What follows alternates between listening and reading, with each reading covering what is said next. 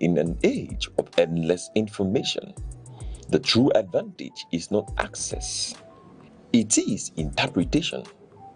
Welcome to Aneke TV, where journalism goes beyond headlines, beyond reaction, beyond speculation. Here, stories are investigated, issues are analyzed, voices are challenged, because an informed society is a stronger society. A discerning audience is a powerful audience. We are live, daily broadcasting, relentless clarity.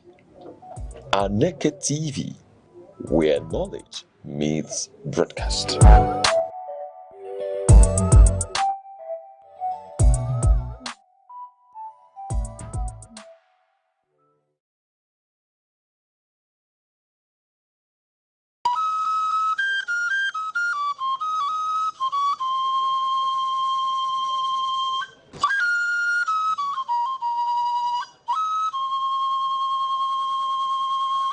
There are two types of kola nut produced in Nigeria: kola nitida, otherwise called goro, and widely eaten in northern part of Nigeria.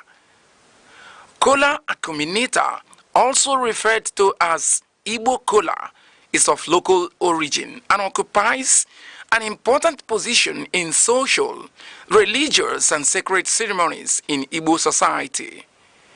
It is seen as a vital and sacred fruit in Igbo land and serves as the major instrument of prayers connecting the ancestors. It cements discussions and also the fundamental bedrock of philosophy and proverbs. It is a symbol of welcome, unity, and peace. If kola nut contains one cotyledon, it is regarded as dump kola nut and thrown away. Kola nut with 4 cotyledons represents the 4 Igbo market days: Eke, Orie, Afo, and Nkwo. If kola nut contains more than 6 cotyledons, it signifies blessings and wealth, and it is celebrated. There is also another type of Igbo kola nut called Ojugo, which is referred to as the king of Igbo kola. The reproductive organ of the kola nut is referred to as the tongue, and it is removed after prayers and thrown to the spirit of the ancestors.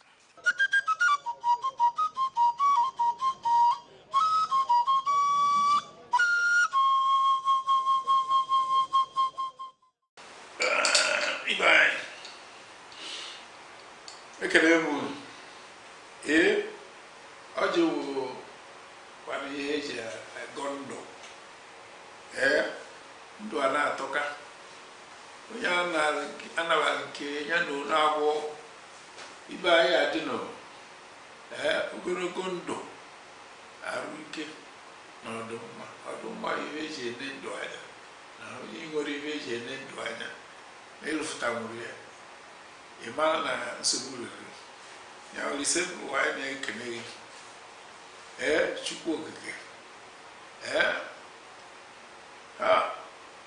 onye ogologo ndụ na ogologo anya na-ahụ udo na ọchịchị anyị na-ekene na-ekene maka tata na-ayọ maka echi maka na ọsọ maka eme echi anya amara na anyị adị ka echi na echi anaghị agwụ agwụgwụ na ihe ya adịla anyị mma ndị be anyị onwekwana ihe ọzọ na anyị enye ndị ichie jupụtara anyị na-ere nke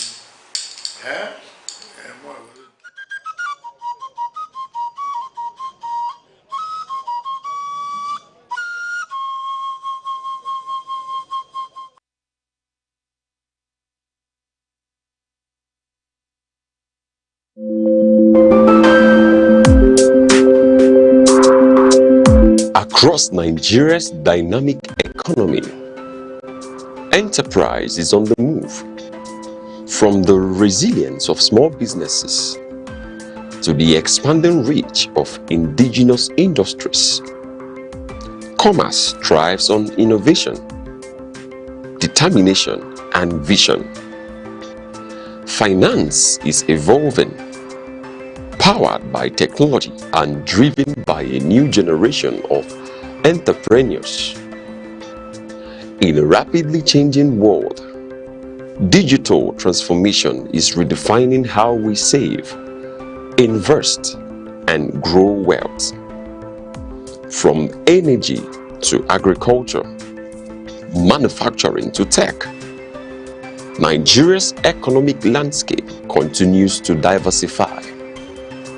Policies shift, markets respond, and opportunities emerge. Every figure tells a story. Every trend shapes the future. The question is, where is the next opportunity? On Aneke TV, we bring you clarity beyond the numbers.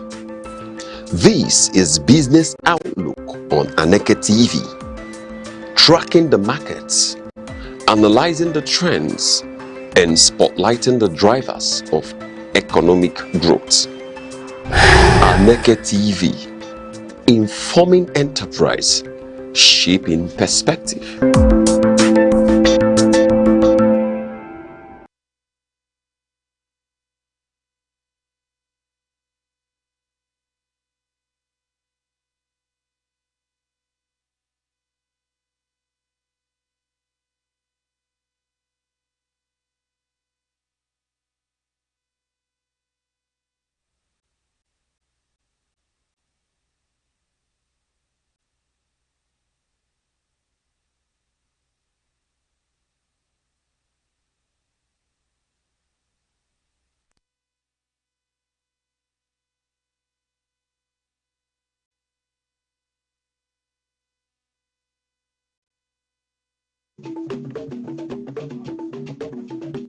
The Insight with Uche Osai.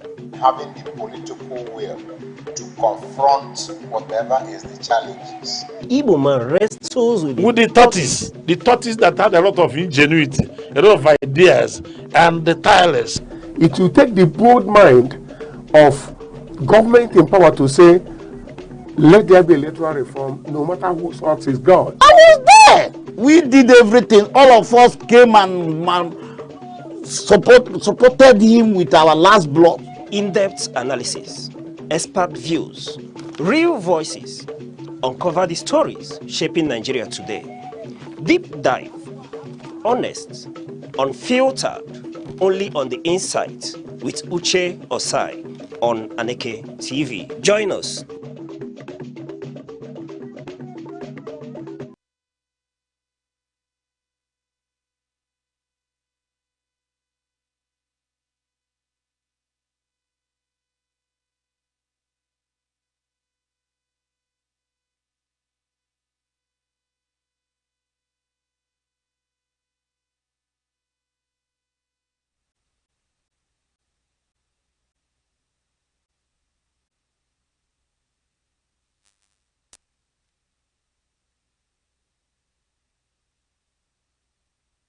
With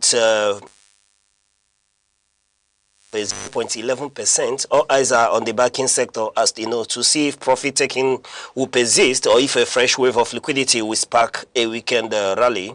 In the currency space, the Naira continues its dance of stability, holding firm at 1,373 Naira on the official window. Even as global yield markets remains an edge, Brent crude is currently testing the $107 mark as the geopolitical standoffs in the Strait of Hormuz, tightens its grip on global supply chains. From the local commodities market to the record-breaking highs of Wall Street, we have the numbers, the analysis, and the outlook to help you navigate the final trading hours of the week. And this is the Business Desk, where destiny meets data and your weight finds his voice. I'm Uche Osai. Let's get down to business. Starting from the Nigerian Stock Exchange, where the Nigerian equities, closed on a negative note on Thursday, May 14th, as the All-Share Index ASI paired 0.11% to settle at 252,243.11 points.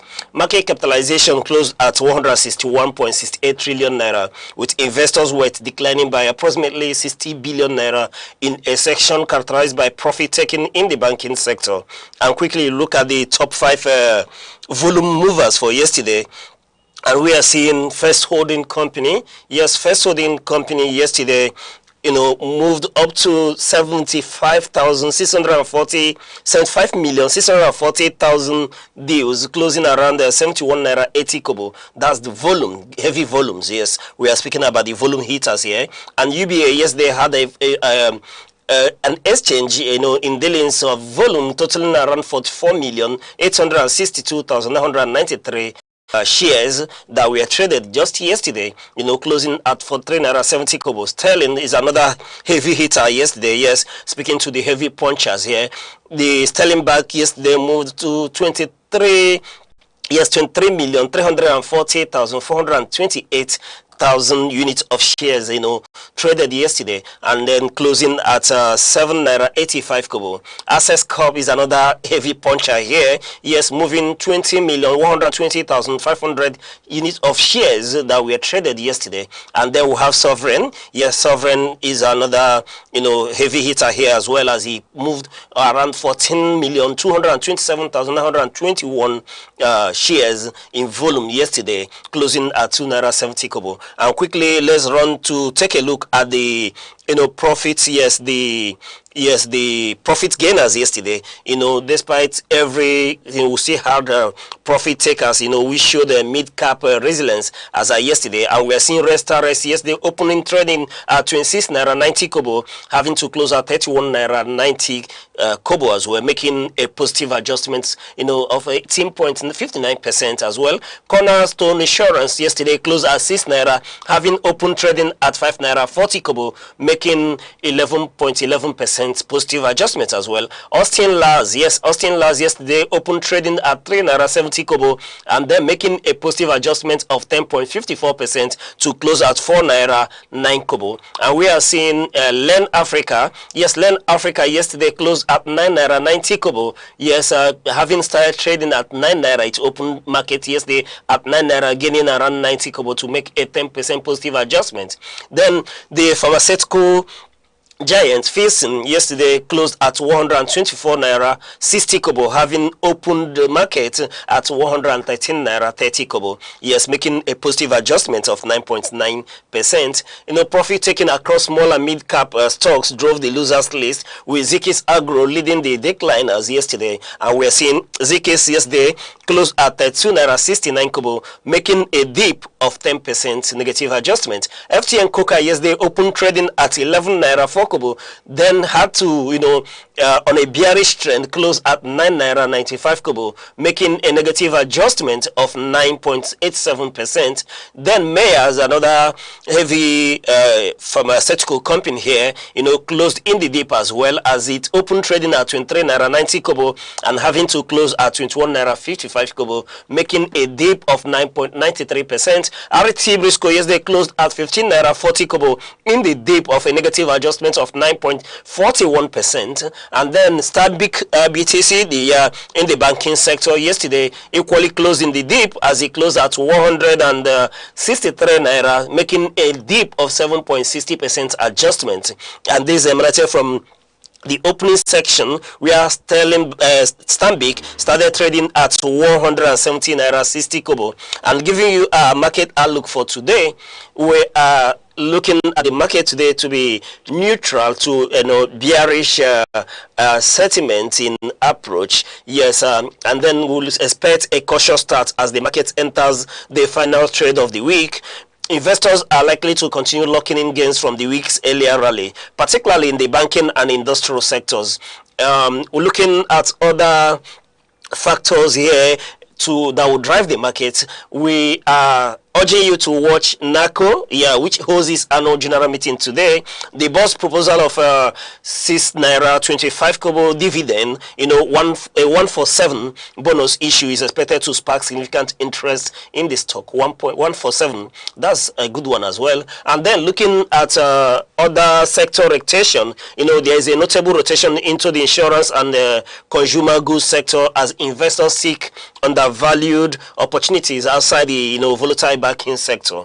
And then due to macro factor is a factor we consider. Yes, market participants remain wary of liquidity levels in the money market, which could influence retail participation in the equity space today as well.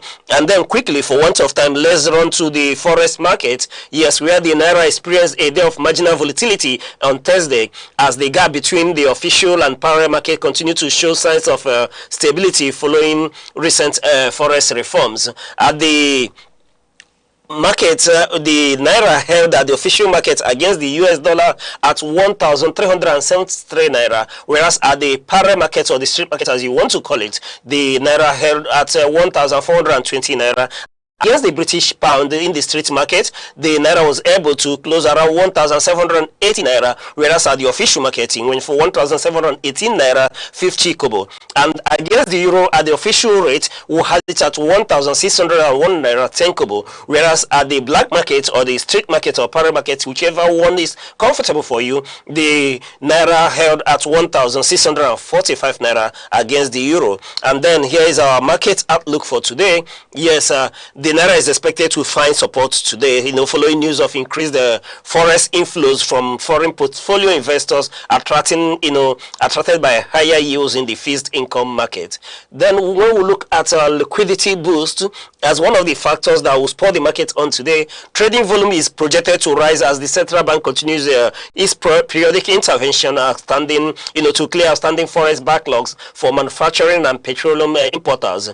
And then we are looking at technical stability. Yes, with the exchange rate currently oscillating within 1,360 naira to 1,390 naira band on the official window, market participants expect the local currency to remain, range bound today, barring any major policy shift.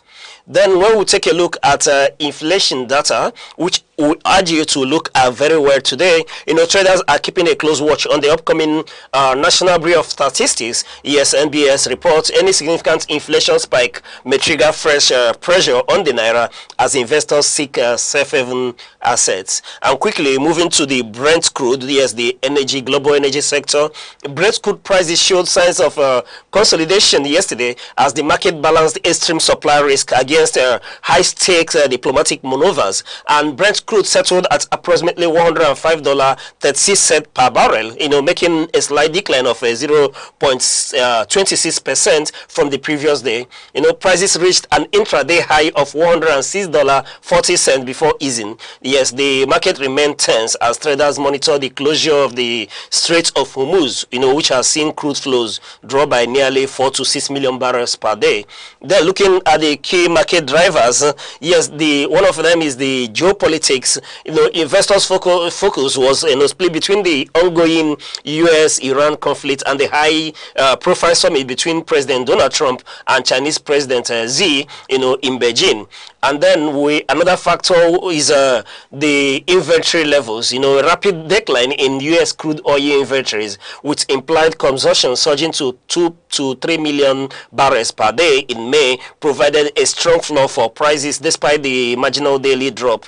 And then you look at supply warnings as well, where the IEA, the International Energy Agency, warned that global markets could remain materially undersupplied through October 2026. And then quickly, here is our market outlook for today. We have to monitor the bullish momentum. Yes, Brent has already strengthened in the early Friday trading. Yes, climbing towards $107 per barrel. The benchmark is currently on track for a weekly gain of over 5%. And then we'll look at the Strait of Hormuz to be another factor that will shape the market today. The market remains extremely sensitive to the dual blockade of the strait. Any reports of renewed ship seizures or failed diplomatic breakthroughs will likely trigger immediate price spikes.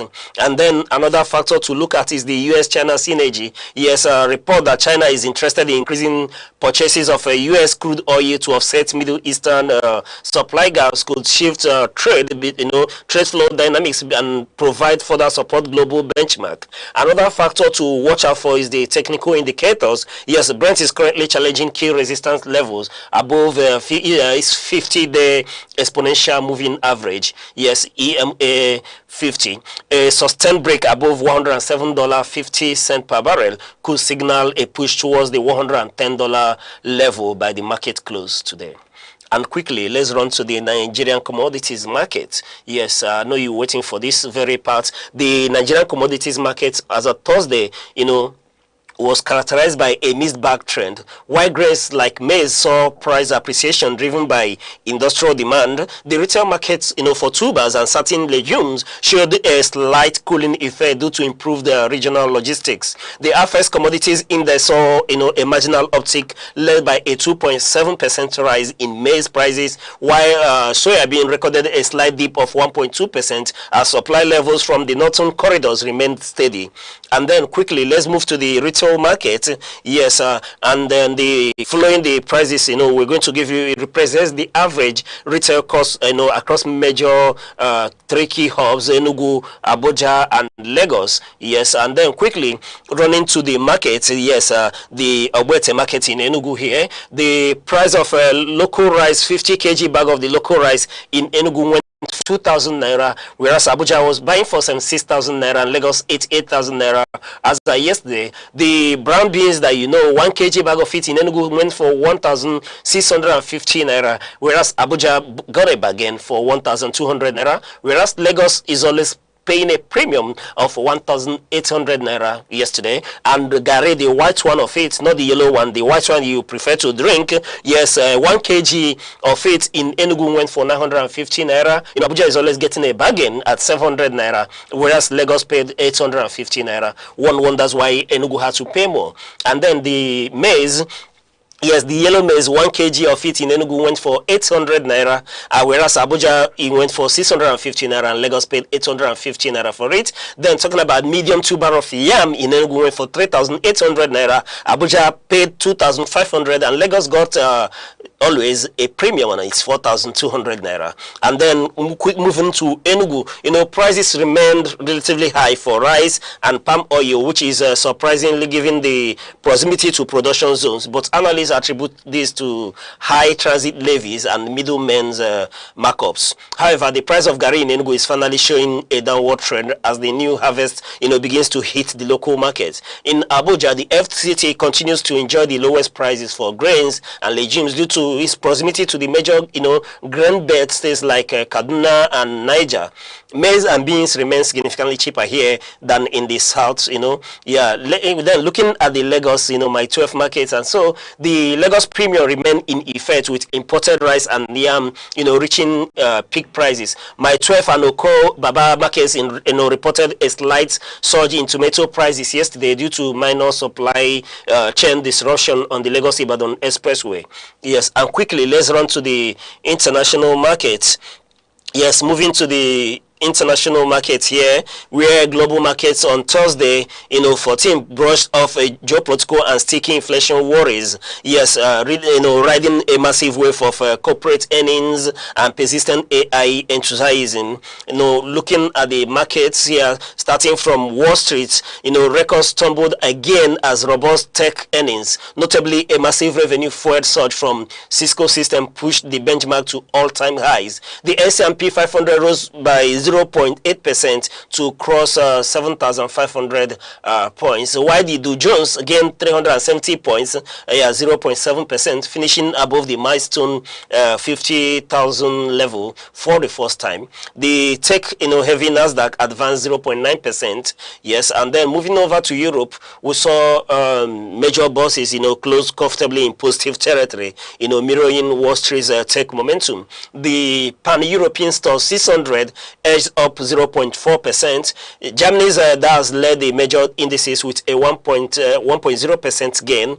Then France CAC 40 rose by 0.62%, while the UK's FTSE E100 lagged slightly, up 0.24%. And quickly to the Asian markets. Yeah, the Asian markets closed missed but showed strong tech resilience. Traders cautiously monitor the high stakes Trump Z summit kickoff in Beijing. Then Japan's Nikkei 225 hit a fresh intraday all-time record near 63,800 before profit taking paid gains to a positive 0.27%. South Korea's Kospi rose by 0.38%, boosted by a late Samsung bounce, and Hong Kong Hang Seng gained 1.32%. However, mainland China's Shanghai Composite fell by 0.9% on domestic caution. And then quickly running to give you our market advice for today. Yes, looking at equities, we are urging you to lock in profits on banking and industrial stocks before the weekend close. And I undervalued the insurance or consumer goods, names like NACO. Yes, these are names to watch. NACO for immediate liquidity following its AGM dividend bonus. We've heard of 147 already. And then moving to the forex, yes, we urge you to maintain a neutral stance on the Naira. The official window 1,373 Naira is holding firm. Avoid panic buying in the parallel market, at 1,420 Naira as institutional inflows improve. Then, high yield government securities remain safest bet for steady returns, while the equities market signals short-term profit taking. So on all, the summary here is that we urge you to keep cash liquid for the weekend flexibility and do not chase the recent market highs. Yes, so we urge you to be cautious as you move into the markets. And when it comes to the equities, we urge you to lock into the banking and industrial stocks. Remember the tier 1 banks as well. And then in forex, we are telling you not to do any sort of panic buying. Don't rush into the parallel markets or anything. We're expecting heavy inflows. And when it comes to fixed incomes, we're telling you that government securities remains your sure bet. However, if you want quick returns or short-term profit takings, then run to the equities as well. But in all, we are telling you to make liquid cash available for this weekend's flexibility. And in all, do not chase the recent highs. Allow those who went in early to just take their profits quickly and move out. And that's where we draw the curtains today on this edition of the market segment here on Aneke TV. We are urging you to stay tuned for the news around the globe. I am Uche Osai. Invest wisely.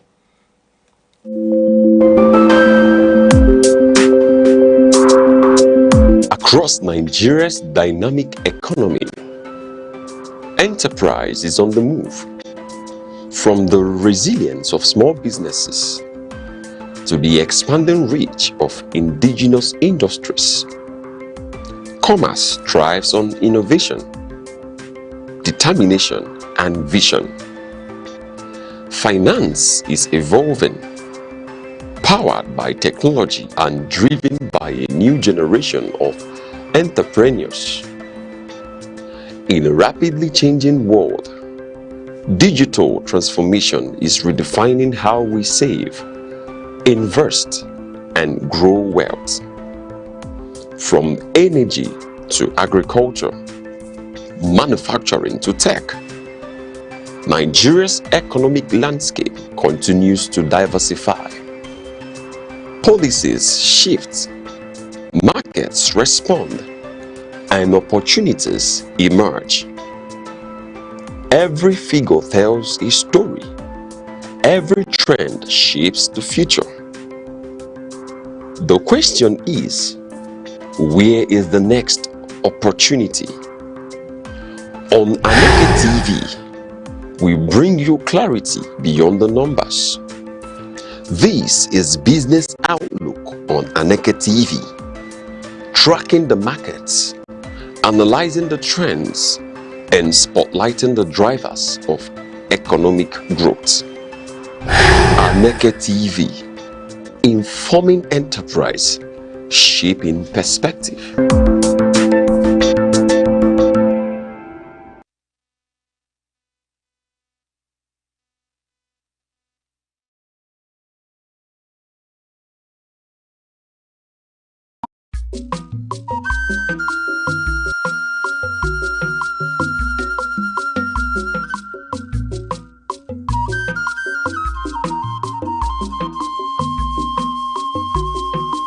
Aneke television.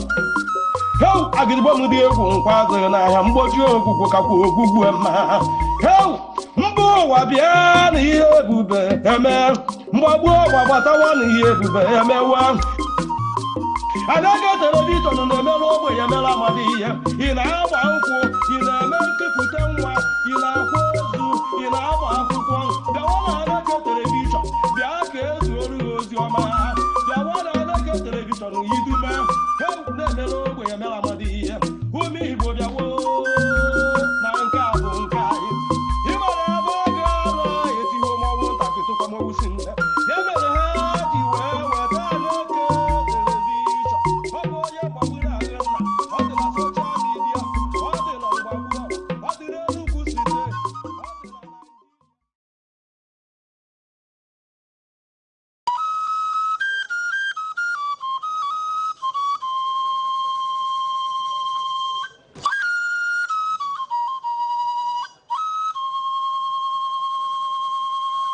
There are two types of kola nut produced in Nigeria: kola nitida, otherwise called gworo, and widely eaten in northern part of Nigeria.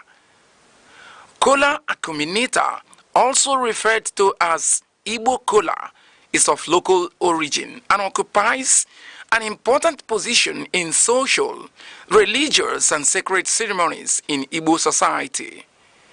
It is seen as a vital and sacred fruit in Igbo land and serves as the major instrument of prayers connecting the ancestors. It cements discussions and also the fundamental bedrock of philosophy and proverbs. It is a symbol of welcome, unity, and peace. If kola nut contains one cotyledon, it is regarded as dump kola nut and thrown away. Kola nut with 4 cotyledons represents the 4 Igbo market days: Eke, Orie, Afo, and Nkwo. If kola nut contains more than 6 cotyledons, it signifies blessings and wealth, and it is celebrated. There is also another type of Igbo kola nut called Ojugo, which is referred to as the king of Igbo kola. The reproductive organ of the kola nut is referred to as the tongue, and it is removed after prayers and thrown to the spirit of the ancestors.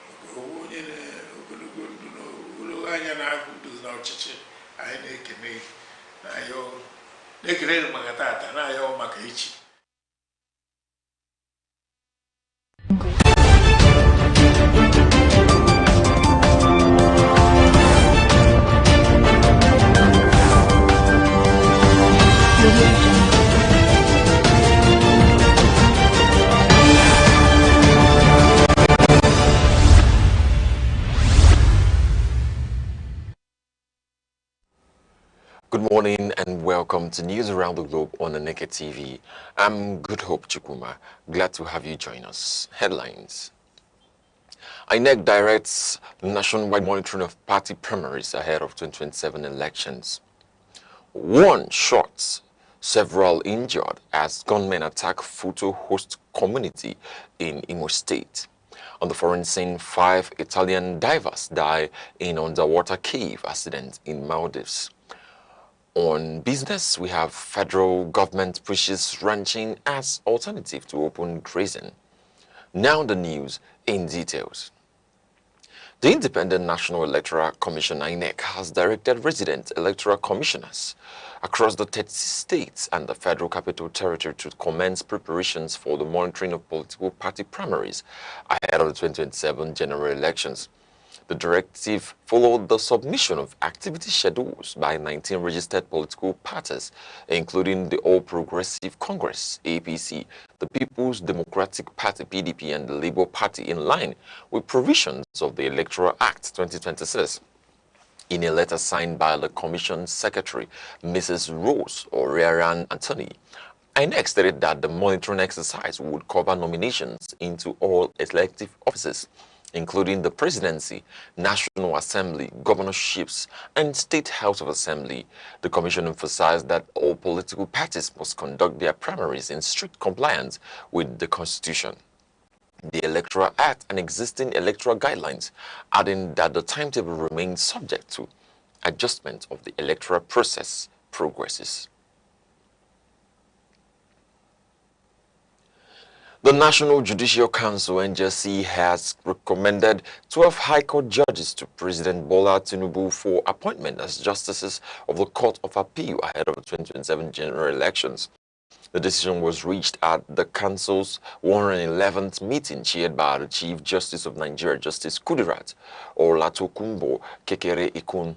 The NJC said the appointments are aimed at filling vacancies created by retirements and elevations of the Supreme Courts.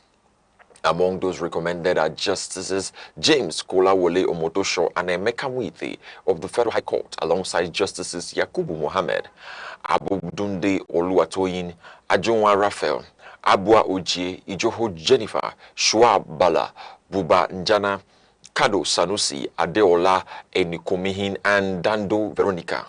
The Council also suspended Justice Ibrahim Shekarau of the Benue State High Court and Justice Edward Obe of the High Court of the Federal Capital Territory for 1 year without pay over judicial misconduct.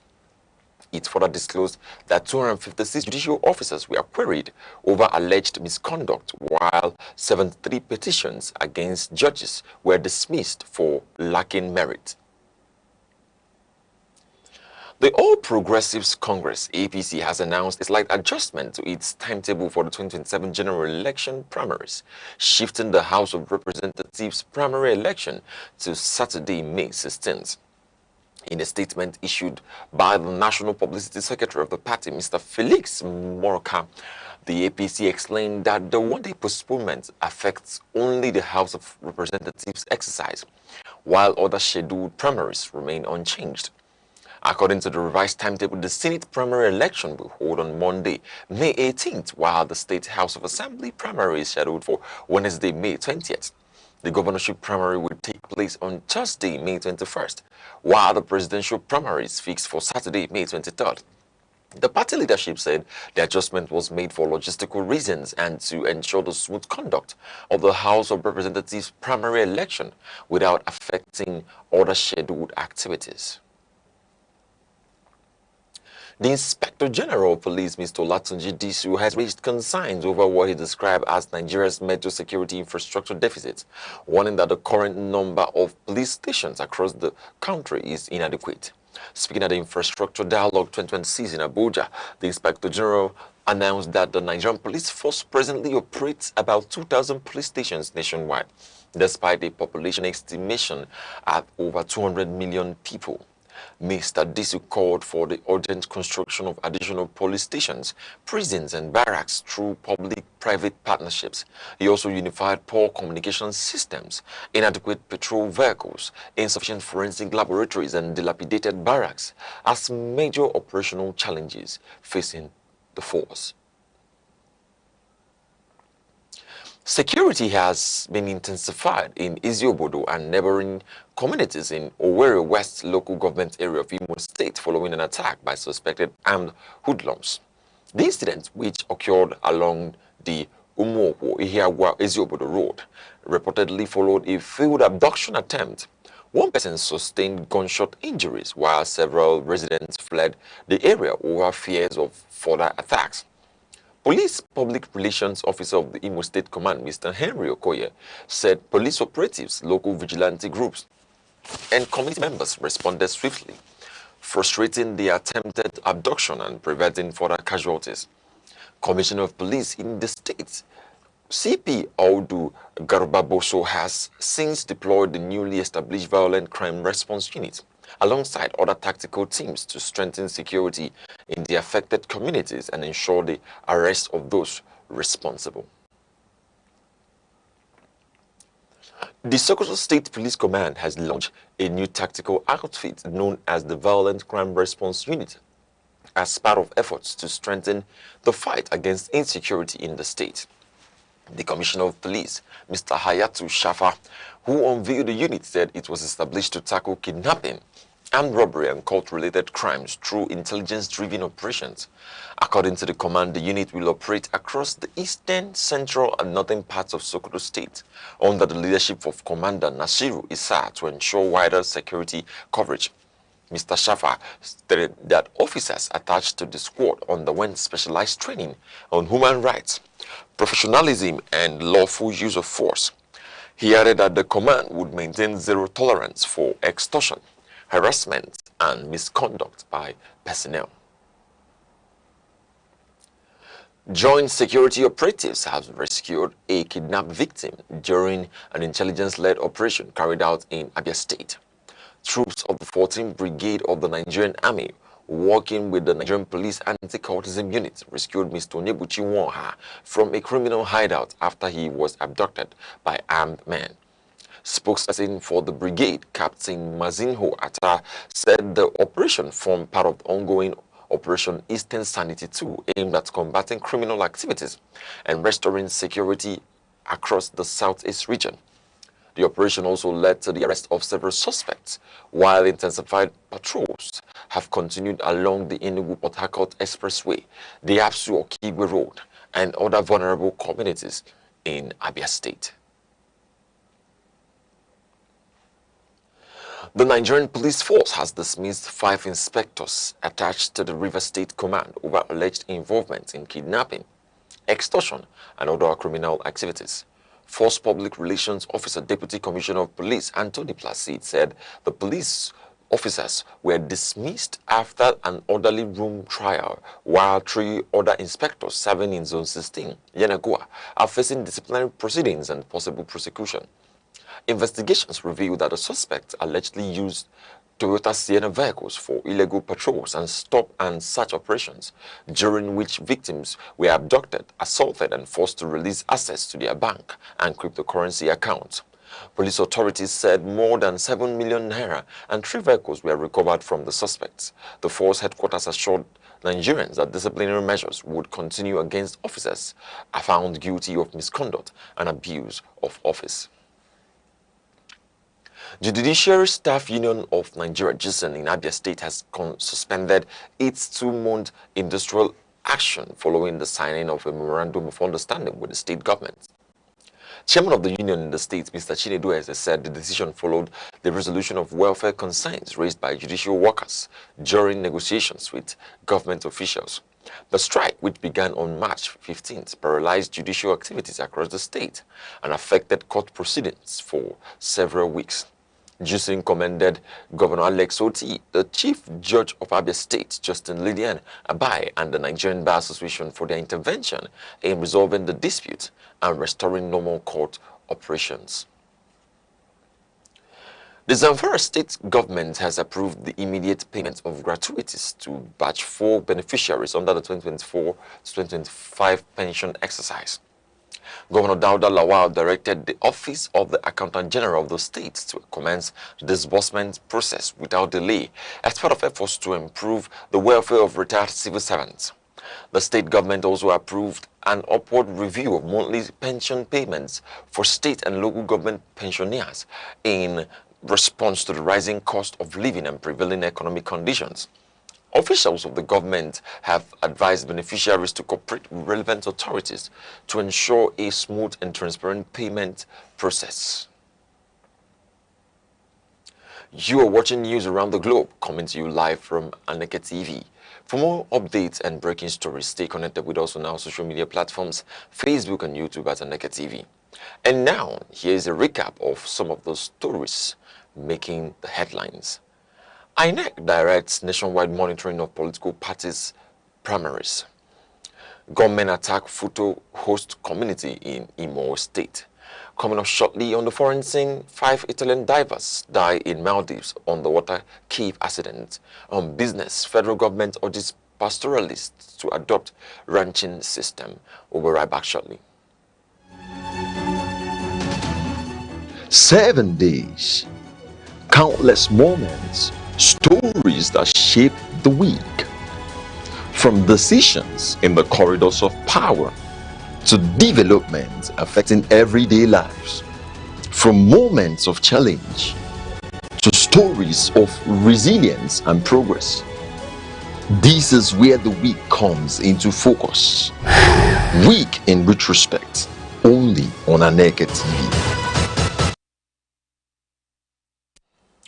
Welcome back. 5 Italian tourists have died in a tragic diving accident in the Maldives following a deep-sea cave exploration in the Vavu Atoll. Authorities in the island nation said the victims, including a marine biology professor and her daughter, failed to resurface after diving to a depth of about 50 meters during the expedition. The Maldives military has launched a recovery operation with one body already recovered from nearly 60 meters underwater, while efforts continue to retrieve the remaining victims amid difficult underwater conditions and strong currents. Local officials said rough weather and earlier safety warnings may have contributed to the tragedy. The University of Genoa has expressed condolences over the loss, describing the incident as one of the worst diving disasters recorded in the Maldives. United States President Donald Trump and Chinese President Xi Jinping have concluded high-level talks in Beijing without reaching a major breakthrough on trade issues between the two countries. The meeting, which lasted more than 2 hours, focused on trade relations, technology cooperation, and regional security concerns. Both leaders, however, agreed to maintain diplomatic engagement through a newly proposed Board of Trade mechanism aimed at managing future disputes. President Xi Jinping warned that tensions over Taiwan could threaten peace and stability between the two global powers, stressing the need for caution in handling sensitive geopolitical matters. A Lebanese delegation has arrived in Washington for talks with United States officials aimed at securing an immediate ceasefire between Israel and Hezbollah. The diplomatic meeting comes as the current month-long truce approaches without expiration on Sunday, amid renewed violence in southern Lebanon, where local authorities reported fresh Israeli airstrikes that killed at least 22 people, including children. Lebanese officials are seeking a formal security arrangement and a timetable for Israeli withdrawal, while Israel insists that any lasting agreement must include the disarmament of Hezbollah along its northern border. With more than 1 million people displaced by the conflict, the United States administration is intensifying efforts to prevent further escalation and restore stability in the region through continued diplomatic engagement. Now in business, the federal government has renewed its call for pastoralists across the country to adopt ranching and sedentary livestock farming as part of efforts to modernize the agricultural sector. The Minister of Livestock Development, Dr. Idi Maiha, made the call in Abuja, saying open grazing is no longer sustainable due to climate change, population growth, and increased pressure on land resources. Dr. Maiha announced that the federal government plans to develop 417 grazing reserves nationwide with access to water, veterinary services, and feed to support the transition to organized livestock production. The Mieti-Ala Fulaku Yeso Development Association welcomed the initiative but called for stronger government support, including improved security and structured engagement with pastoralist communities to ensure a smooth transition. The Kano State House of Assembly has called for urgent government intervention following the outbreak of the destructive tomato pest known as Tuta absoluta in parts of the state. Chairman of the House Committee on Agriculture, Honorable Ahmed Ibrahim, said the infestation has severely affected tomato farms in major producing areas, including Bagwai, Kura, Bunkure local government areas. Lawmakers warn that the pest is damaging crops at different stages of growth, leading to reduced supply and rising tomato prices in markets across the country. The Assembly has urged the state government to provide pesticides, spraying equipment and extension services to farmers, while also strengthening monitoring of agrochemical products to prevent further losses. The Coalition for Healthy Food Advocacy has called on the federal government to strengthen food safety regulations and introduce stricter sodium reduction policies in Nigeria. The group made the appeal during activities marking the 2026 World Salt Awareness Week in Abuja, warning that excessive salt consumption is contributing to the rising cases of hypertension, stroke, and cardiovascular diseases in the country. Health experts at the event noted that processed foods such as seasoning cubes, bread, and instant noodles contain high levels of hidden sodium, often without clear nutrition information for consumers. The coalition urged government agencies, food manufacturers, and the media to work together in promoting healthier food choices and clear front-of-pack nutrition labeling to reduce preventable health risks. Now in sports, former Super Eagles forward Obi Nansofo has advised Nigerian striker Victor Osimhen to seek a move to a top European club ahead of the summer transfer window. Nsofo said Osimhen has already established himself at Turkey's side Galatasaray and now needs a fresh challenge at a club capable of competing consistently for the UEFA Champions League title. The former Inter Milan player stated that a move to clubs like Real Madrid, Bayern Munich, or Chelsea could further strengthen Osimhen's reputation as one of the best strikers in world football. Osimhen, who recently won consecutive league titles in Turkey, has continued to attract interest from several major European clubs as the transfer window approaches. Now in entertainment, Nigerian Afrobeat singer Skills has sparked reactions on social media after advising young Nigerians to consider relocating abroad in search of better opportunities. In a post shared on his X account, the musician said many young people now believe leaving the country offers a better chance of safety, stability, and economic survival. The comments generated mixed reactions online, with some users agreeing with the singer's position, while others accused him of encouraging brain drain and discouraging confidence in the country. Despite the criticisms, the debate has once again drawn attention to the growing Japa trend and concerns over unemployment, economic hardship, and migration among Nigerian youths. And now to end the news, the main point again. The Independent National Electoral Commission (INEC) has directed resident electoral commissioners across Nigeria's 36 states and the Federal Capital Territory to commence nationwide monitoring of political party primaries ahead of 2027 general elections. In Imo State, gunmen suspected to be armed herdsmen have attacked Eziobodo, a host community of the Federal University of Technology, Owerri, Futo, leaving one person injured and several others wounded. On the foreign scene, 5 Italian tourists, including a university professor of marine biology and her daughter, have died following a tragic underwater cave diving expedition in the Vavu atoll of the Maldives. In the business sector, the federal government of Nigeria, through the Minister of Livestock Development, Dr. Idi Maiha, has renewed its call for pastoralists to transition from traditional open grazing to modern ranching systems.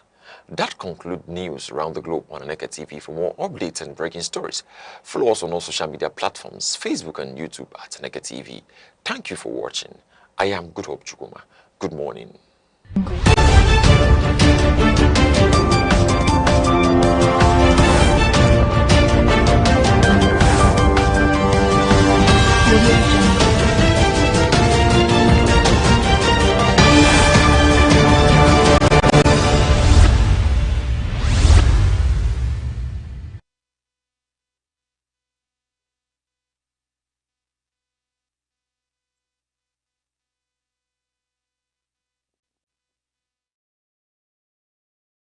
Ohaneze Ndibu worldwide joyfully joins millions of admirers, sons and daughters of Alibu, friends of our nature kingdom and well-wishers across the globe in celebrating the 85th birthday anniversary of His Majesty, Igwe Nnemeka Alfred Ugochukwu Achebe, CFR, MNI, the revered Obi of Onitsha.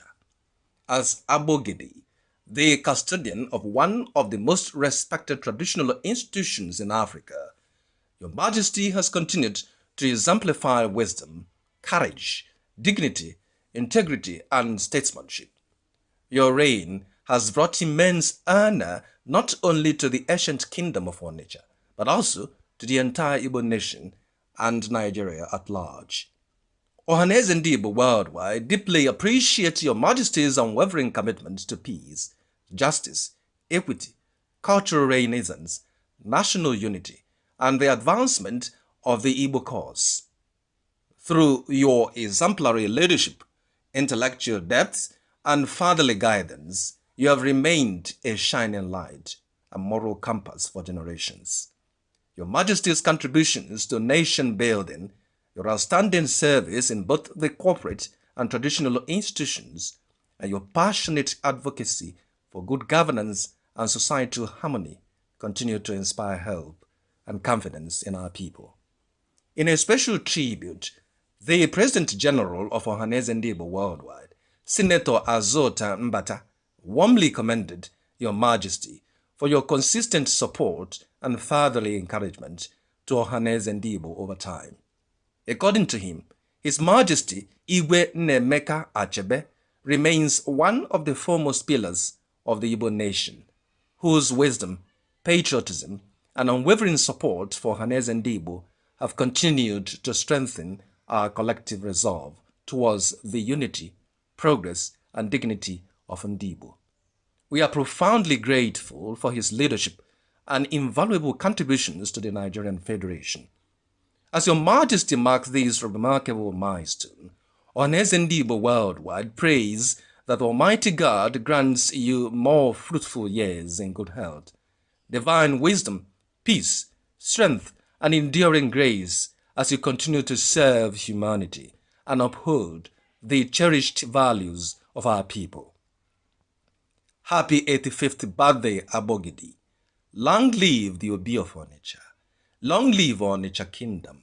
Long live Ndigbo. Signed, Dr. Ezechi Chukwu, National Publicity Secretary, Ohaneze and Igbo Worldwide.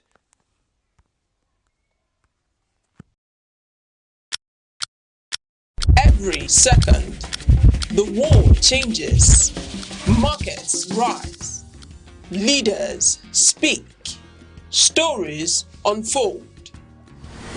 To keep up, you don't just need news, you need clarity, you need speed, you need perspective. That's why Aneke TV brings you the global pulse. Accurate, reliable, right when it matters most. Aneke TV. Move with the world.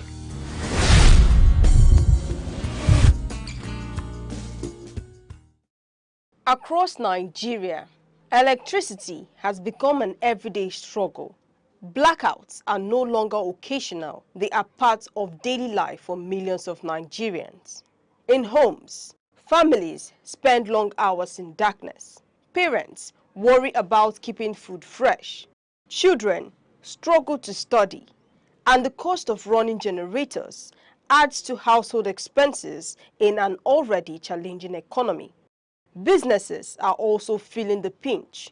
Shops, restaurants, and small factories often spend more on fuel for generators than they earn in daily revenue. Perishable goods spoil. Production slows. Evening sales decline. Electricity, which should be a basic necessity, has become a luxury. Experts say the crisis stems from multiple factors: technical failures and aging infrastructure in the national grid, frequent gas shortages, and operational inefficiencies in distribution companies all contribute. Maintenance outage and tariff adjustments have further reduced the supply of electricity across the country. The impact on national development is significant. Schools struggle to conduct evening classes. Hospitals depend heavily on generators to keep life-saving equipment running. Businesses lose revenue, and the cost of doing business rises. The lack of stable electricity slows economic growth and limits opportunities for millions of Nigerians. Experts recommend practical solutions, increasing electricity generation, especially through renewable sources like solar, wind, and hydro, could reduce reliance on gas. Upgrading and maintaining infrastructure, stabilizing gas supply, and encouraging private sector participation in independent power projects would help expand supply and improve efficiency. Off-grid solutions such as solar panels, mini-grids, and inverters can supplement national supply, ensuring homes, schools, and businesses continue to function during outages. Energy conservation, smart meters, and transparent billing systems can also reduce losses and encourage reliable supply. Some businesses have already combined solar power with backup generators, cutting fuel costs by nearly half. Schools and hospitals using mini-grids continue operations even when the national grid fails. Expanding these solutions nationwide could significantly reduce the impact of blackouts, saving households money and boosting productivity. For now, Nigerians wait for a lasting solution. Stable and reliable electricity is not just convenience, it is the backbone of daily life, economic growth, and national development. Hello and welcome to our Vox Pop segment on Aneke TV, where we engage residents on issues affecting daily life and development. Today, we are speaking to residents about electricity supply and how it affects homes, businesses, and other daily activities, from small business owners to students and workers. Many people say stable electricity remains essential to productivity and quality of life. We went out to hear their experiences and concerns. To be honest, electricity supply has been very sporadic, to say the least. It's been somehow bad, it's been somehow good. These days, we're having our exams for the past few weeks, and it has been really tough trying to mix, because I usually read in the night. It has been really tough trying to mix in the reading at night, and I'm literally burning candle. It's very funny. But yeah, the electricity has not been so good, and it needs to change.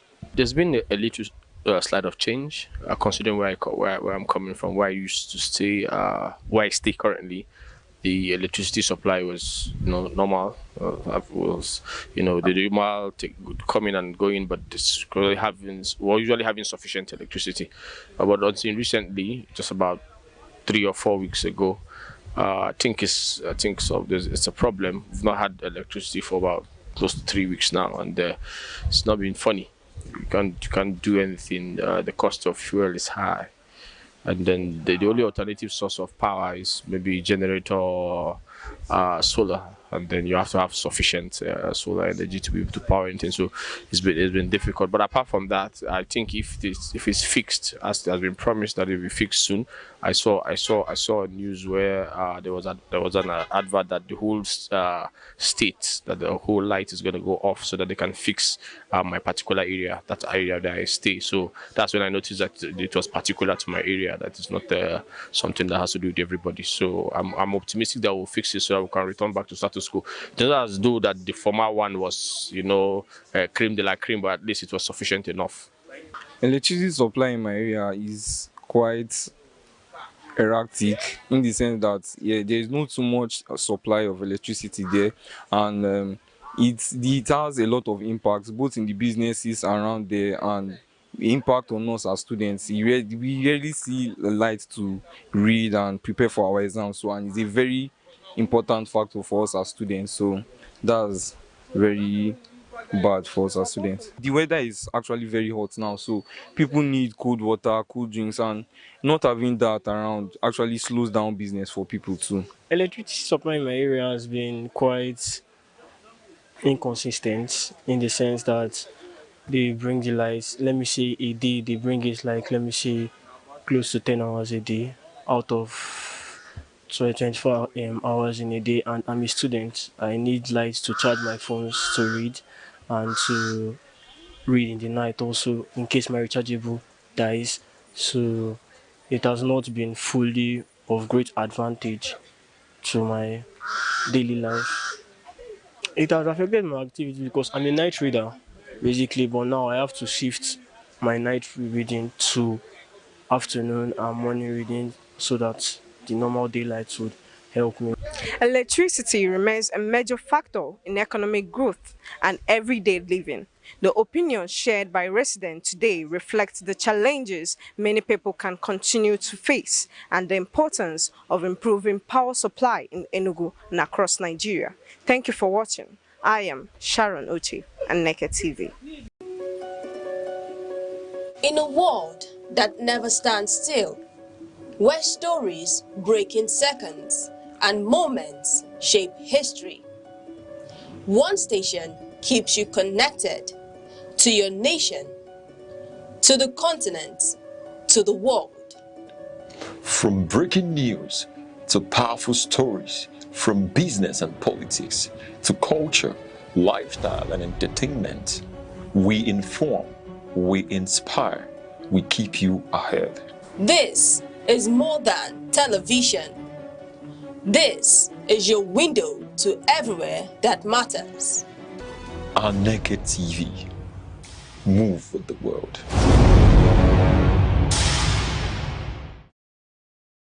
A nation does not fail in a single moment.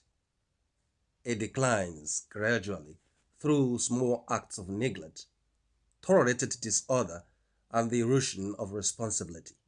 In Nigeria, the conversation about governance is often loud, and the conversation about citizenship is often silent. Yet between these two lies the fate of the republic. Civic duty is not a slogan, it is a discipline. It is the conscious decision of citizens to act in ways that sustain the collective good, even when no one is watching, even when the system appears imperfect, even when personal sacrifice is required. For Nigeria, this is not philosophical, it is urgently practical. Consider something as ordinary as public infrastructure. A newly constructed road is inaugurated. Within months, it begins to deteriorate not only because of poor construction, but because of overloaded trucks, illegal drainage blockages, and the absence of communal ownership. The question then arises, who destroyed the road? The government that built it poorly, or the citizens who used it irresponsibly? The honest answer is both. Civic duty begins where blame ends. It demands that citizens... Every second, the world changes, markets rise, leaders speak, stories unfold. To keep up, you don't just need news, you need clarity, you need speed, you need perspective. That's why Aneke TV brings you the global pulse. Accurate, reliable, right when it matters most. Aneke TV. Move with the world.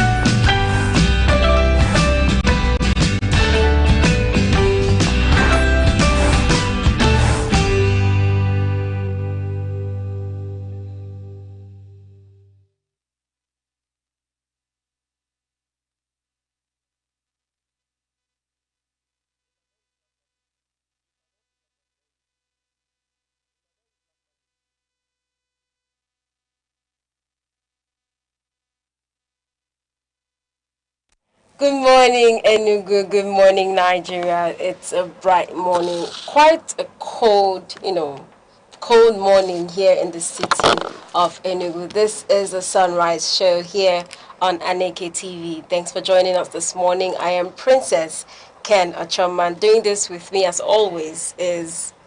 Yeah, good morning. My name is Good Hope Chukuma.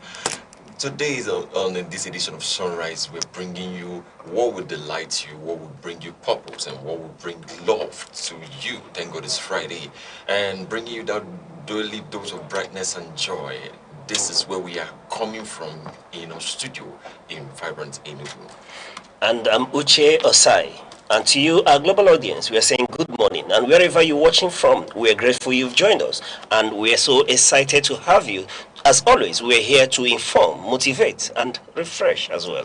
Yes, of course, we usually start our show with the quote for the day before we get into the weather report and, of course, the newspaper headlines and analysis. But before we get right into it, Good Hope rightly said it's Friday. So I don't know what your plans for the weekend are. Mr. Uche, what's your weekend often like on a Friday? What do you do? On a Friday? Yes. Is Aneke TV. Of course. That's what I do. Through and through. That's what I do. Aneke TV is my life, and my life is Aneke TV at the moment. Yeah. I have no life outside Aneke TV for now. I don't know how I feel about that. Good Hope, what do you do on weekends when you're not working? Well, what I do is what I do best. And I'm mostly not having fun. Yeah. I'm mostly reading, relaxing, or in my mission zone. Yep. Okay, we have a missionary with us. Well, for me, it's just a moment to unwind, relax, and prepare myself for the coming week. All right, that's that for that. We get right into our quote for this morning. One of the importance of this quote is to, when you hear them, when you listen to them, it just brings a breath of fresh air, a fresh, bout of strength, hope, and resilience as you go about your day. Our quote this morning is from the richest man in Africa, Aliko Dangote. He says, "I believe in the Nigerian spirit. It is a spirit of resilience, a spirit of hard work, and a spirit of excellence." I hadn't really looked at it before I mentioned resilience. It's just one of those things that when you hear people who have achieved in life, or who, have a certain precedence that they've set, and you hear them say such things, it just, brings up something in you. Do you agree, Good Hope? Yes, I agree. Remember yesterday we were talking about the spirit of a Nigerian, where we had that quote from just a practicing, I would say a practicing Nigerian, where you have, where I said that if you don't find a Nigerian in any place, better live there, especially Igbo people. Now, Aliko Dangote, the richest man in Africa, coming out to say this, is simply telling us that this is what Nigeria is all about. We don't give up. We are resilient. We're strong, and we go for what we want. Remember that in such a time where things are going up, the economy is shaking, there's a lot of increase in prices of goods and services, especially in staple foods, transportation, and basically the economy. So you see the average Nigerian coming out to insist that nothing is happening, that we're in Nigeria. So we are people who believe that things will get better. That's one thing I know. All right, Mr. Uche. All right, hearing from Aliko Dangote, the great man himself, one man I so much admire, despite being at the apex. He will tell you that he's not there yet. And he's one man that inspires me. When I met this man, as the president of the Nigerian Stock Exchange, when he is to come to the exchange, you see him, if he's to appear by 9 o'clock, you see him there on the hour. He doesn't miss it. He's always there. If his meeting is scheduled for 9:30, be sure to see him ride the lift at 9 o'clock on the dot. He will be there waiting. And this is the typical Nigerian big man who keeps to time and is a man who have seen it all. Now telling you about the Nigerian spirit. Therefore, I speak to my brethren. Let me go to market a bit. I love to relate with my people in Obwete market in Enugu, Keeta market in Enugu, or those in Ochanja market in Onitsha, or Men market in Onitsha, or you're watching from Ogige market in Soka, or Ariaria market in Aba, or the new market, or Ayahoro in Aba as well, or Alaba International Market, or Singa in Kano. Yes, the great man himself, Aliko Dangote, is telling us about the Nigerian spirit, that we can't give up. Irrespective of what the market was yesterday, irrespective of the challenge, you have to imbibe the Nigerian spirit. The spirit of resilience, the spirit of hard work, the spirit of excellence. And in the eastern region, the spirit they call Kwechiri.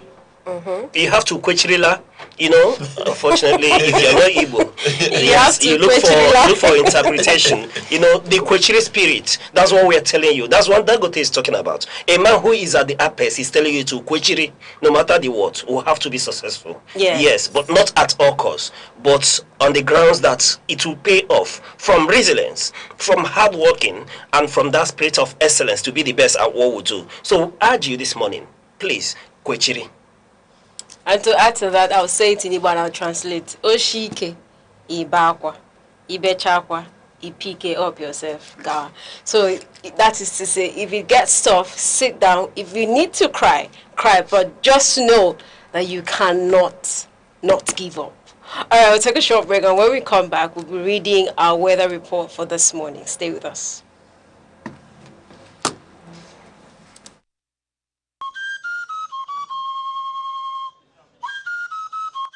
From the tiniest cells to the farthest galaxies, life holds secrets we are only beginning to uncover. Why are we here? What connects us all? What unseen forces shape our destiny? Join Professor Jude Udenta as he explores the wonders, the questions, and the revelations that define existence. Mysteries of life, where every answer sparks a new discovery. Watch now on Aneke TV every Monday.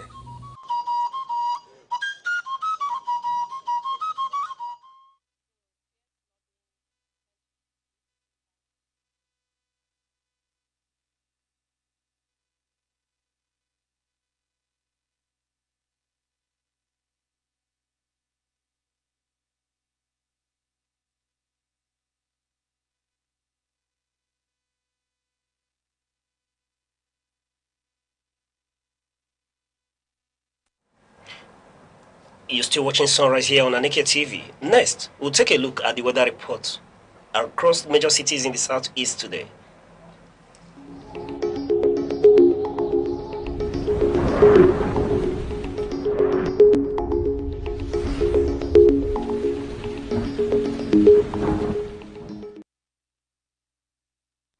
Good morning, Anambra. Anambra wakes up with warm temperatures around 25 to 27 degrees Celsius and a calm, early atmosphere. The morning will feel manageable, but by afternoon the heat intensifies quickly, climbing to about 33 to 35 degrees Celsius.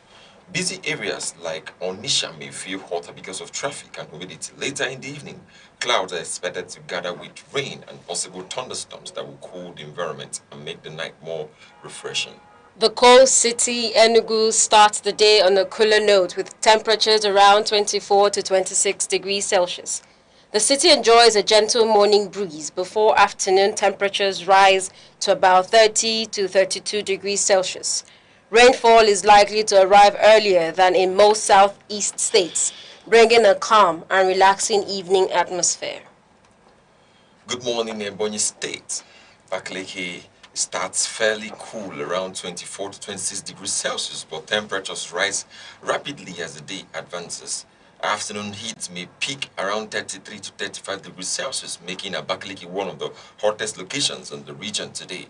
Thunderstorms are likely later in the evening, bringing relief and cooler nighttime conditions.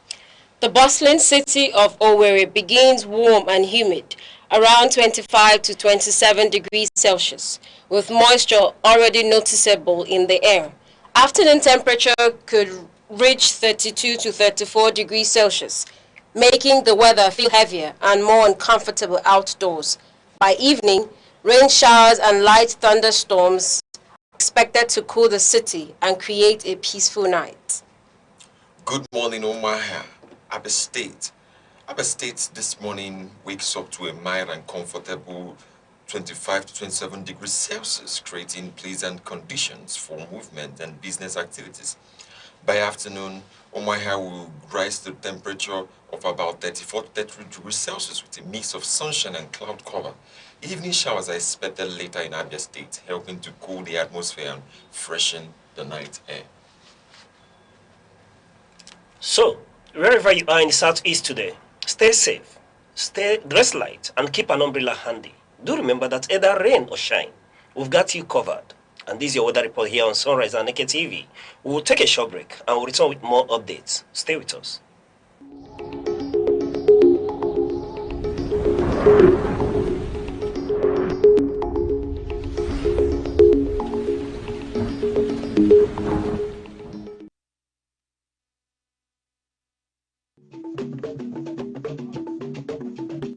The Insight with Uche Osai. Having the political will to confront whatever is the challenges. Igbo man wrestles with the tortoise that had a lot of ingenuity, a lot of ideas, and the tireless. It will take the bold mind of government in power to say, let there be electoral reform, no matter who sorts is God. I was there. We did everything. All of us came and supported him with our last blood. In-depth analysis, expert views, real voices, uncover the stories shaping Nigeria today. Deep dive, honest, unfiltered, only on the Insight with Uche Osai on Aneke TV. Join us. Welcome back. This is still Sunrise. All right, we'll be going into our papers for this morning. The papers we have this morning are the Vanguard, the Punch, the Guardian, the Nation, Daily Trust, Daily Sun, and our two foreign newspapers, Arab News and the New York Times. And joining us this morning with deeper insight to help us debone issues is Aneke TV's in-house analyst, Res Arum. Mr. Res, it's a pleasure to have you. Thank you, and thank goodness it's Friday. Thank goodness it's Friday. And Res, if I may, what has changed? Has anything changed on how Nigeria is treating you? Well, unfortunately, I was unable to iron my clothing. Speaking to power supply being epileptic? It is becoming even more, it is like a degeneration from the sublime to the ridiculous. But beyond the electricity, there's still hope for this nation. Well, once one is alive, there are rays of hope. Mr. Res, it's a pleasure to have you here on Sunrise. Thank you.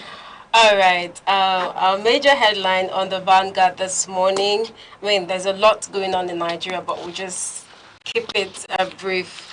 On the 2027 elections, Atiku, Obi, Amechi, Makinde, Hayatuddin set to battle Tinubu. Atiku, Amechi submit forms, Makinde declares, Obi vows one term. It's time to save Nigeria, Atiku says. Emiloko brought us here. Amechi blasts APC over hardship. That's on the front page of the Vanguard. On the Punch, we have fierce lobbying, tension as APC primaries begin. Don't wreck the boat, Tinubu urges APC leaders, aspirants. Consensus talks collapse in Taraba, Yobe, Kano, or your APC office attacked. That's on the cover of the Punch.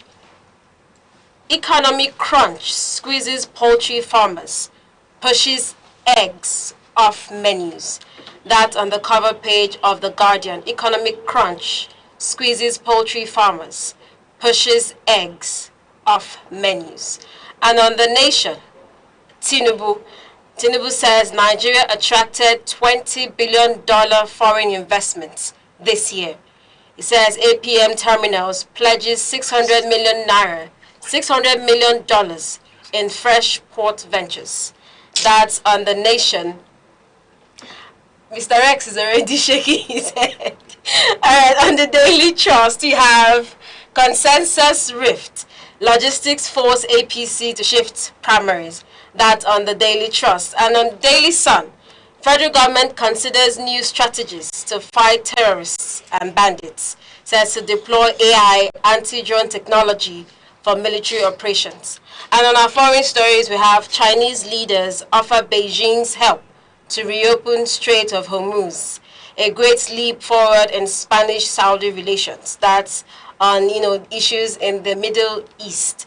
And also on the New York Times, U.S. is silent as Russia hits its companies. Trump needs NATO's help with Iran, and praise veils geopolitical rivalry at summits. Okay, that's all our papers for this morning. We'll just go straight into it, starting with our Punch newspaper. The cover page, we have fierce lobbying and tension as APC primaries begin. So APC primaries is set to begin on Saturday. And of course, party leaders, key stakeholders who are loyal to the president, Bola Ahmed Tinubu, they're already struggling. Who is speaking, who is going to pay more, who is greasing each other's hand more. And Tinubu is telling them, everybody should calm down. It will reach everybody. So what I'm asking now, because it's not enough to be in the ruling party. Everybody kept defecting, everybody wanted to join APC, but it's now come down to primaries. Who is going to get the ticket for whatever position they decide to go? Mr. Reyes, let's start from you. Because they wanted to cluster themselves, they all went into the ruling party, hoping that they are going to make it when the time for primaries comes up. And unfortunately, it is not easy. All of them do want to have that shot to get the candidacy for the party and then run for the election. It's not just about being the candidate of the party. It's about also winning the election. What are the feelings of Nigerians towards the ruling APC? Whether they are feeling good, Nigerians are feeling good, whether they are excited with some of the achievements of the president, or whether they are disenchanted about the epileptic power supply, which the president had hitherto said that if he does not give Nigerians electricity, that he should not be voted into power. So I wonder if the electricity is here or not. Well, it's dependent on Nigerians to now talk about that. There's tension because every other person wants to capture the slot. So now it is not easy. And they have now quashed most states, the consensus issue. Then I'm going for open primaries. And open primaries requires logistics. The party will have to send people to go. That's why they also moved a little up that of House of Representatives from yesterday to today. From today to tomorrow. So today is Friday. Yes. So from Friday to Saturday, because the logistics has to be done. People has to be sent to the various places where the primaries will happen. No longer consensus, most of the places, because people have not agreed on consensus. And the condition is that when the consensus fails, it means the only option left is for the open primaries to be done. Do you think this could, lead to a full-blown internal crisis since it's election period? Well, APC knows to manage their crisis because we had expected they're going to have problems before this point. But already, they've also pulled themselves together and are managing their own crisis. And I do not expect a full-blown crisis. One, the president has already told party faithfuls to have the spirit of sportsmanship. Yes. So when you lose, you come down. It is not the end of it. Those who are not candidates may be appointed. That is if the party wins. May be appointed. There are various positions to share. And any one of them who loses the ticket might as well get some appointments that is juicy, or even more juicy than legislative representation and all that. That's hinge on permutation, right? Yes. If you lose it at so, who wants to? Who wants to be left on permutation? You understand? Everybody wants to be at the dining table. No, it's all about permutations. They believe. You see, the people that actually are the most, in terms of optimism, they believe in being very optimistic, are politicians. They believe they are going to come. We understand the optimism here, which is why everyone is angling for the ticket of APC. Everybody thinks that getting that ticket is an automatic road to victory, being that is a ruling party, and of course in Africa we can't negate the position of strongmen in our politics. The power of incumbency. The power of incumbency in this instance, which is why everyone is fighting tooth and nail. That's why consensus, like you rightly pointed out, failed in most states and other places as well. Now, they have to go into primary starting from tomorrow, and everyone, is seriously pushing for it. And like you rightly observed, Mr. President has told everyone to imbibe the spirit of sportsmanship. The APC itself doesn't want people to leave their food. They don't want a crisis that will emanate from either the primaries or for not being chosen as a consensus candidate in this instance. However, Mr. Rez, I know we are bracing up for the fight. There will be rofo fight.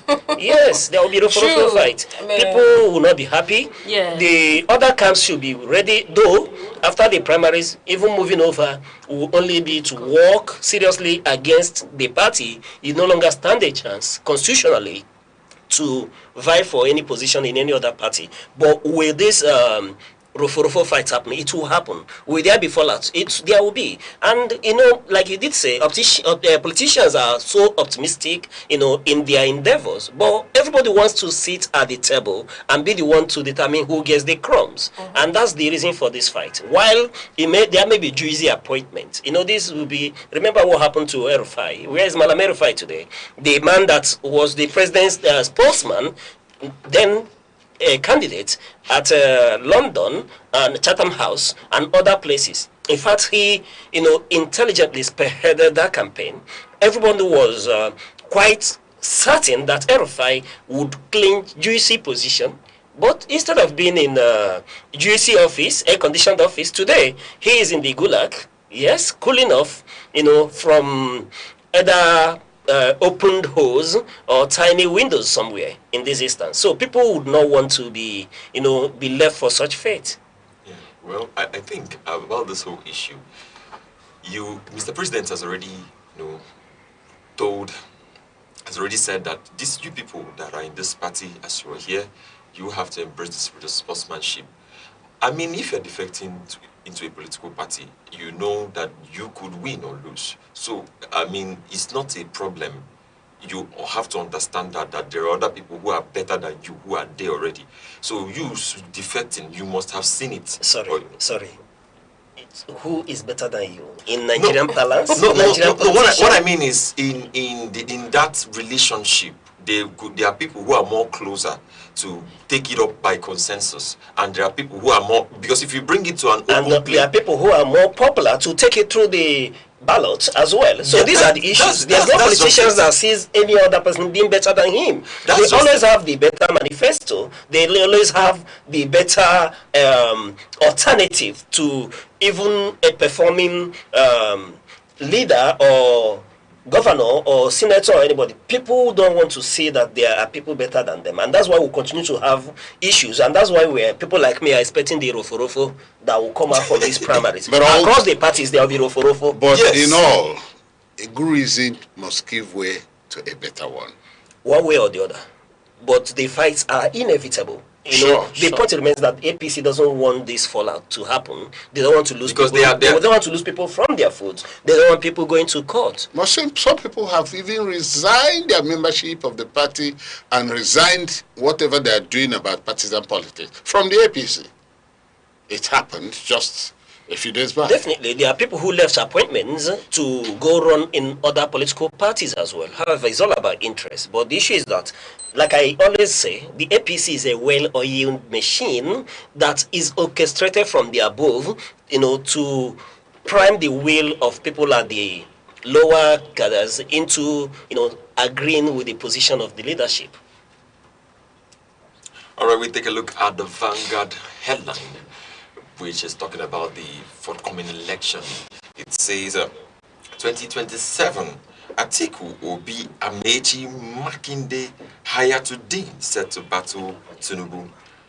Prominent political figures, including Atiku Abubakar, Peterobi, Rotimi Amechi, Makinde, and Hayatuddin, are being projected as potential challengers to Bola Tinubu ahead of the 2027 presidential election, setting the stage for a highly competitive political contest. Yes, this is about the presidential election that is coming up, and there has been, which we have seen, people are going to participate from the ADC, PDP, NDC, and the rest of the political parties who are going to battle that seat of Mr. President, of the incumbent president, now citing the tensions that will be drawn. And while elections are, the presidential election is going to take place in January.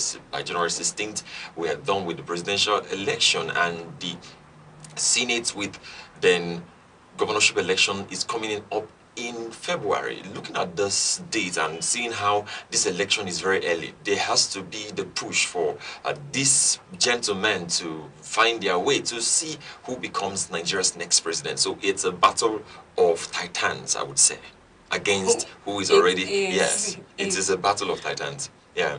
I don't know if Mr. Rex has something before I say. Of course, certainly I will have something. We are talking about Nigeria's presidency and the election 2027, who will get the baton to continue from, is it Bola Ahmed Tinubu continuing, or somebody gets the baton to continue from where he stopped? So that is what is on. The parties are getting ready, and then the primaries are ongoing, because the primaries have started with the APC being at the top of the primary elections. That of the other political parties are coming. Makinde has already, declared that he will run for presidency.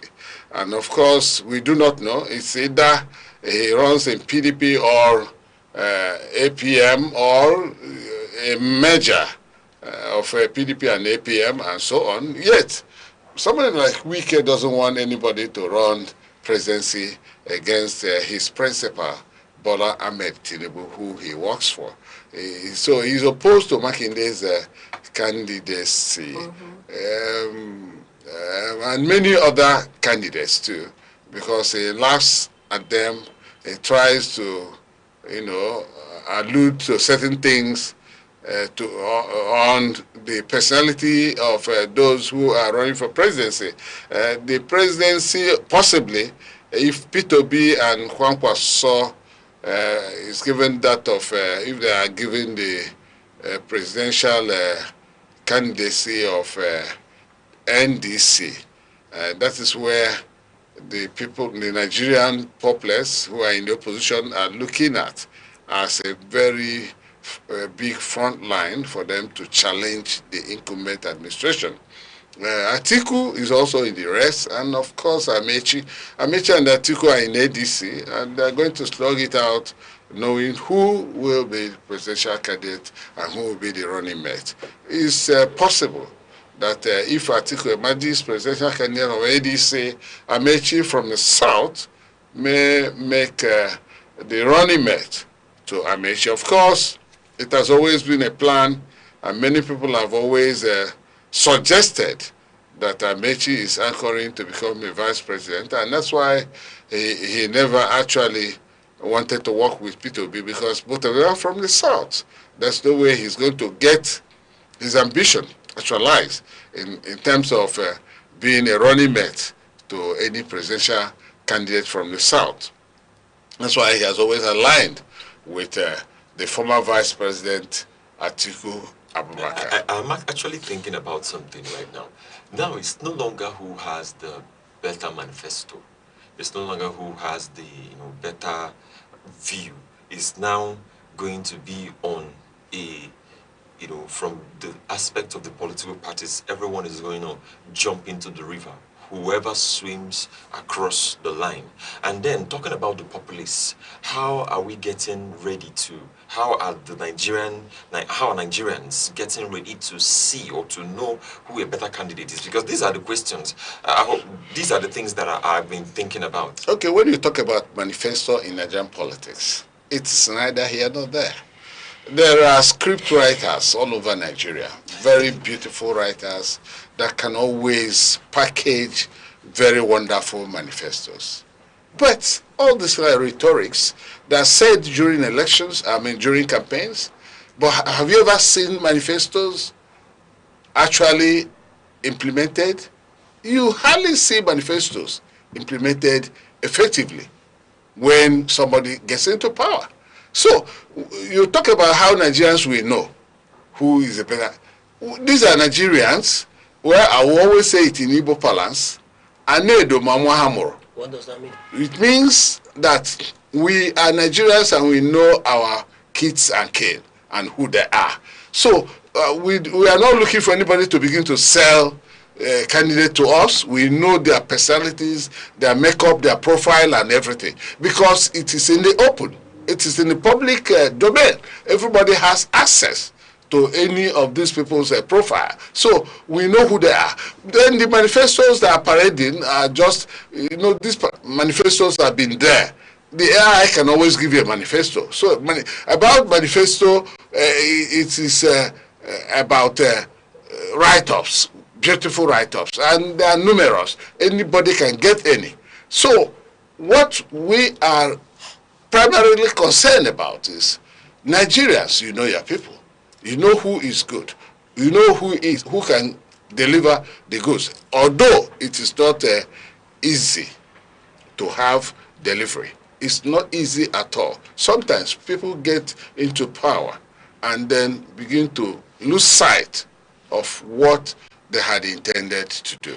Okay, personally for me, I'm just glad that there is finally some resemblance to an opposition, because say 3-4 months ago we are not sure which party Obi was going to identify with. We are not sure if Amechi and Atiku, Sheyi Makinde coming up this morning or yesterday telling us that he's running is a proof that the elections will be somewhat competitive. But my concern is how strong is this opposition, right? We know that way from last year, Tinubu had already started putting, even before he even came into the first term, he had already started preparing for this second term. So I just hope and I trust that these parties, the ADC, the NDC, and the PDP are strong enough opposition. The powers of these parties are strong enough opposition. The powers. Just mention the PDP when you're talking about opposition. But they are back. I mean, there's the Hayatuddin. There's Hayatuddin is of the ADC. Back to where? They are back. Which of the factions of the PDP are you talking about? No, tell me the PDP you're talking about. But they will still conduct primaries. They will conduct primaries. Different factions will conduct primaries. We're talking about the larger opposition here. And when you talk about the opposition in Nigeria, you're happy about... And I want to ask, where is the opposition? We do not have opposition in Nigeria at the moment.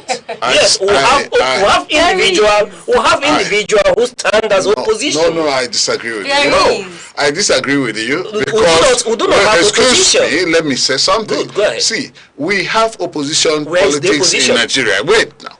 Initially, this coalition of ADC came together. And of course, the powers that be did as much as they could to whittle down whatever momentum they were gathering. Yes. And that's exactly what, of course, split that coalition. Right. So, because they were able to split the coalition, we now have an ADC that's not as powerful as it were, and you now have an NDC that is not as powerful as the ADC were, and all that. And of course, the PDP that is only rising from comatose, because the PDP was comatose, based on many court rulings and the factions associated with leadership. So there's opposition, but you can say that the opposition is not as strong as it were. Let me take my time. We've demarcated the issue. There's opposition politics, but we do not have opposition. We've always made this argument, and I stand on it strongly. The opposition in Nigeria, when we talk about opposition and opposition politics, they are different things. Let me tell you one thing. This election, the crisis with this election is that we have opposition not against the ruling political party. We have opposition against opposition, and I will tell you why. Now, speaking about opposition in Nigeria, you mentioned the ADC. one would expect, and we were all happy when ADC came on board as an opposition, but they didn't coalition. As the opposition coalition, they didn't live up to it. And when you mention the PDP, where is the PDP? Is it the PDP of Wike or the PDP of Makinde? Which of them? The PDP has disappointed the greater majority of Nigerians since it lost out in 2015. They've not in any way resembled or had the semblance of what opposition should be, a political party that Nigerians gave authority since 1999 to 2015, and immediately they lost out. What happened? They started to disintegrate. Having said that, I do not for one see PDP in the ballot in 2027. I am yet to be proved wrong, and in this case, if they happen to be there, whoever, if it will ever happen that someone from the PDP extraction gets to the presidency, it will be mad in litigation. And the foundation has been led. PDP is disintegrating. I keep speaking to the cracks in the PDP. But away from that, is it the LP? Which of the LP are we talking about? Where is the LP today? No, I don't think LP so is even the opposition is not there. But when we talk about opposition politics, yes, I quite agree with you. Which is why you see that the coalition could not coalesce. Which is why you've seen the likes of Kwankwaso and Obi, quickly, intelligently move to NDC. So the issue in 2027 is not that we'll have opposition political parties, it's that we're going to have opposition that is turned against one another. And let me give you a fact. Since the migration, let me use the word migration, away from the ADC to NDC of Obi and Kwankwaso, what I have seen is not people from the ruling party, going against NDC and Kwankwaso and Obi, is being people from a certain political camp within the ADC having a go at them. Yesterday, I saw Dele Momodu, on one platform. They dispatched their armies, their men, against the opposition. So we are going to have a battle against opposition, irrespective of what we want to agree or not. Ask one question. However, before you ask, before I yield my time. When we talk about the names we are mentioning, good. We are not talking about the larger politics yet. They had to win primaries. You understand? The likes of former transport minister Rotimi Amechi, a former governor as well, and you have of course Atiku Abubakar, who is always since in my recent memory has always been running and good at primaries as well. Who is there? For me, when you look at this man, if whoever clinches the ticket of the ADC, which is equally in serious litigation, I do not see them again being able, if they don't settle their legal issues, being able to bring a president that would legally, if such a person wins an election, that would legally lay claim to the leadership of Nigeria, because there are landmines already for such an individual. But be that as it may, Makinde coming into the fray, and if eventually he gets a ticket of any political party, if he gets the ticket of this faction of PDP, as allied with APM and whichever other political parties, what it will happen is that it will somehow whittle down the votes that should go to the ruling party from the West. Be that as it may, the only person, and I do not see him winning the primaries of the ADC, is Hayatuddin in this instance. That's the only gentleman for me, gives me chills in terms of one should be he should be keenly observed, because he is making an entrance like a peterobi in 2023. When everybody was writing him off, people were saying he didn't have structure, people were saying that he would not get up to 1 vote in that election, and he was able to get up to 5 million votes and beyond. So looking at the profile of this gentleman, is for me someone that should be studied, but it's still left to be seen if he can clinch the ticket of ADC as well. All right. What is politics? What is politics? The struggle for power. So when you say that the opposition is against an opposition, it's supposed to be that way. Everybody wants to lay claims to power, want to get power. Mr. A opposition, Mr. B opposition. That is why we have a multi-party system in Nigeria. So all the political parties want to get to the top of their game. So don't begin to say opposition is going against opposition, and that is no. That is politics, the struggle for power. All the political parties are all running to get power. The incumbent political party that's ruling Nigeria, the APC, are with the power, presently. And all the other 19 political parties, as we have up to 20 political parties or more, are all struggling to get to the top, get the presidency, members of the National Assembly, state assemblies, and governors. So you cannot blame other political parties for also running against themselves. The APC is down against the NDC.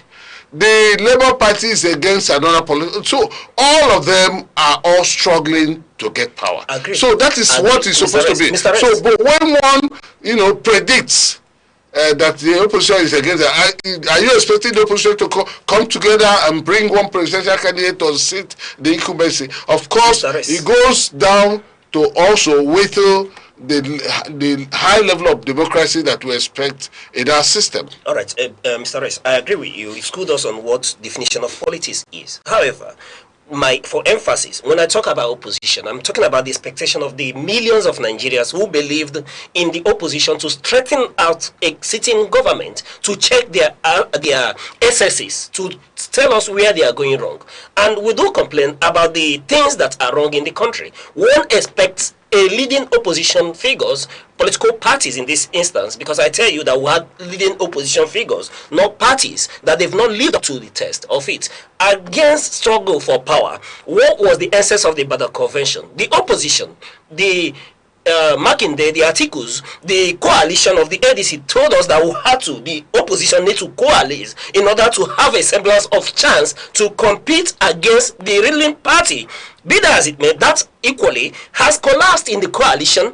Each of them have now pursued selfish interest above that collective interest of wresting power from the ruling party to salvage this nation. And again, let me remind you, Rez, when it mattered most, which is why all of them are suffering today, speaking about the Electoral Act, I always anchor on that point. We needed them to speak up. We needed to have an opposition to be able to check the excesses of the ruling party as against the Electoral Act. What happened? Let me use the word, and without apologies, they chickened out. We had Nigerians mobilize, step up, walk to the National Assembly, stage protests, and pockets of opposition figures appeared in that protest. It wasn't led by the opposition. So what I'm saying is, I quite agree with you. Who are the opposition? Who are the opposition? I can mention opposition figures. I do not see opposition. That's my point. Yeah, the I do not see opposition. They were there. There were individual opposition figures. There was not opposition political parties, which is my point, that will, as of today, we do not have opposition political parties. Anyway, we will continue to have infightings, and I tell you that this is what we will describe, describe and decide the 2027 election. And Atiku Abubakar said so himself. All right, you can see how it gets heated. It's election season. Don't worry. More dramas, like Mr. Uches say, more dramas will still unfold. It's still the primaries. APC has announced that they're starting their primaries tomorrow, and this will run till, I think, 25th of May. We'll take a short break. Somewhere continues when we get back. Stay with us. Join us on Arena, Aneke TV's premier current affairs program, where politics, development, and governance come alive.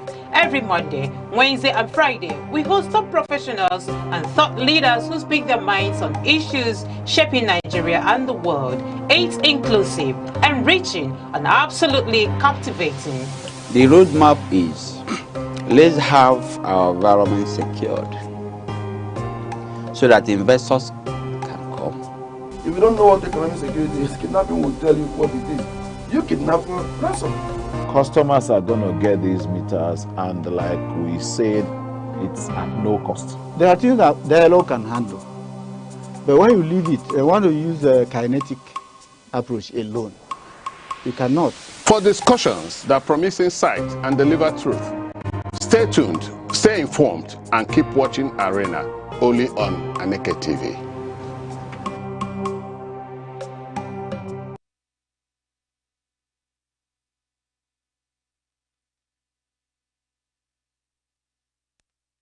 Welcome back. This is still Sunrise. Moving over to the Nation newspaper.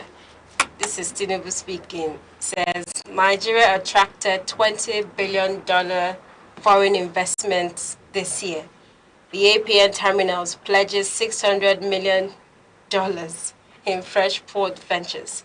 So speaking at the ongoing Africa CEO Forum in Kigali, Rwanda, the president has mentioned, come out to say that in this year, in the most recent years, that Nigeria, has attracted over $20 billion in investment. Talking about the terminal investment, talking about investment in energy sector, where we have the Shell investment decision, the FID, from Bonga North, where they've deposited a certain amount into the energy to revive the terminals in Lagos State. And he says that more is to come. I'm sure this is, I wouldn't say this is all part of the strategies for election, because he say in the coming months, in the coming administration, that we will see more of this investment to better lives. I mean, a couple of days ago, we read in the papers that a certain amount, 1.25 billion, was borrowed to invest in, job creation and all of that. Mr. Rex, what do you think?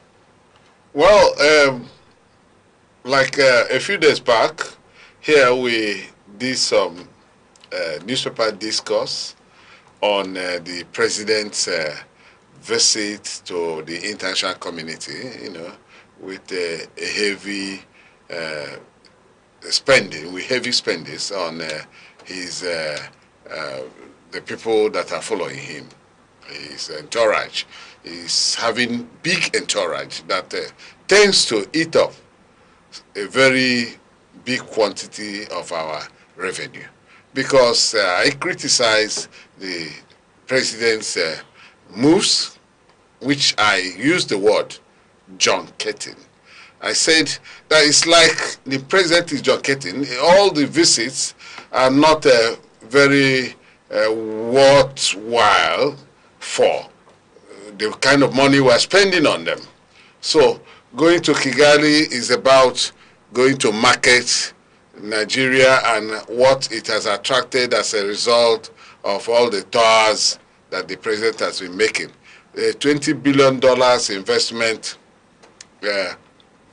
within a space of 3 years he's been in power is not worth celebrating, because we have not seen the reality of such investments in Nigeria's economy.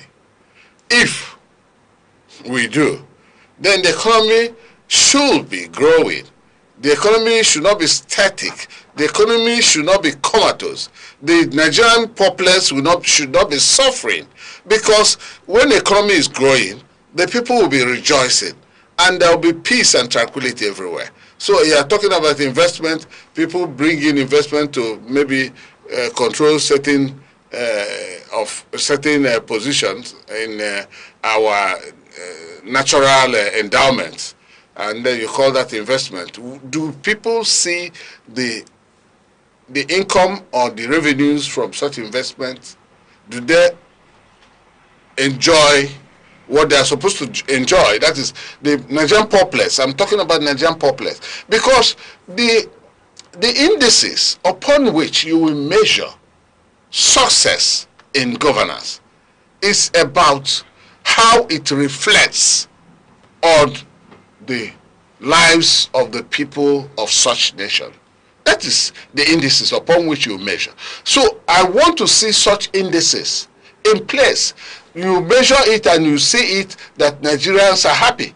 But Nigerians are happy. Nigerians are all coming out with catalog of criticisms against the incumbent administration for lack of development, for lack of economic development, for lack of infrastructural development, so for lack of human infrastructural development, that is human empowerment, and all the rest of them. Lack of supports. We have seen government advertising, they're giving out money, small scale, medium scale enterprises and all that. We have not seen those things come on board. We have not seen much of those things. That is where we begin to celebrate about investments coming to Nigeria, because investments comes into Nigeria will make our economy to flourish. All right. Mr. Rez, you quite pointed out that the Nigerian people are not excited and happy, but one will not forget, where I disagree with you is that Mr. President is junketing. Because Mr. President, at great peril, detriment to his young age, is moving about, marketing this nation from country to country, trying to attract direct foreign investment. And he has told you that 20 billion has been attracted, which of course you may not be unable to separate the 746 million pounds that was loaned from the UK export financials to help us revitalize the Apapa and Tikan ports, and then the question remains if that is part of the 20 billion, direct foreign investment that's entered into country. No, that's a loan. That's a loan. Which is a loan. So the issue is that despite Mr. President's great pain, at his young age, moving around at serious pain, and he's attracting this money. If this 746 million, pounds, around $990 million is part of the direct foreign investment, because the future children of this nation, like Good Hope, would have to pay part of that fund, and these are the question, if they are part of that direct investment. That is a loan. Good. There's also a loan of 516. All the loans that we already so for the superhighway of Sokoto, Lagos, and all. So there are loans and loans and loans, and loans are not investment. The point here is that, Mr. Rez, we need to, understand and bear with my Mr. President that he is taking serious pain, which at great peril with his health and his young age, marketing this nation. Investments are coming in. But the issue is that, Mr. President, when these investments come in, where would the investors be? Would they be safe in Nigeria to site their business at will and wherever they want to be? These are the issues. And people are asking questions. If these investors, who are there that would come into a country where insurgents are emboldened to take a go at your military? These are the issues. Part of this investment are they part of the undisclosed amount that we are investing into the superhighway as well? These are the things that need explanations. But one thing I anchor on, Mr. Rez, is that our president is really, really trying all he can, and is attracting foreign direct loans, to help us navigate many of our challenges. But like I did say, the children yet unborn, and that's where I pity people like Good Hope. And you should also pay this loan. You should also tell us exactly how these loans are effectively used. That is important. That's the same point we are making.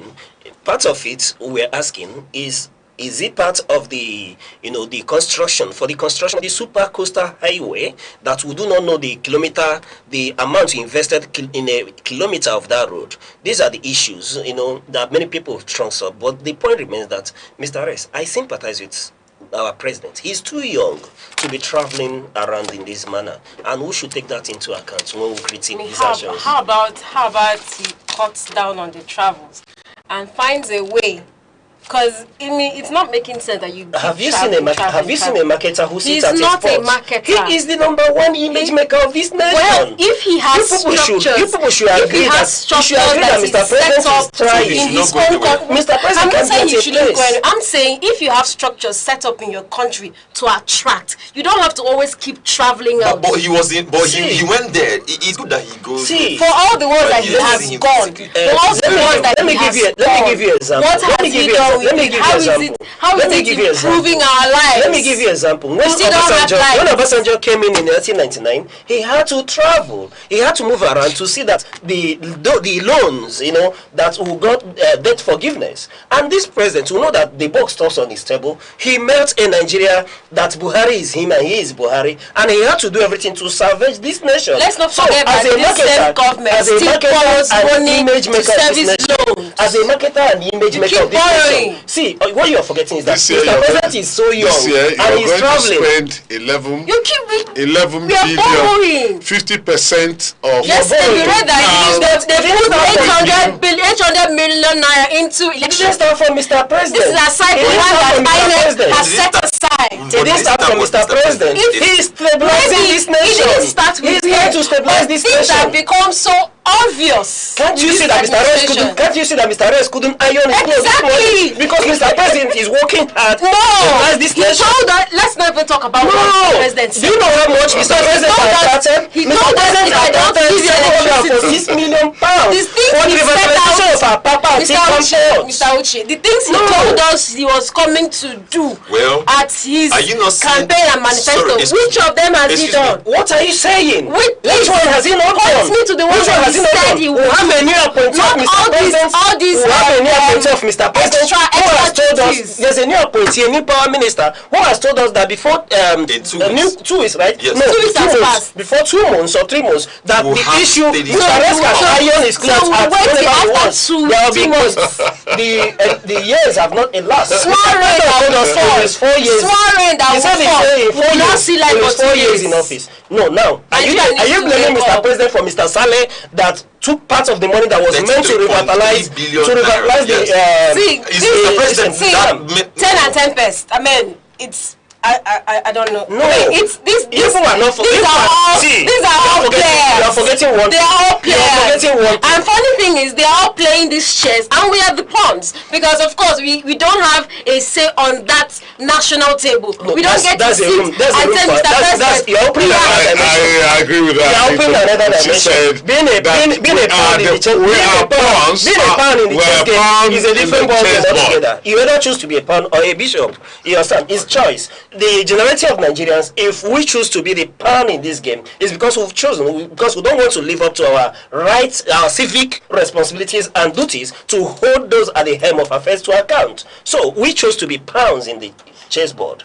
And in this instance, one thing I want to account, gentlemen, is that Mr. President, being so young, is working so hard for this nation. Stabilizing this nation. He will travel for vacation and leave. No, he's working so hard, stabilizing this nation. Yes. There is darkness around where Mr. Reyes lives. He can't iron his clothes. Mr. President is working hard, and when Mr. Goodhope, had to pay higher premium on transportation to get to work, Mr. President is working against the windfall from the Gulf. Mr. President is working hard, plugging this money that you don't have to pay out of pocket for more petroleum prices in this instance. That when you go to market, the food prices would come down and they are stabilizing. And kudos, Mr. President, please. He has to travel more. Mr. Uche, this kudos is it? No, Mr. President needs to travel more. Mr. President is away.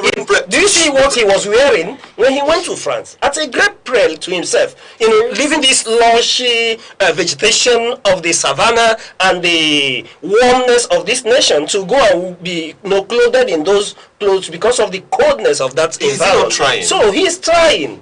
He's trying. Mr. President is trying. Well done, Mr. President. All right, let's take a look at the story on the Daily Trust, where it says how Makinde's presidential bid may reshape 2027 contest.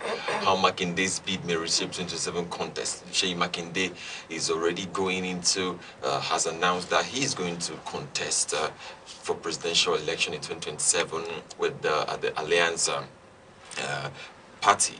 So he made this known while he has Bala Mohammed there and every other thing. Yes.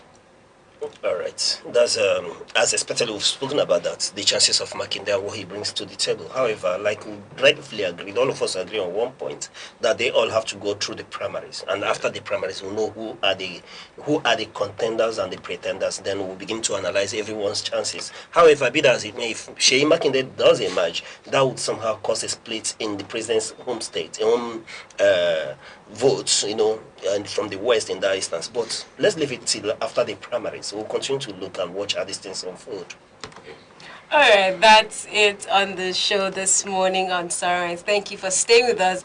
It was quite heated this morning. I mean, Mr. Rex, we apologize on behalf of the electricity unit. I hope that, we hope and pray for a better Nigeria, and someday we hope that things will get better for all. Thank you so much on behalf of all the producers and directors here on Aneke TV. I am Princess Ken Ochoma. And I am Good Hope Chukuma. Thank you very much for waking up with us. It's always a pleasure. Mr. Resaro, what a deep insight you always bring here on Sunrise. It's always a pleasure having you here on Sunrise. Thank you. And for you viewers, continue to watch Aneke TV here from Enugu, Southeast Nigeria. And I'm Uche Osai. On behalf of all of us here on Sunrise at Aneke TV, we say thank you for watching and keep watching too. Come your way same time on Monday. Bye-bye.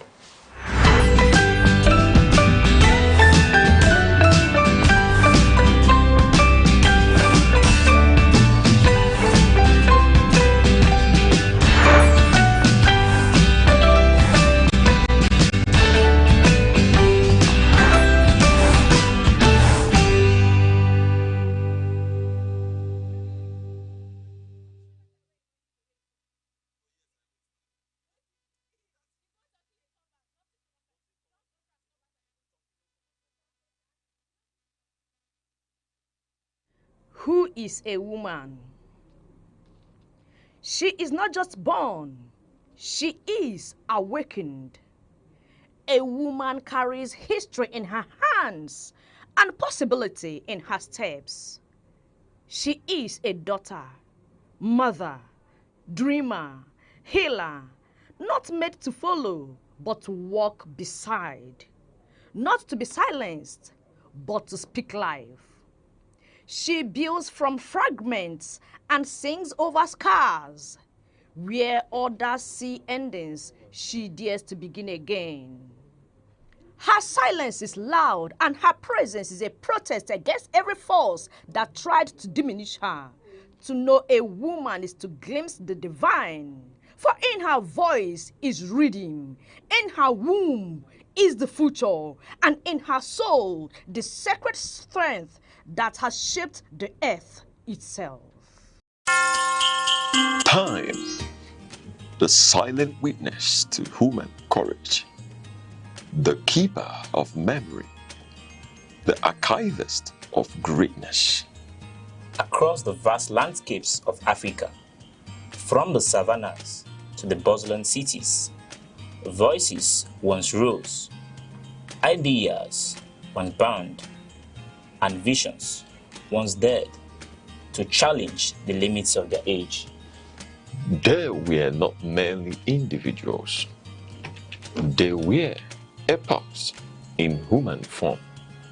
In literature, minds such as Chinua Achebe, Wole Soyinka, and Ngugi wa Thiong'o reclaimed the African narrative. Through ink and imagination, they dismantled distorted histories and restored the dignity of African identity. Their words were not just stories. They were mirrors, reflecting a people long misunderstood, and windows opening the world to the depths of African civilization. In the realm of science and knowledge, pioneers like Philip Emeagwali proved that African intellect could reshape the frontiers of computing and technology. Their work was a quiet revolution, reminding the world that innovation knows no geography. And in leadership, towering figures emerged when history demanded courage. Men like Nnamdi Azikiwe, Kwame Nkrumah, Nelson Mandela, and Julius Nyerere redefined freedom, not as a privilege bestowed, but as a right reclaimed. They spoke for millions. They endured prisons, exile, and resistance. Yet, their vision transcended the politics of their time. They dreamed of a continent awakened. Today, their echoes travel through generations. In every African classroom, in every curious mind, in every dream that refuses limitation. For history is not merely what has passed, it is the foundation upon which tomorrow stands. The past still speaks. Its lessons remain. Its voices endure. This is not just remembrance, it is inheritance. echoes of the past, where history breathes and legacy lives on.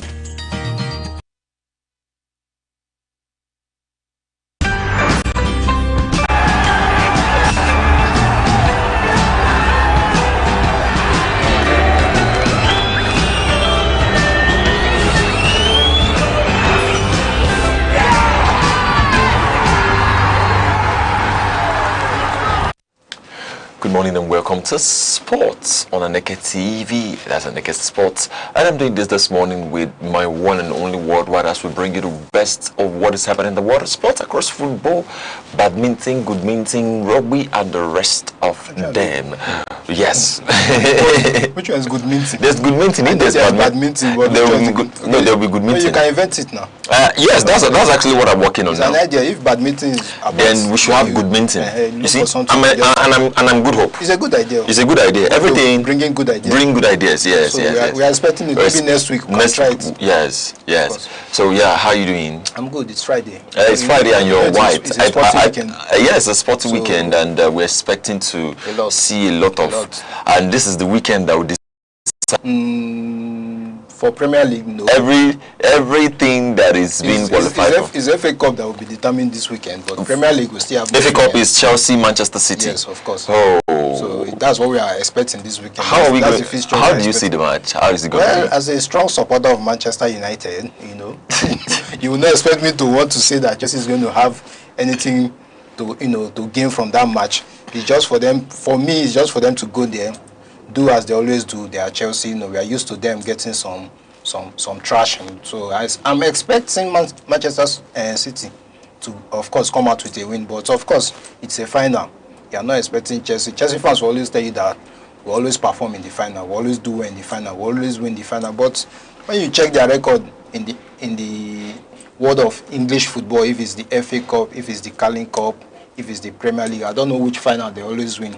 FA Cup, I don't know when last they won it. The Carling Cup, I don't know when last they won it. But if you are talking, we always win the final because you won Paris Saint-Germain in a Club World Cup final, or you won Manchester City some years ago in the Champions League final, then I don't know which argument is that. But if they should tell themselves the truth and check statistics, in the FA Cup, they have not won that cup for a while. Liverpool almost trashed them. What you just said now made me laugh. You see, if they can tell themselves the truth. Yes, they need to tell themselves the truth. Because I have a friend that always say, as a Chelsea fan, we always win final. Then brought this FA Cup that you are talking about. You say you always win the final. How come you have gone to FA Cup finals for almost, let's say, 3 times or so that you have lost? What happened that you don't always win it here? We brought the Carling Cup, you don't always win it here. You are talking about competition like Club World Cup that you managed to beat Paris Saint-Germain, who in turn returned the favors for you in the Champions League, where they trashed you home and away, but you say you always win the final. So if you are saying you always win the final, you have to be specific and tell us you managed to win the Champions League final against Manchester City. Then, as at, let's say 5 years ago now, then you can say you always win the final, but not coming to tell me in an FA Cup final, you always win, that Manchester City are going to die for this time around. And with the caliber of players you have, with what's going on in your club, you can't tell me you are favourite to win that cup. But of course, I expect a competitive game, but it's Manchester City for me. It's actually Manchester City for me, but I don't really think I want Manchester City to win that game. No, I don't think who is that spirit in you? Come outside. Who is that spirit in you? That spirit should come outside. As a Manchester United fan, you can't be telling me you want Chelsea. No, see. I think I want a position where both of them could play draw and go. There's no draw. No. We have to invent it. Remember, we have invented goodminton. But now this one, I don't even want any draw. If Manchester City can help me and give them like 3-0, they have made my they can help you give them like 3-0. Well, let's take a look at what is happening across other sports where we have boxing, and boxing has been interesting this time around, where there's these games that are going to come up. And now I want to ask you, who is your favorite boxer of all time? Of all time? Anyway, I didn't watch boxing that much, so, but at least the few I watched was only Mayweather. When Mayweather was becoming so popular that he was gaining so much attention, I was seeing on Instagram, on X, on Facebook, Mayweather will be flaunting cash, and I was wondering, is it boxing? Actually, what made him popularize the cash? So that was why I decided to watch one of his match sometimes, like just to see how good the guy is. Definitely, he doesn't have that big body that you say, okay, this guy is so huge. He has big punch. His punches, man, they are really strong. So for me, it's Mayweather. Of course, I did not watch Muhammad Ali. Okay. I did not watch those greats, so I would not say they are my favorites. It's just Mayweather. I saw some of his matches. Anthony Joshua of recent. Yeah, let's just take a look at the British last 5 fights, British heavyweights, last 5 fights of British heavyweight, where you have the likes of Du Bois, the likes of Anthony Joshua, who has won, who actually has conquered the boxing world. That is something that has been sensational for me, where you have Du Bois has just lost one fight. Yeah, one fight in his last 5 fights. Then you have Tyson Fury in the British heavyweight. Then you have Fabio Wadley. Then you have Moses Itauma. Wow, he has not even lost. He has not even lost. Moses Itauma is actually the one they have been comparing with Anthony Joshua, who said that let no one rakataya nachia, let no one mix him and his God. The fact that you have not won does not mean you will not lose. You understand? Yeah, that no one should. That we have not met. That no one should actually, turn. Bring it. But looking at this, you will see that George Linares, this is his last 5 fights. He has been an amazing fighter, a boxer who has taken it. Loma's top 5 wins. This is actually his top 5 wins, and today is fight day. Today's fight day where you're going to be having these guys fight. I'm talking about Donovan versus Chukazian on the ACF Arena, Manhattan name. Yes, you're going to have both of them to fight to see how it's going to be. Actually, when you talk about this boxing and see what's happening, you will see that there's a lot of potential issues that will come out. However, there is also a lot of potential break. Many people don't box because they are afraid of their mind, that they are not using to think anything. Of course, they know they are aware. They're afraid of the brain, they are not using to think, a mental effect, that they're already having a psychological effect. Yeah, they are aware of it, they chose it, it's their choice. They're already having a psychological effect without being punched. So they should go into the ring. It that if I get that hard punch on my head, I might, lose consciousness or lose my mental sanity. So that's why they always, if it's the amateur ones, they will wear helmets. I don't know why they don't allow helmets for the senior ones, the likes of Anthony Joshua. I've not seen him wearing helmets. How do you want this heavyweight? They don't use helmet. I should just allow them to be using it. Is it because they are now advanced in the boxing that, and at their age, they should not be taking so much punches like that? This is what leads to all those mental problems at the end of the day. So I don't know why they don't want to use a helmet to protect themselves. Yes, they will not use helmet to protect themselves because of the kind of game it is. They'll have other gear for protection, and I mean it's a do or die affair, I would say. Because I don't see why they want to die. Let me tell you what happened in boxing last day before Anthony Joshua had that accident. Jake Paul, who he fought last year, had 3 holes. Yes, he lost some tooth. He was operated. But guess what? He was on his private jet. It was a mixture of affair and emotion. I would say emotional affair for me, because these guys, he lost the fight. Then he is on a private jet. And now let me ask: boxing money and football money, which one is? For me, I prefer football money. Because boxing, I'll have to take so much pain, so much injury, so much surgeries. Imagine somebody has lost 3 of his teeth. They are not coming back. You don't lose those things to say you are going to grow them back at that age. But football has money. But, one fight in boxing can give you a lot of money. But at the end of the day, you don't fight every day. You don't fight every week. It might take you some months before you fight. So that money you have gotten for one boxing match, you will now have to, spend it wisely for the duration of time that is going to take you to your next fight. But football money is every weekend, bro. Every Thursday you are paid. So I don't think I want to compare boxing money and football money. Football money should be way ahead. All right. Let's now go into football, as we're talking about football money now.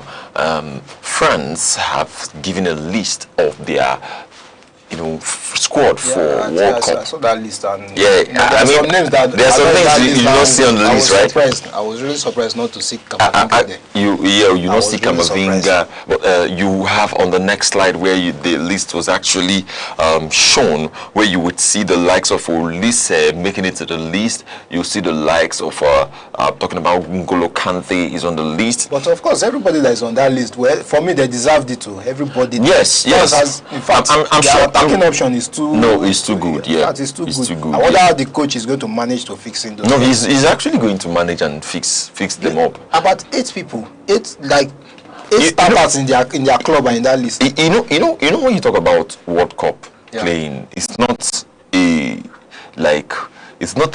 sudden thing. Of course. Which you know that injuries can happen. No, injuries can happen. But at the end of the day, some of those players might not even feature. They might just have maybe one match, maybe like 30 minutes of that match. You know where I will bring in those players? I will bring them in, and as a coach, if you leave me to make my changes as a sports oracle, I'll bring them in. I will make sure I win I'm strong ahead. At least 3-0 ahead. So now, even 4-0, something like that, because things can turn around. Then I will bring them in. Secondly, when I've already gained my points in 3 matches, I've already qualified. Then I can field this guy. So at the end of the day, I don't feel everybody should have a taste of the. Yes, of course, everybody should not take me to World Cup and I don't feature in it. Well, it's not about even me featuring. I think it's a collective thing about. I need to feature. I need to feature in the future because the future is very. This is part of showcasing my talent to the Yes, world. of course. Apart from club football, this is No. See the maths. If I'm actually a starter in my team, and I play good football, that means when I come there, I'm going to play a better football. See why? Teams are tougher. Yeah, of course. Club teams are tougher. Now, but national teams, we're going to work together. So I may not even spend a lot of energy I spend in my club. No, of course, the club is more draining. This World Cup competition, how many matches are there? Yes, maybe highest is 8 matches. The group stage is 3. Yeah. Before you now play of the quarter-final semi. Yes, 6-7 matches. 6-7 matches. That's if you get to the final. Yeah. But if you don't get to the final, it's just 3 matches. And there will be changes in the game. Now, let's just take it further to the Real Madrid saga, where you have Kylian Mbappe coming out to say he's not leaving Real Madrid.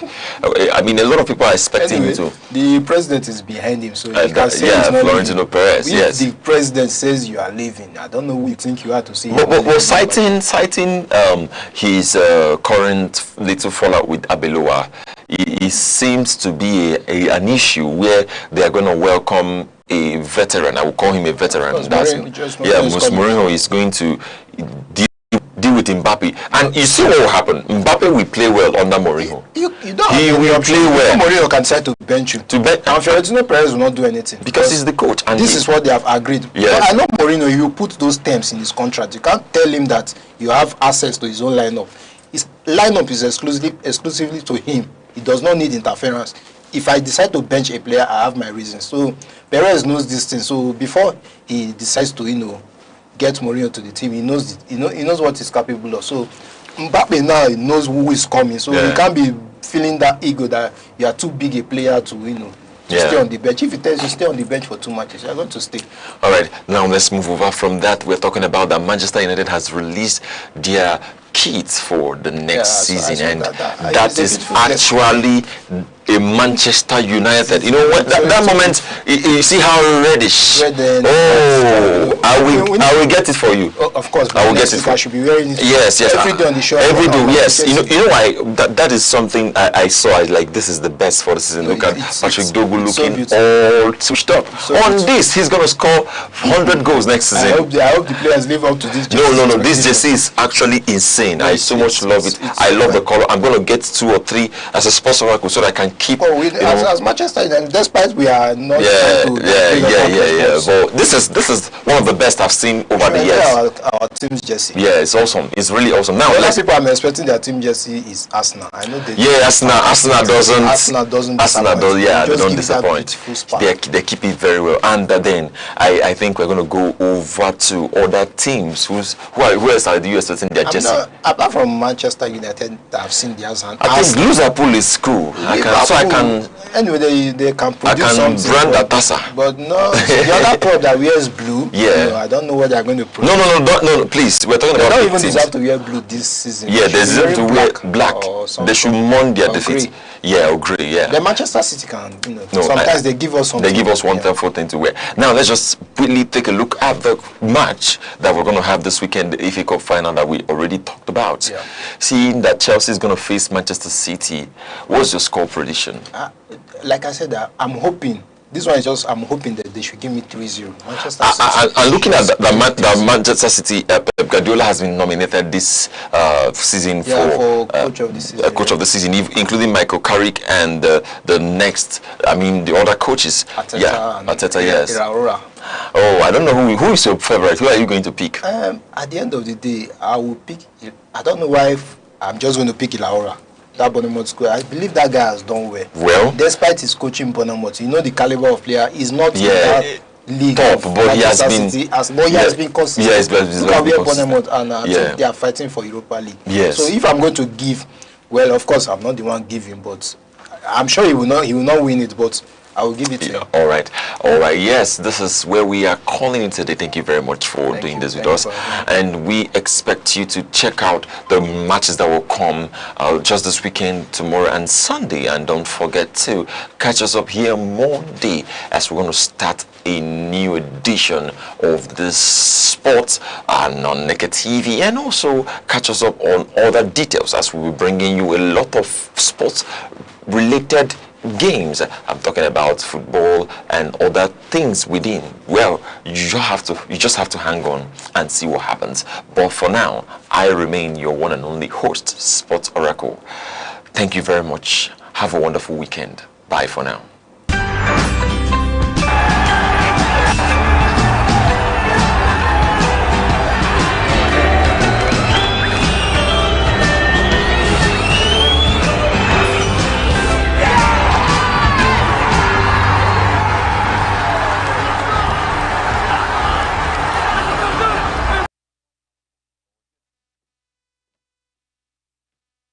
Humility. Humility is not thinking less of yourself. It is thinking of yourself less. It is the quiet dignity of those who serve when no one claps and rise when no one cheers. In a world shouting for attention, humility whispers truth. It chooses peace over pride and silence over show. It knows that value isn't in volume and honor isn't always visible. The humble carry unseen power. They lift others without needing a pedestal. And in doing so, they rise higher than ego ever could. Time, the silent witness to human courage, the keeper of memory, the archivist of greatness. Across the vast landscapes of Africa, from the savannas to the bustling cities, voices once rose, ideas once burned, and visions once dared to challenge the limits of their age.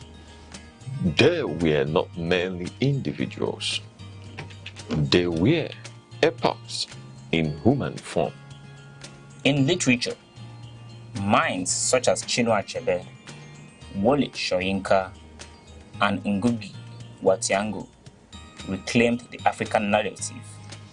Through ink and imagination, they dismantled distorted histories and restored the dignity of African identity. Their words were not just stories. They were mirrors, reflecting a people long misunderstood, and windows opening the world to the depths of African civilization. In the realm of science and knowledge, pioneers like Philip Emeagwali proved that African intellect could reshape the frontiers of computing and technology. Their work was a quiet revolution, reminding the world that innovation knows no geography. And in leadership, towering figures emerged when history demanded courage. Men like Nnamdi Azikiwe, Kwame Nkrumah, Nelson Mandela, and Julius Nyerere redefined freedom, not as a privilege bestowed, but as a right reclaimed. They spoke for millions. They endured prisons, exile, and resistance. Yet, their vision transcended the politics of their time. They dreamed of a continent awakened. Today, their echoes travel through generations. In every African classroom, in every curious mind, in every dream that refuses limitation. For history is not merely what has passed, it is the foundation upon which tomorrow stands. The past still speaks. Its lessons remain. Its voices endure. This is not just remembrance, it is inheritance. Echoes of the past, where history breathes and legacy lives on.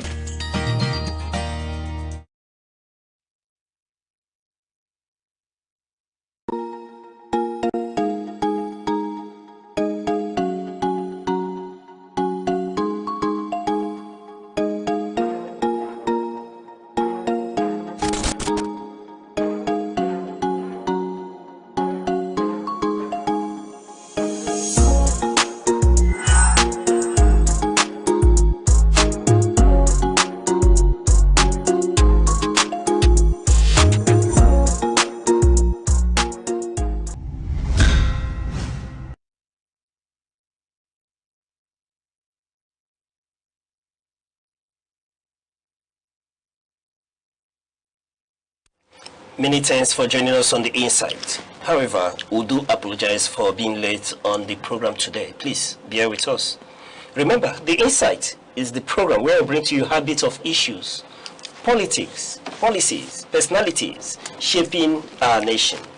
Today, we examine one of the most significant political developments shaping the road to the 2027 general election, the growing Obi Kwankwaso factor, and what it could mean for the Nigerian opposition.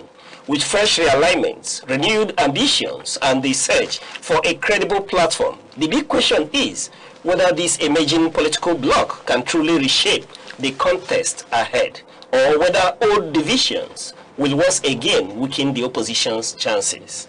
As Nigerians continue to grapple with economic hardship, insecurity, and deep public distrust in politics, many are looking for alternatives that can inspire confidence and deliver results. So today, we ask, is this the beginning of a stronger opposition force, or just another short-lived political arrangement in the long march to 2027? Stay with us as we unpack the implications, the personalities, and the real political calculations behind the headlines. And joining us to help us x-ray these issues is Ozo Nnadume of Okansi, a legal luminary, one who prides himself as a farmer and a chieftain of what I call the massive, most popular movement in Africa. Ozo, it's a pleasure to have you. Thank you, Aneke, for having me. You see, well, let me just thank you for having me. All right. Let's make progress. All right. You just head back to that conversation. Yes. Looking at this issue, the road to 2027 election, Obi and Kwankwaso and the NDC factor. Let me get your opinion on the Obi, Kwankwaso and NDC factor. You know, that's just all of a sudden we were looking at the ADC as the focal point of the opposition. Then suddenly, precisely on Sunday, we saw Obi, Kwankwaso pick the NDC form. What does this spell for the road to 2027? Well, you see, the only challenge, if I will put Rufai Oseni of Rise News. The only challenge APC as a government has had, aside from 2023, when Mahmoud gave them the election, is peterobi. Now, peterobi is like a tsunami. It's like a political tsunami. It's like the first since, but the only person can compare him slightly is the other one in Burkina Faso, even though he's a military dictator. That into the English slang. They call people who didn't contest the election military dictators, even though I quite disagree with those things, because a military dictator that takes power and spilled no blood is better than a civilian that contested the election and 100 people died in the course of voting for him or him voting, getting the votes. So peterobi is a tsunami. He has a wonderful organic following. And a lot of people, if peterobi drops out of the presidential race today, if Nigeria has recorded 30% electoral turnout, they will record 15. If peterobi says, I am no more contesting, the odds against me are so much that, in fact, it's better I go and rest. Then forget Nigeria election, because there will be nobody to come and do the vote casting. Somebody asked the question sometime, doesn't mean that Obi doesn't need a political party to thrive. I said, ordinarily, if it were climes where we have independent candidates, Obi doesn't need a political party. He's enough tsunami on his own. He's enough tsunami on his own? Yes, then added to him now is Rabiu Kwankwaso. These are two wonderful organic movements. One, an organic movement in the north, then the other one, organic movement in the middle belt, in the plateau, in the southern part of Nigeria. The combination of the two is enough to ruffle the feathers of any political office holder. You see, when after that election of 2023, was lost and won, by the calculations of Mahmoud Yakubu of INEC, he said Tinubu came first, Atiku came second, and peterobi came third. Lo and behold, nobody was saying Atiku who came third, who came second, because if anything happens to Tinubu today, as been in the course of the election, anything happens and he will not be sworn in, invariably his vice is no more there. The next person to take over will be who came second. So that's what our electoral law says. Before the swearing in. Before the swearing in. But ordinarily speaking, you see, nobody wants to discuss Atiku. Everybody concentrated on who they say came third. Not that Obi even came second, according to them. But behind the scene, they knew Obi won the election.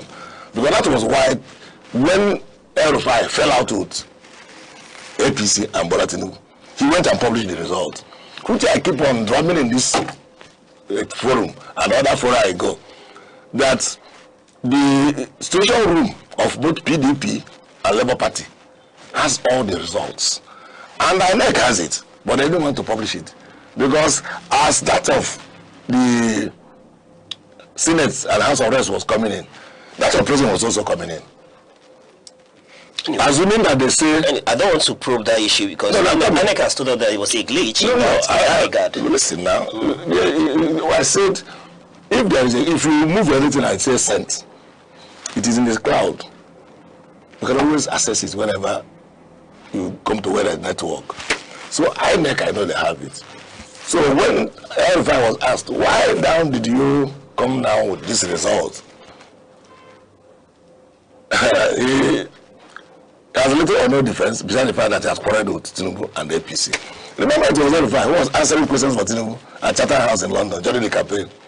So everybody felt if he cannot be the vice president, at least he will clinch a very top position like Minister of Defense or even Secretary of State Government or whatever.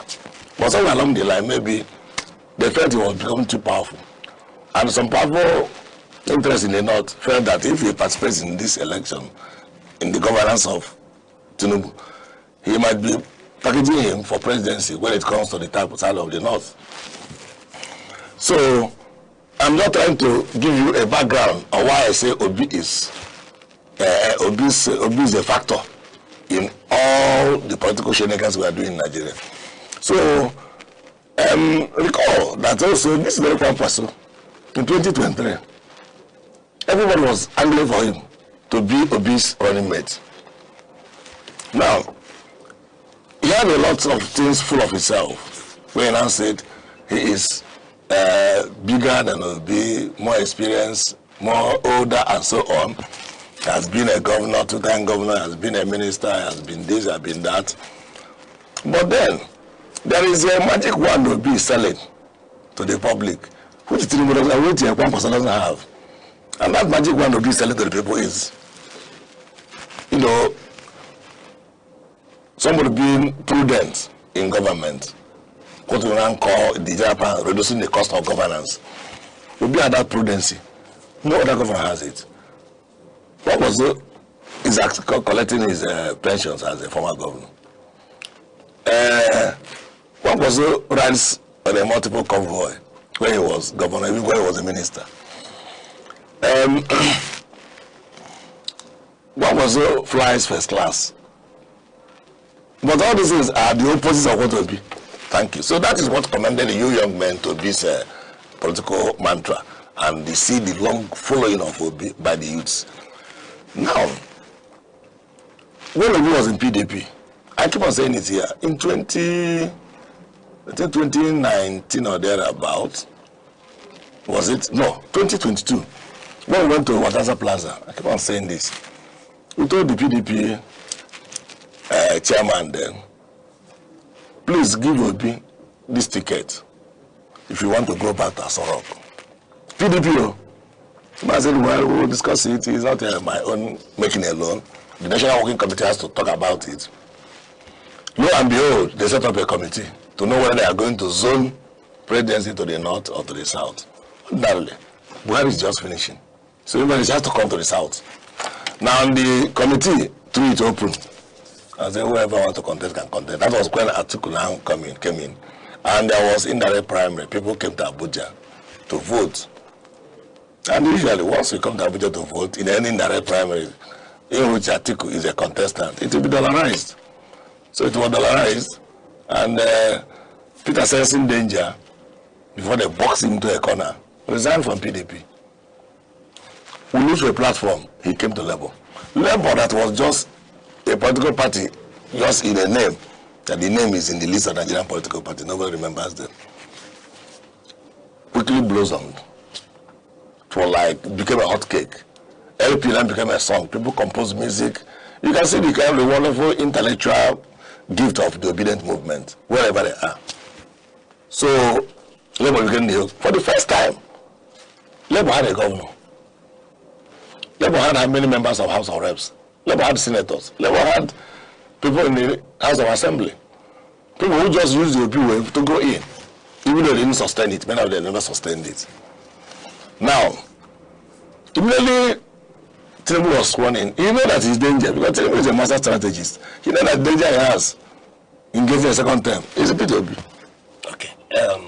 You know, we're already running against time, but let me start shooting. Let's look at the ADC factor. What Obi has done, is he not dividing the opposition? Because everybody expected that with the opposition congregated in ADC, they would have stood a chance, you know, to give APC a run for their money. There's never been a unified opposition anywhere in the world where every opposition has to chip in their thing. No, even in the United States, if Democrats will win an election, Republicans will go into opposition. But there are still other smaller parties in the United States which people don't know ADC about. wasn't a small party. I'm coming. So ADC also became their own albatross when they started creating problems. If you see the publication they have about their primary election, it was only the presidential election that they say is going to be indirect. The other ones are going to be direct primary. Why single out presidential? Which means they have a target to give the thing to somebody. And remember, this is what Peter asked them before he came and joined the ADC. What did you discuss about the zoning system? What type of primaries are you going to do? Then I told you, come in first. Don't be asking us questions from outside. When you come in, if what we are doing you don't like it, you can now still exist. So he then came in and saw that there was no change. That was why he moved away again from ADC to NDC. And when he left ADC, ADC became the carcass of his own self.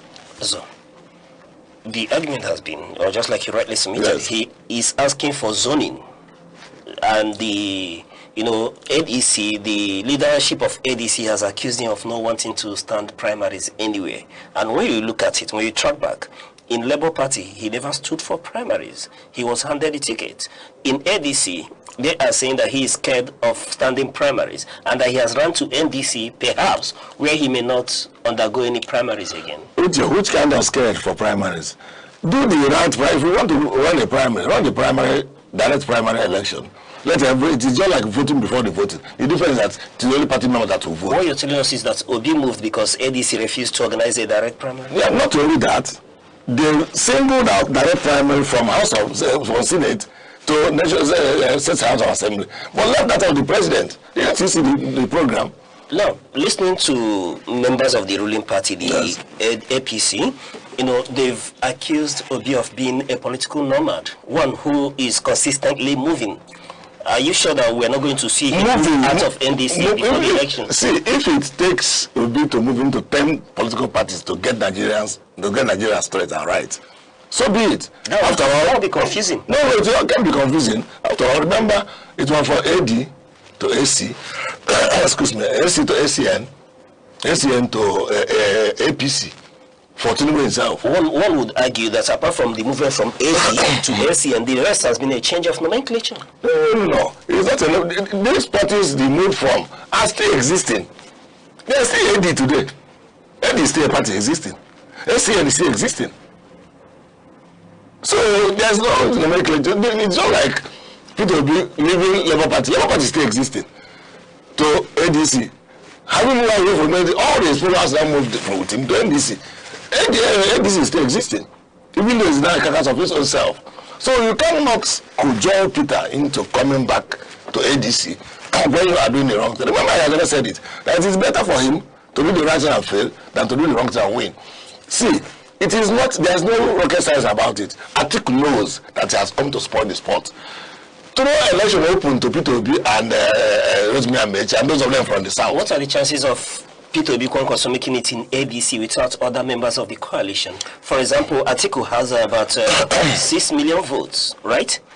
And peterobi alone with Kwankwaso is just about... Always say 6 million votes by Yakubu Mahmoud calculation, not by Nigeria. Are you saying that with peterobi and Kwankwaso exiting the ADC that they do not stand a chance in 2027? We will stand the wider chance. The widest chance ever. Aneke has no chance now. Let me tell you what people don't know about Anteke's politics. It was PDP. PDP is like an amorphous movement then, even when PDP was there. So the governors will always work to deliver their own candidate. But you can find out that all the PDP governors are defected into APC. So those people who will give Aneke that vote in those various states are no more there. Unlike peterobi's own movement, it's organic. Wherever he goes, people follow him to that place. But in Anteke's own, Aneke relies on the party structure to get whatever he wants. And the party structure is no more there. So you're saying that peterobi's exit has dealt Anteke's chances more blow than... Not only Anteke's chances, every chance in ADC has been dealt with a very devastating blow. You know why I'm asking this question? Some of the allies, strong allies of peterobi in 2023 election, talk about Babachir Lawal, for example, who worked tirelessly for Obi and Adamawa Aziz, for example, has refused to move with peterobi and remained in ADC. It doesn't matter. Remember, this man is still the leader of Labour Party today by Supreme Court judgment, which inec has accepted and put it into their platform. Now, are you telling me that with this man in Labour Party, what about if they adopt peterobi as a constitutional candidate for themselves too? Do you have that chance? It can happen. And do you have the chance of Babachir Lawal supporting peterobi from ADC? It can still happen. So you know why it is, apart from the obedient movement and the Kwankwaso revolution, these other political people are talking about that say they are not moving from ADC to NDC. It's not because they don't still cherish peterobi's candidacy. They do.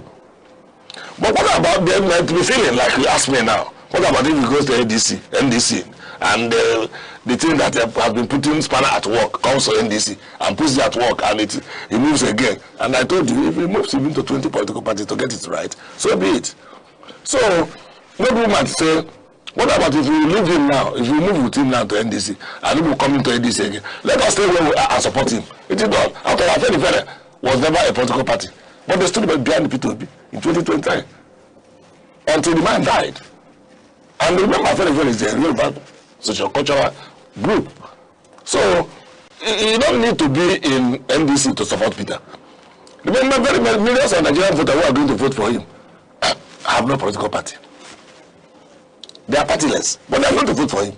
All right. Let's look at the chances of the NDC to make it into the ballot, for example, because we are hearing rumors about registration of the party and no registration of the party. The party was registered via a court order, and the court order has not been challenged. The party was, but initially when they came to the registration in 2018 or thereabout, with ADA, they were all denied registration. He now felt that the 36 states of the federation requirements of the electoral law has been complied with. He now reapplied again. They went to court. Court now ordered INEC to register them, and the INEC registered them. So the chances of being in ballot is very wide. INEC has not appealed the judgment, even though excuse me, the time of appeal has elapsed, but they can as well file for leave to appeal out of time. But that's by the way. Why must even anybody appeal? That shows you that there's something in that man called Peterobi that made the ruling party very uncomfortable wherever he goes. Remember Ado of ADA says he's going to court. Why should INEC register NDC and not register his own ADA? You could imagine, don't you? Two of us who wrote the same exam. I scored A and he scored E. And sued the lecturer. Why should you give a focus A when all of you enter the exam? Look at the marking scheme. You didn't meet up my standard. Why should I give you A? Of course, met up the standard. That's why I give you A. So, Ando, why is he suing INEC? Is INEC a comparable witness that Ando can compare to register? What he should do is fill up all those things that are lacking in your own party. Use it and go back to INEC. If they don't refuse, you go to court. If court grants you that leverage, you go back and get it registered. Right. Barrister, Bolaji Abdullahi, the spokesman of the ADC, has said recently that they are better off without Obi on their platform. What do you expect them to say? What do you expect them to say? But you know that the publicity secretary of ADC said, frankly speaking, Obi's exit dealt a good blow, a big blow to ADC. What is his name? The chairman, David Mark. Yes, he was asked the same question. He said, yes. Obi is a movement. That one was just came in and went away. It's not like Obi who came in since December. So that his exit is a formidable shift in their political geography. So whatever thing they are permutating without Obi now, they need to recalibrate themselves again. So that the recalibration goes to show you that Obi is a force that has existed in them. Now let's look at NDC. Obi's movement to NDC, for example, is it hinged on the possibility that there's not going to be a primary in NDC, that he will be adopted as a sole candidate? No. Let me answer it directly. No. His exit from NDC to NDC is at least where there's less litigation, because we know, like I said here, Tinubu has captured the legislative arm of government. He has captured the courts, has captured INEC, has captured police, has captured the army. So if he has captured all this, why the stress of going into the election process? These are institutions of state. They are not voters. Did I say he has captured voters? Apart from everything I have named, I never named voters. And voters are the people that decide the election. So if Tinubu can capture all institutions of state without telling the voters, if the voters have voted for Tinubu Obi in 2027, and then keep vigil at INEC Collection Center, everyone keep vigil there. Not going to sleep. You carry your mat. So that the laws are coming, we are seeing it there. On the reporter. Everybody's seeing it. And if the INEC chairman, Peter, or whatever he calls himself, calls something different from what you see in the portal, or tells us there's another great, you will say no. And that was why Obi said, this election, you must count it. If you don't want to count it, we'll count you. What are the chances of NDC, and why the choice of NDC in the first? The choice of NDC is where there is a relative less political tension. Not because NDC is a platform that could drive Obi to Asorok. No. What will drive Obi to Asorok is his movement. What will drive the 1% to Asorok is his movement. Not even political party. What we are saying is that what we are saying is that NDC is more of relying on Obi than Obi is relying on NDC. Just like every other political party. When he got into the Labour Party relied on him more than he relied on Labour Party. When he got to the NDC relied on him more than he relied on NDC. Just like now he got to the NDC, that's why I said it is a party that needs to be, not a leading party. Just the only underlying fact of Obi has is that there is no independent candidacy. If they want independent candidacy, all this is going to be happening. All right. On that note, we'll go to a short break. And when we return, we'll continue to look into this issue. Stay with us. The Insight with Uche Osai. Having the political will to confront whatever is the challenges. Igbo man wrestles with the tortoise. The tortoise that had a lot of ingenuity, a lot of ideas, and the tireless. It will take the bold mind of government in power to say, let there be electoral reform, no matter whose heart is God. I was there. We did everything. All of us came and supported him with our last block. In-depth analysis, expert views, real voices, uncover the stories shaping Nigeria today. Deep dive, honest, unfiltered, only on The Insight with Uche Osai on Aneke TV. Join us. Many thanks for staying with us. I have been discussing with also Barrister Nnadi of Okansi, a legal luminary, one who prides himself as a farmer. And we'll be looking at road to 2027 election, Obi Kwakwaso and the NDC factor. Also, it's been a pleasure so far. Yes. Let's look at the chances of Obi in this election. You know, speaking to structure. Unlike 2023, when the incumbent president was an outsider. Today, he, like you rightly mentioned, controls every organs of state. Yeah. And beyond that, when you look at the subnational, speaking to structures, almost all the governors are in tune and in consonance with the APC, and they have vowed, like the governor of Imo State that we read this morning, saying that the governors will return President Bola Ahmed Tinubu to Asorok in 2027. Yes, of course they can. If the fraud they are perpetrating in Nigerian elections continue. But if they allow the voters to cast their vote, they will not. Because the governor is just one person and he has only one vote. So on that regard, let's say Obi has lost 50% already. How can? He can't, because all this is we are saying, governors, institutions of state, we are not talking about voters. Let us assume Nigerian people who are eligible to vote are 180 million people. 180, let's say Nigeria is 200 million. Then the remaining 20 million people, let them be politicians. And this 180 out of that's 160 votes for peterobi. And you expect the remaining 220 million that are governors, House of Rep members to win the election. Of course, you know it's not possible. So you see, politics is about the people. And I keep on saying this here, the very moment you win an election without winning the people, you can never be stable in that seat. Go and check the history of the world everywhere.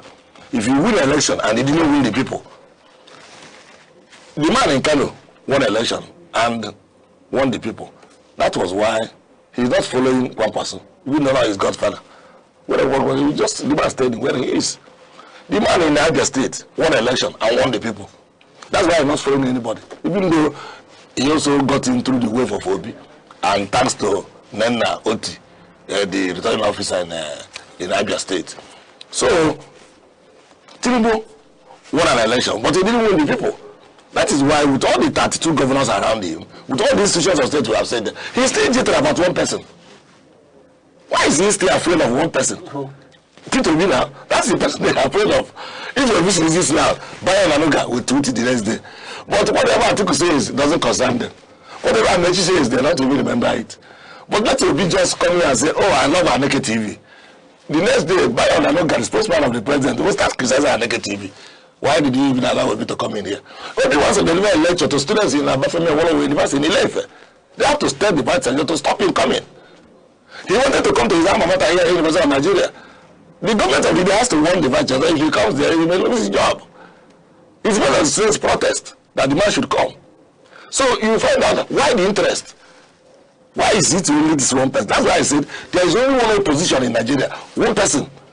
Good at him now. He has a TIC now. His TIC now is Kwankwaso.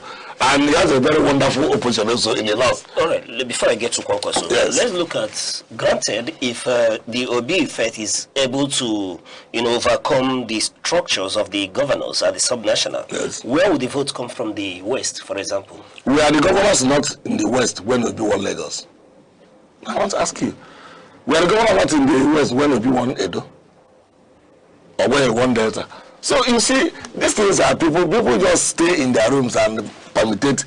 See, if we would have been taking what people say, serious, Obi wouldn't even have any chance of contesting. Remember, a governor told the Obi that before you come to Edo State, you must get clearance from me, otherwise I won't guarantee your security. How many times has Governor gone to Edo after since then? We saw the adverse effect of that. Good. So he has gone to Edo more than 2-3 times since then. That was who calls himself a Reverend Father in is it Benue? Told him not to go to IBC camp where he cannot go. To go and give succor to people who were displaced from their homes by Fulani bandits. Okay. Let's look at the Kwankwaso. Yes. Who is attached to Obi's name. Kwankwaso has not publicly declared that he will be a running mate to Peterobi. Peterobi too has not also said that he is the presidential candidate of NDC. Has he said that? So everybody, well, we are seeing a movement called the OK movement. Giving the impression that both men have agreed. No. See, we do what we call political permutation online. But that online protest sometimes is converted into reality. But the OK movement is real. Just like the city bus movement is real. The city bus movement is real, and the village bus movement is real. Okay, the OK movement is to counter the city boys. No, there is a village boys. Who are the village boys? And where are the city boys? At least we will know the city boys. Oh, you don't know this? I belong to the village boys. I'm a village boy. So if you are looking for you're a city man. No. See, you're a city boy doesn't mean you live in the city. All right? We see every policy is local. Every policy you do in Nigeria is local everywhere in the world. Okay. So I can promise you, Chennai, that I will deliver exact local government for you. I can promise you I will deliver polling booths 9, Globe, only 1, 2, where I will vote. That's what I can promise you. All right, let's look at Kwankwaso. What is Kwankwaso bringing to this ticket, assuming at the end of the day it metamorphosed to reality, that Obi Kwankwaso now becomes reality? What would Kwankwaso be bringing? Because, like you already mentioned, Kwankwaso, from what you said, Kwankwaso may be a big albatross to the Obi ideology, being that he is anti, the structure, what is termed the structure of criminality over time, that Kwankwaso would be seen to be part of this structure over time. He has been a governor, he's been a senator, a minister for that matter. Yes, but he's bringing to the table the massive votes of the Kwankwasia movement in the north. Those people, that prudency, that frugality in government of Obi, those people voting in the north don't know it. They just know that Obi is a good man. Very many of the northern voters don't even know that Obi was very frugal, very, very prudent where he was governor. They don't know that. So, but they also see Kwankwaso as having worked for them. You can measure success in politics from different angles. There was a day I was telling you people here that Tinubu stayed here for 8 years. Even to maintain street roads became a problem. This young man came in, even though I'm not in the same party with him, but even if he's borrowing money, even if he's stealing to build all this he's building, we are seeing some infrastructures. That's the difference. I presented the international conference that was completed. I cited the rules that are going on. Right. Now, why do I put them? Come to no, why I cited those things? Not that I am aligning for the man. I don't. But what I'm saying is that you can measure one person from his own achievements in Kano, besides the frugality of peterobi in Anambra. Peterobi can be recorded with his achievements and his own frugality. Like he says, Anambra had not bought me a bottle of pure water since I left. Because I personally said, I'm not taking any gratuity for 80 years. For when people who work for 35 years, I'm not taking anything. I know I come from my house in Onitsha. When they told me to rebuild that I did this thing with the students, someone they said they are impeaching me because I saved the money without authority. Now, there are very many. Well, if we talk about the Kwakwasia movement, yes, for example, they were only able to win Kano in the 2023 election. So they can't exist or say to have clout outside Kano State. No, you see, Kwakwasia, I keep on telling you, stop relying on the, what do you call it, Yakub Mahmoud released as a result of the election of 2023. If you want to know the result of the election of 2023, go and get the one submitted by El-Rufai. That is the same one that is in PDP situation room. That is the same one that is was in our Labour Party situation room as at 22 after the election 2023. Leave the one of Yakubu. That is not the true position of what happened. Because if you take it as the true reflection and tell you what was won only in Kano, you are making a mistake. But you want substantial votes in some other states of the Northwest. So it is not a political pushover. Also, let me digress a bit. So let me move away from the Obi Kwankwaso NDC factor here. Yes. I have seen a flyer with also Barrister focusing Nadume for Federal House of Representative Udi, Ezagu constituency. Yeah. You followed Obi to NDC? Yes. Why? You see, remember I am the state director of the Obedient Movement. We have a movement already that has been existing since 2022. And I have been very, very religious with that movement, even at the cost of very many other promises. So I regard Obi as my principal. In the field of land, he might be of the same age. Good. But what I'm saying is that wherever he goes, if you can recall, there was a video I made even when I was still in PDP that trended all over the world and even caught the attention of what's trending on Arise News. That video, I told them that from the way Obi has packaged himself as a governor, I'm not even looking at his days in the banking industry. I'm looking at his days as a governor of Anambra State. That is the kind of person Nigeria requires at this moment. Because it can't be flowing with milk and honey, and we are starving. This country flows with milk and honey, but we are starving. There's a music that one mom sang in those days that they called him Obiageli means come and eat, and yet you are hungry. Talk about human resources, talk about natural resources, talk about our vast lands, talk about weather, give to nature. Nature regulates our weather as an do. When it is time for rainy season, it will come. When it is time for dry season, it will come. Uninterrupted year by year. We are living with this drought.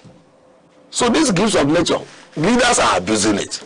What's really changed? Because as of 2023, you never went into the ring yourself. Yes, you see, we who have been in the activist world, very many of us, decided to take a plunk. Let us now know. Because it can't be always sitting in the tables of media houses criticizing government. Let's get into that government and know whether it is the government, the seat in government that spoils the practitioner, or whether it is the politics itself, or whether it is the practitioner that is spoiled from birth. Because we say you have advantageous and kind of a disease. So advantageous maybe the ones that you contacted, the congenital, the ones you inherited. Let us know whether corruption is inherited, or whether it is inborn, or whether it stays on that table. And your motto is to return political power to the people. To the people. How would the people now trust people who intend to ride on peterobi, to get to power, where all the people they voted for in 2023 have abandoned peterobi? No. See, that is why I said I have been very religious with the obedient movement. This time around, we are screening screening people who are going to use the Obi wave again, because the wave is now greater than it was in 2023. So we don't want a situation whereby political losers in one political party will jump into any party where peterobi is, secure a ticket, and in less than 2 months they will jump into another party. It won't happen again. Anyways, we have ever been obedient and religious to his cause from 2022 till date. And I can't just start jumping away when I won an election to the Federal House of Representatives. Anyways, the campaigns have not started, so when the campaign starts, we'll ask more questions. But looking at the peterobi Kwankwaso effect here, what are we really looking at? Do you believe, after all said and done, do you believe that Obi Kwankwaso, without the heavyweights in the opposition, in ADC and other political parties, that Obi Kwankwaso can unseat the incumbent from NDC? Uche, see, even if you take the demography from two of us sitting down in this television house, and you are asked, give me your rating of trust for political office holders in Nigeria today. Your rating for trust, how do you trust them? From tinubu to the local government chairman and wherever you are. Give me a rating of trust. You can never rate your trust above 30%. Because these are people who don't look at your welfare. They are after their own. The people trust this movement, Kwankwaso and the obedient movement, more than they trust the people. That's why I keep on saying this. Let us have a credible election. We are not telling you vote for cake, but run a normal election for us. If you feel you are popular, if you feel you are a master strategist, if you feel you are a jagaban, run a normal election. Stop intimidation. Stop using talks. You know, using motopacked outs. And like I wanted to take chip in, those of us in the activist world, you can see Randy Peters have picked a ticket in I've seen Aisha speak for. Good. Yeah, now I've seen a vacancy in the. I have not picked my ticket. We're still contesting it because it depends on how many people are coming in for primary election.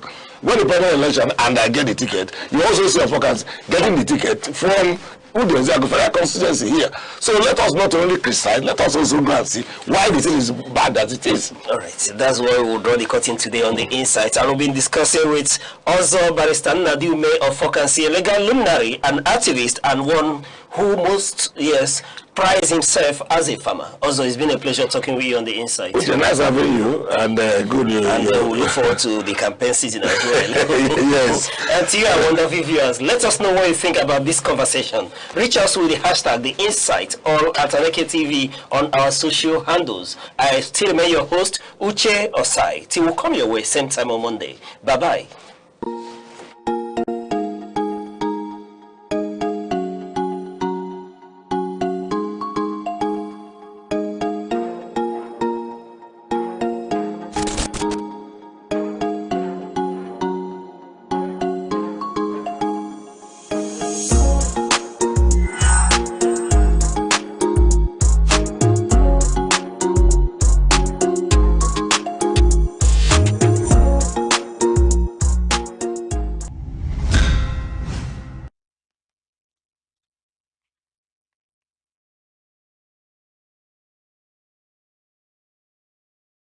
Imo State unfolds like a living poem, a tapestry of memory, aspiration, and transformation. Here, history is not settled in the past, but continues to move forward, carried in the footsteps of Imolites, whose resolve and optimism animate every corner of the land. The people and their spirit Imolites are renewed for their courage, enterprise, and intellect. From the bustling avenues of Owerri to the rolling hills of Idato, both the young and the old carry a quiet, steadfast conviction. Education is not just a means to an end, but a calling. Their ambition lives in the classrooms, in labs, in markets, and in the global Imo diaspora. Imo's cultural heartbeat is rhythmic and rich. High life melodies mingle with gospel harmonies and modern beats, each song echoing ancestral memory and youthful vigor. Traditional dances carry stories of community, origin, and resilience, even as innovation blossoms, rooted in respect for heritage. Infrastructure and roads. Under Governor Hope Uzodimma, Imo has undergone what many describe as a road revolution. The administration claims to have delivered over 120 quality roads within 5 years. Notable among them are the dualized Owerri-Orlu and Owerri-Okigwe roads. The Mbidi-Oguta road and 18-kilometer dual carriageway was commissioned in early 2025, aiming to boost economic activities in Oru West and Oguta LGAs, especially by connecting to the Orashi Energy Free Trade Zone. Other signature infrastructure includes the Azamta flyover to decongest traffic and the Emmanuel Iwanyam International Conference Center, which has been built to world-class standards. Governor Uzodimma has also stated that these infrastructure investments are not just for mobility, but are economic corridors intended to stimulate trade, reduce travel time, and integrate Imo's communities more closely. Under human capital development, health and education, and on health, the Governor Uzodimma administration reports a comprehensive revamp. Renovation of 305 health centers, purportedly one in each electoral ward. Establishment of 55 new primary health centers, announced in 2025 to expand access, particularly in rural areas. Construction of 3 new general hospitals at Ohaji, Oguta, and Omuma. Revitalization of the Imo State University Teaching Hospital and the Specialist Hospital, plus re-accreditation of nursing and midwifery schools. Creation of a state health insurance scheme known as Imo Health Insurance, which has reportedly covered more than 66,000 residents. Deployment of mobile clinics to reach rural and underdeserved communities. In education, Governor Uzodimma has significantly expanded tertiary education. What was once one functioning public university has grown to 3, along with a polytechnic and a college of education. He has also prioritized youth empowerment and governance. There are strong signals of financial reforms. According to some reports, Uzodimma has focused heavily on capital spending, budgeting major parts of the state resources towards infrastructure and development. Then, Imo under Emeka Ihedioha, renewal and vision. While much of the recent narrative focuses on Governor Uzodimma, it is important to acknowledge the contributions of his predecessor, Chief Emeka Ihedioha. Through his rebuild Imo agenda, Chief Ihedioha prioritized environmental renewal. There were efforts to restore drainage, improve waste management, plant community trees, and reintroduce refuse compactor vehicles. He also restructured state finances, including implementing a treasury single account for greater financial discipline and automating revenue collection to improve the state's internally generated revenue. In agriculture, Chief Ihedioha launched an initiative called Rice Revolution to boost rice production, turn rural youths into farmers, and partner with the private sector for food security. For youth and sports, Chief Ihedioha's government reportedly worked on sports infrastructure across the 27 local government areas, envisioning healthy, active youth participation in sports. What truly defines Imo is its resilience. Where decay once prevailed, renewal now pauses. Where neglect reigned, leadership dares to imagine. The story of Imo is not only about roads and hospitals, it is about a people who refuse to accept stagnation, who carry their heritage with dignity, and who dare to dream of a better tomorrow. As night falls over palm-lined hills and Owerri streets, hum with life, Imo is not just a place, it is a promise built in classrooms, clinics, markets, and fields. In its people lies its greatest wealth, and in its bold, forward-looking dreams, its greatest power.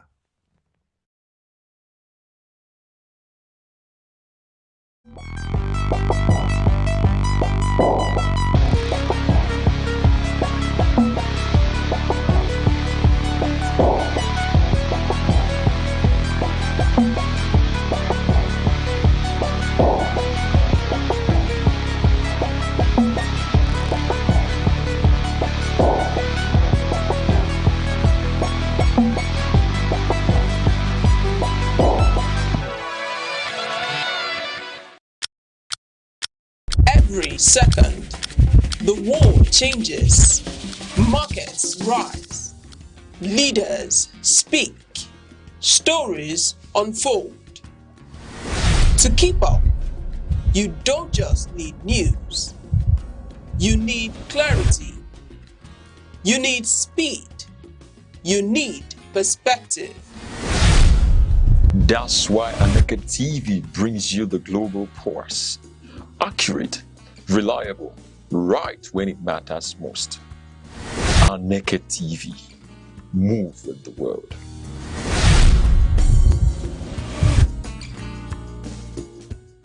As Nigeria prepares for the 2027 general elections, many are asking a question that resonates across the nation. Will this election finally be different from those that came before it?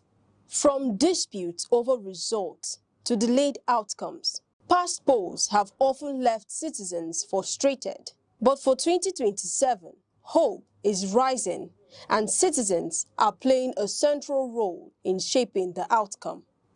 Across the country, voter registration is surging. Millions of Nigerians, particularly first-time voters and young citizens, are taking active steps to ensure their voices are heard. Surveys show that more than 70% of Nigerians intend to vote in 2027, signaling strong public interest despite concerns about security and electoral fairness. INEC has introduced measures to strengthen the credibility of the elections, including continuous voter registration and biometric verification of voters. These efforts aim to expand and secure the electoral register, ensuring that every eligible citizen can participate. But election credibility relies not just on technology, it depends on active citizen engagement.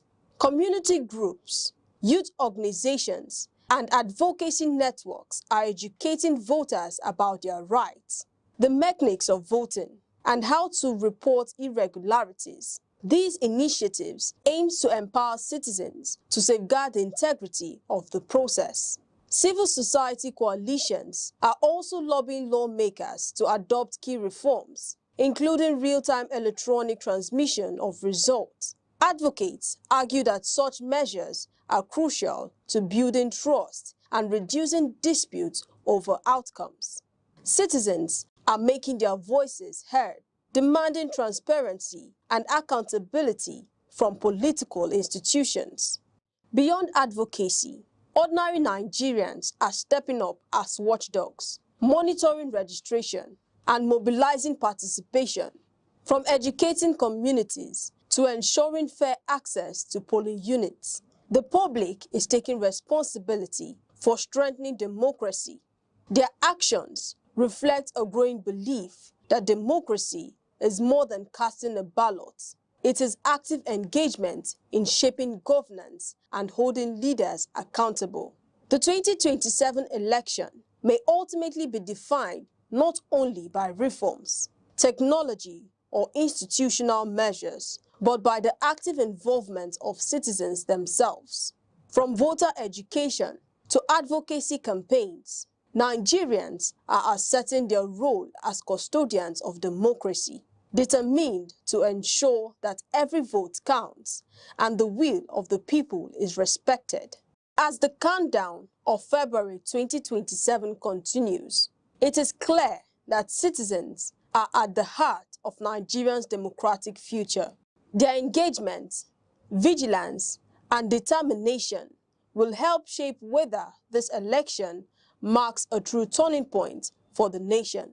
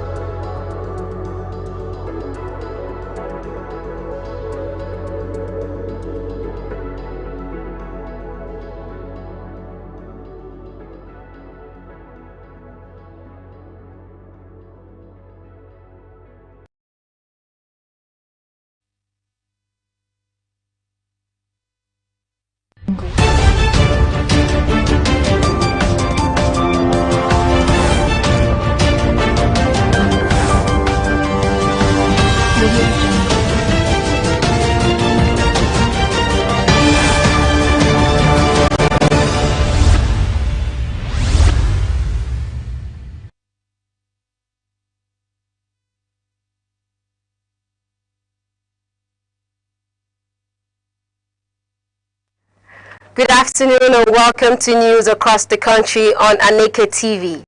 I am Princess Ken Ochoma. Here are the headlines. Federal government raises concern over poor literacy despite massive education investments.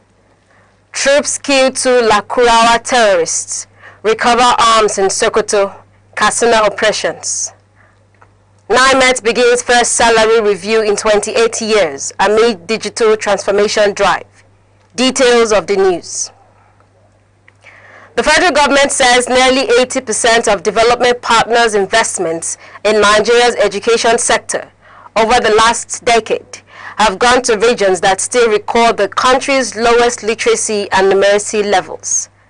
The Minister of Education, Dr. Tunji Alausa, announced this during a stakeholders workshop on the Nigeria Education Data Infrastructure, NEDI, in Abuja.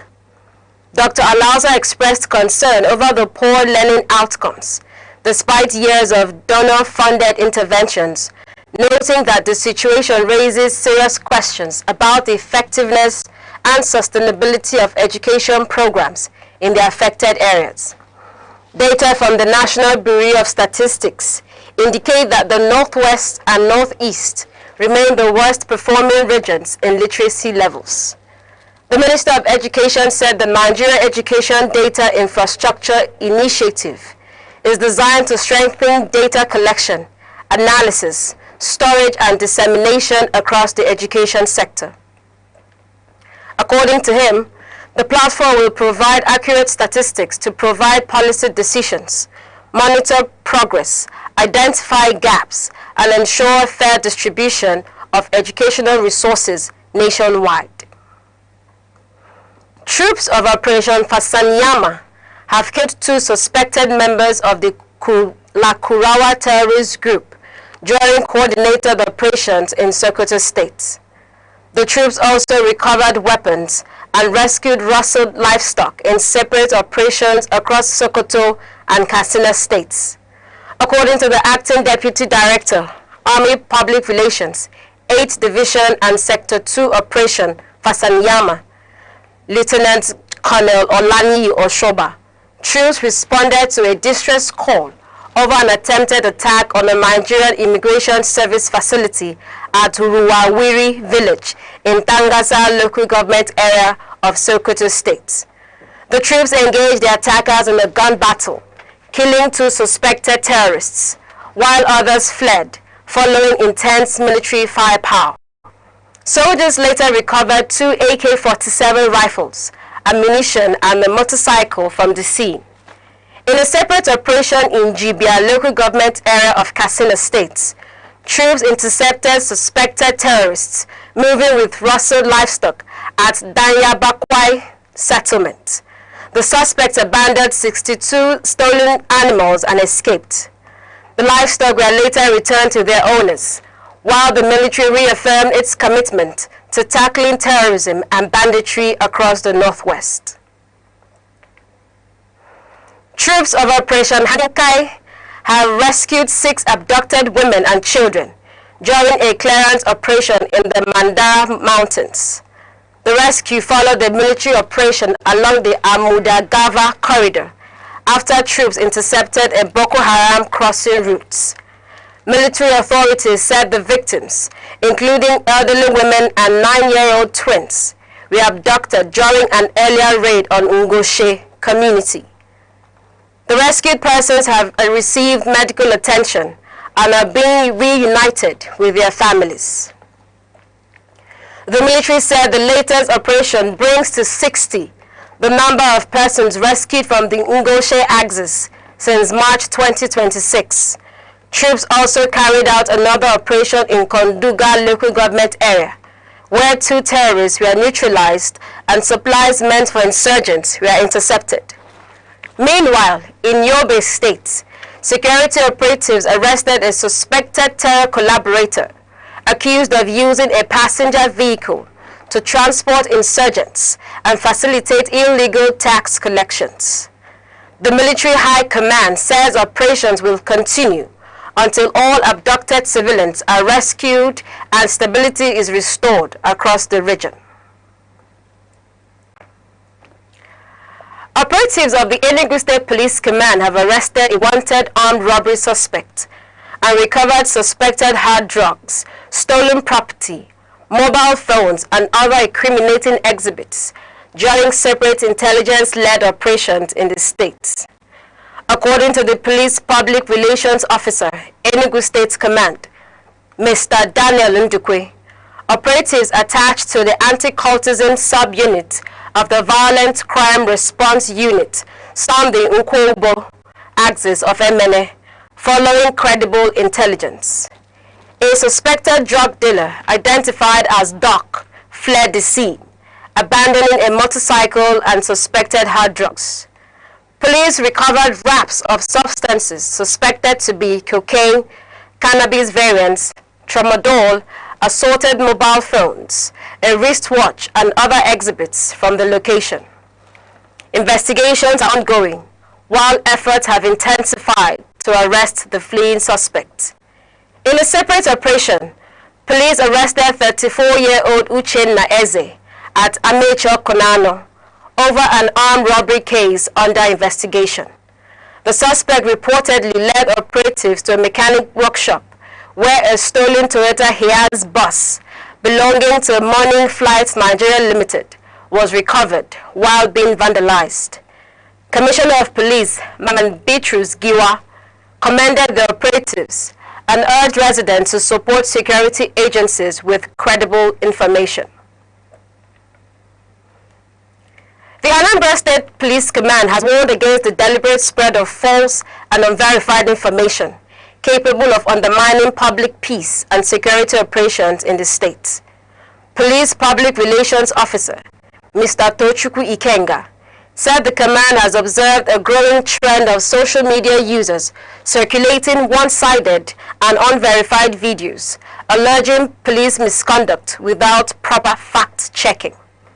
The command warned that such actions could erode public confidence in security agencies and create unnecessary tension. Police authorities stressed that spreading misleading information against security operations poses a threat to public safety and national security. While reaffirming the constitutional right of citizens to seek justice, the command advised aggrieved persons to channel complaints through the official complaint response unit rather than resorting to online incitement. The police also warned that individuals found spreading malicious content would face legal actions. The Oyo State Commissioner of Police, Mr. Olugbemiga Abimbola, has called for stronger collaboration between the media and security agencies in addressing insecurity and combating misinformation. The Commissioner made the call during a courtesy visit by members of the Nigeria Union of Journalists in Ibadan. He said credible and professional journalism remains critical to effective policing and public safety. Mr. Bimbola warned that fake news and unverified reports often complicate security operations and distort public understanding of law enforcement activities. He stressed the need for accurate and responsible reporting, especially ahead of the 2027 general elections. The Commissioner also announced plans to inaugurate a new specialized police unit at the Oyo State Command on May 16, 2026. According to him, the unit, established by the Inspector General of Police, Mr. Latunji Disu, is expected to strengthen security operations across the state. The Ekiti State Police Command has dismissed Sergeant Osayi Gbemi Temitope following a viral video that showed him behaving erratically in Ikole, Ekiti. The incident, which occurred on May 9th, prompted immediate disciplinary action by the command, including medical and psychological evaluations. Police authorities said toxicology reports later confirmed the presence of tobacco and amphetamines in the officer's system. According to the police public relations officer, Mr. Sunday Abutu, the dismissed officer admitted using illicit substances during internal investigations. The recommendation for his dismissal was subsequently approved by the police authorities. Commissioner of Police Falade Michael said the command maintains zero tolerance for misconduct and unprofessional behavior. He stressed that accountability, discipline, and integrity remain fundamental principles guiding the operations of the Nigeria Police Force. The Lagos State Command has raised concerns over the rapid depletion of sand deposits across parts of the state, warning that unchecked dredging activities could trigger serious environmental and economic consequences. Commissioner for Waterfront Infrastructure Development, Mr. Dayo Bush Alabioshu, announced this during a ministerial briefing that sand deposits within the Lekki-Ajah corridor are nearly exhausted, forcing developers to source sand from distant locations, including Ikorodu. The government warned that the increasing scarcity of sand is expected to raise construction costs and place additional pressure on housing and urban development projects across Lagos State. It also expressed concern over the impact of illegal and excessive dredging on aquatic ecosystems and food security. The government said the destruction of marine habitats is affecting fishing activities and contributing to rising fish prices. Residents were urged to report illegal dredging operators and local collaborators aiding environmental violations. You are watching Aneke TV, news across the country.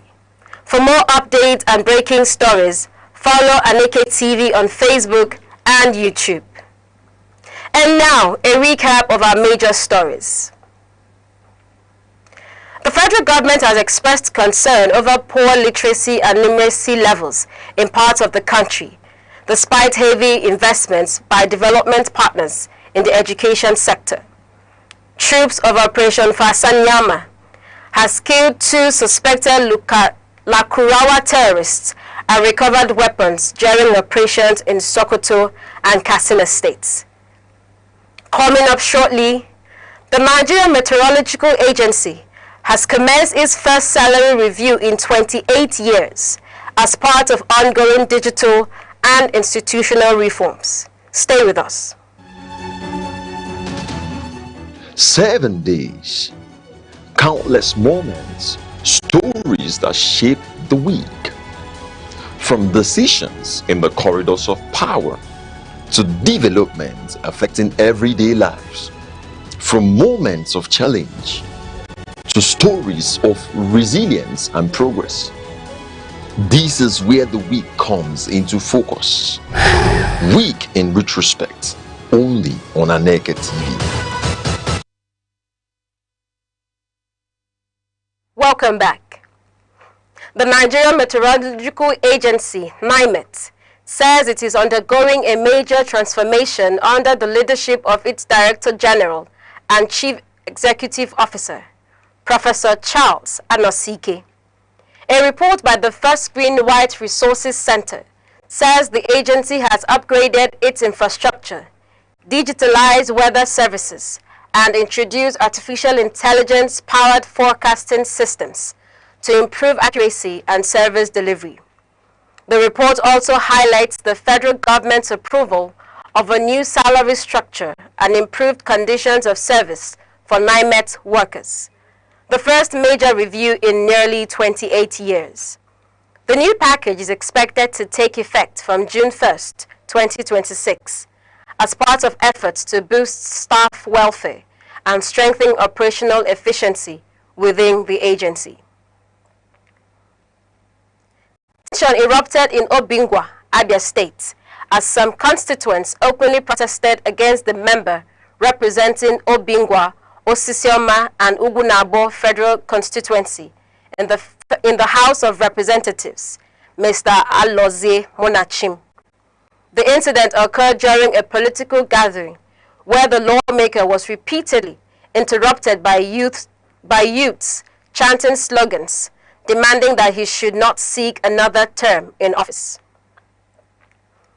The The protesters accused the federal lawmaker of failing to deliver meaningful development projects and adequate representation to the constituency.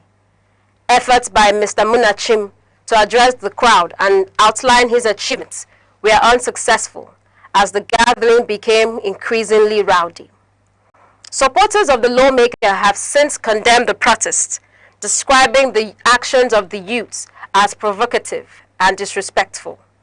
They, however, commended the lawmaker for maintaining calm and avoiding actions that could have escalated tensions at the event.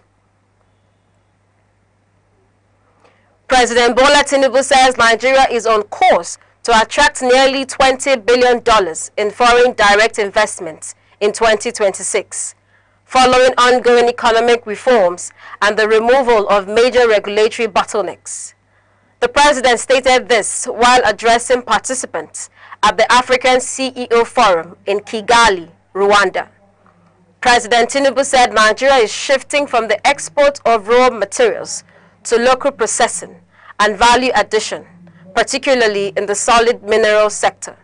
He stressed that African countries must begin to finance development from within, rather than relying heavily on exports of unprocessed commodities.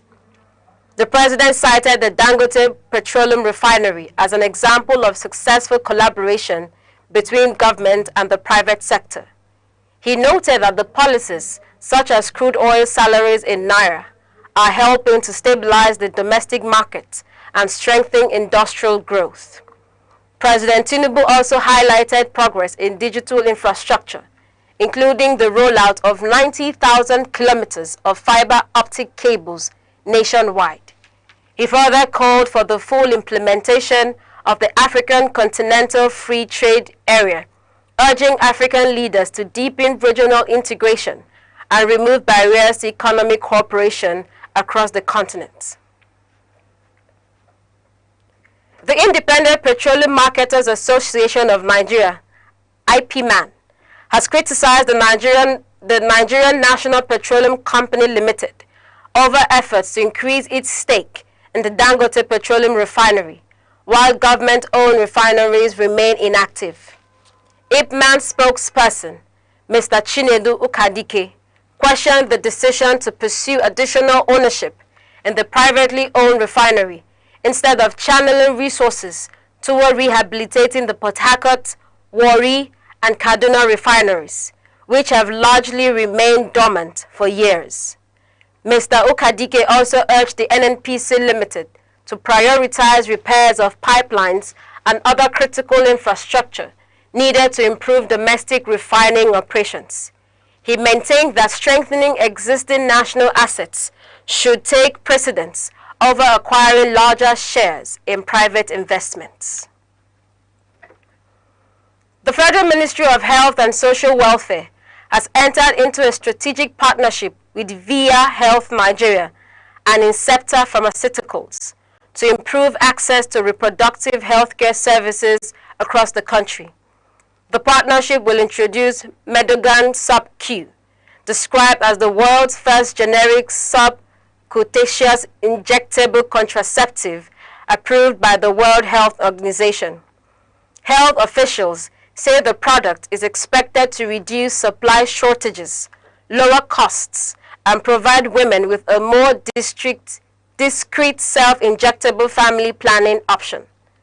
The ministry said the initiative forms part of Nigeria's target to achieve a 27% modern contraceptive prevalence rate by the year 2030.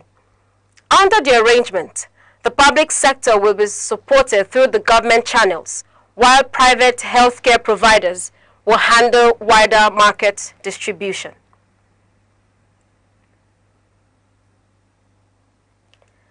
Nigeria's world record holder in the women's 100 meters hurdles, Tobi Amusan, has won her third gold medal at the Confederation of African Athletics Senior Championships in Ghana.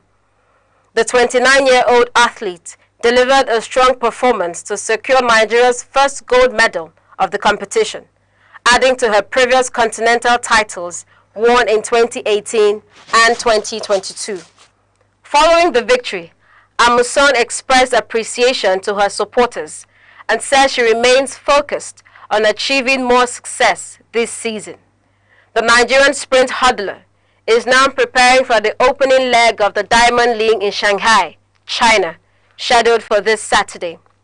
She's expected to compete against some of the world's top athletes, including reigning world champion Dichati Kambunji and Olympic champion Masai Russell.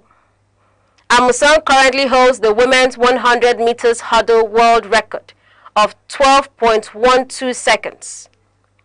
Athletics analysts say her latest victory further strengthens her position as one of Africa's most successful track athletes ahead of the Diamond League final in Brussels later this year.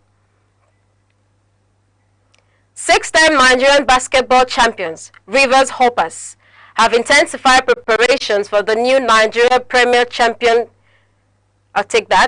Rivers Hoppers have intensified preparations for the new Nigerian Premier Basketball League season, following a revised schedule released by the Nigerian Basketball Federation, NBBF.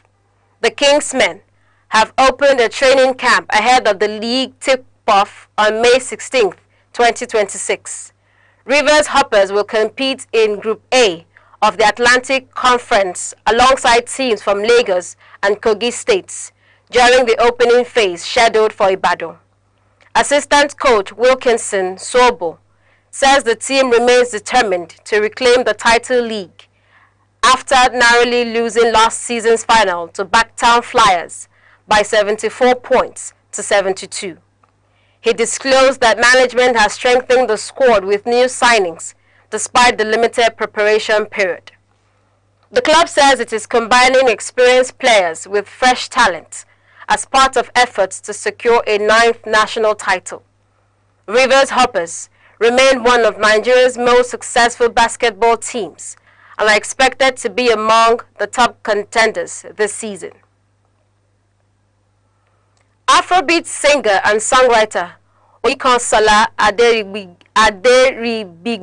Aderibigbe, popularly known as Ira Star, has spoken about the impact of poor electricity supply on her upcoming and personal development in Nigeria.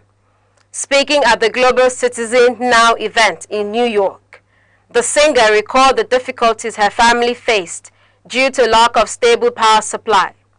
She said the absence of refrigeration affected her grandmother's small business, forcing the family to sell perishable items quickly to avoid losses.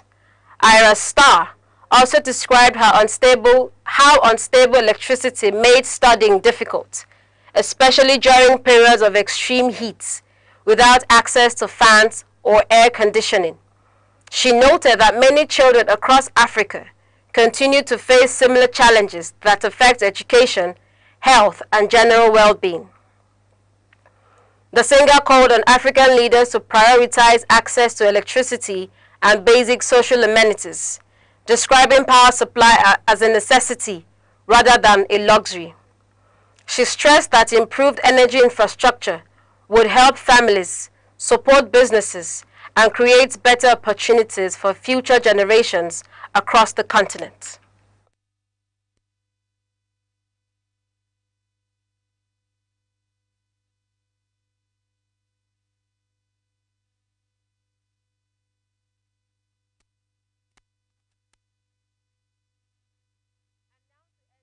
Here are the main stories again. The federal government has expressed concern that despite receiving nearly 80% of development partners' investment in the education sector over the past decade, some regions of the country still record the lowest level of illiteracy and numeracy. The Minister of Education, Dr. Tunji Alausa, stated this during a stakeholders workshop on the Nigeria Education Data Infrastructure in Abuja. Troops of Operation Fasanyama have neutralized 2 suspected members of the Lakurawa terrorist group and recovered arms during coordinated operations in Sokoto and Katsina states. Acting Deputy Director, Army Public Relations, 8th Division and Sector 2 Operation Fasanyaman, Lieutenant Colonel Olani Yoshoba, said the operation also led to the recovery of rustled livestock. The Nigeria Meteorological Agency, NIMET, has commenced its first salary review in 28 years as part of ongoing institutional and digital reforms under the leadership of the Director General and the Chief Executive Officer, Professor Charles Anosike. That's news across the country at noon. For breaking stories and eyewitness reports, please call 0703 043 7110 or follow us on Facebook and YouTube at Aneke TV. On behalf of the producer Chidima Asogwa and the entire news team, I am Princess Ken Ochoma. Thank you for watching. Enjoy the rest of your day.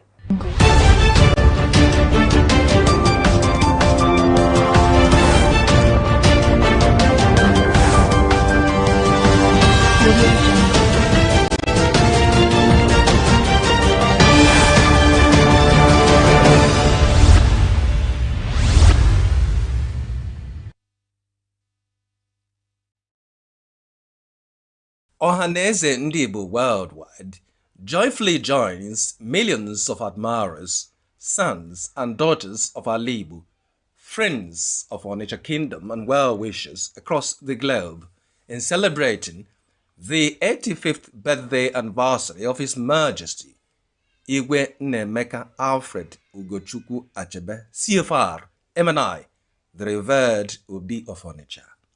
As Abogidi, the custodian of one of the most respected traditional institutions in Africa, Your Majesty has continued to exemplify wisdom, courage, dignity, integrity, and statesmanship. Your reign has brought immense honor not only to the ancient kingdom of Onitsha, but also to the entire Igbo nation and Nigeria at large. Ohaneze Ndibo worldwide deeply appreciate Your Majesty's unwavering commitment to peace, justice, equity, cultural renaissance, national unity, and the advancement of the Igbo cause. Through your exemplary leadership, intellectual depth, and fatherly guidance, you have remained a shining light, a moral compass for generations. Your Majesty's contributions to nation building, your outstanding service in both the corporate and traditional institutions, and your passionate advocacy for good governance and societal harmony continue to inspire hope and confidence in our people. In a special tribute, the President General of Ohaneze Ndibo worldwide, Senator Azota Mbata, warmly commended Your Majesty for your consistent support and fatherly encouragement to Ohaneze Ndibo over time.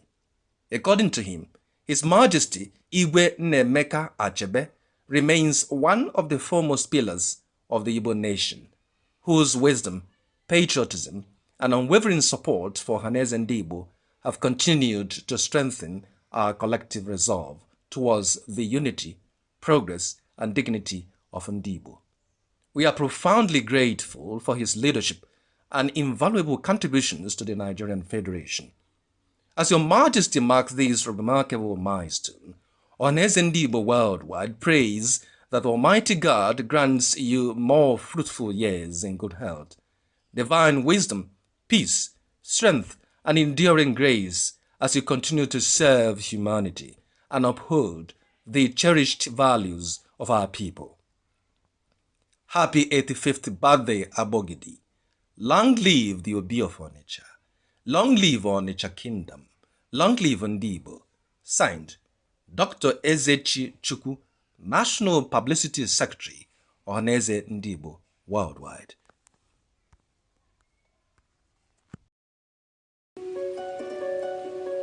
In a world that never stands still, where stories break in seconds and moments shape history, one station keeps you connected to your nation, to the continent, to the world. From breaking news to powerful stories, from business and politics to culture, lifestyle and entertainment, we inform, we inspire, we keep you ahead. This is more than television. This is your window to everywhere that matters. Aneke TV. Move with the world.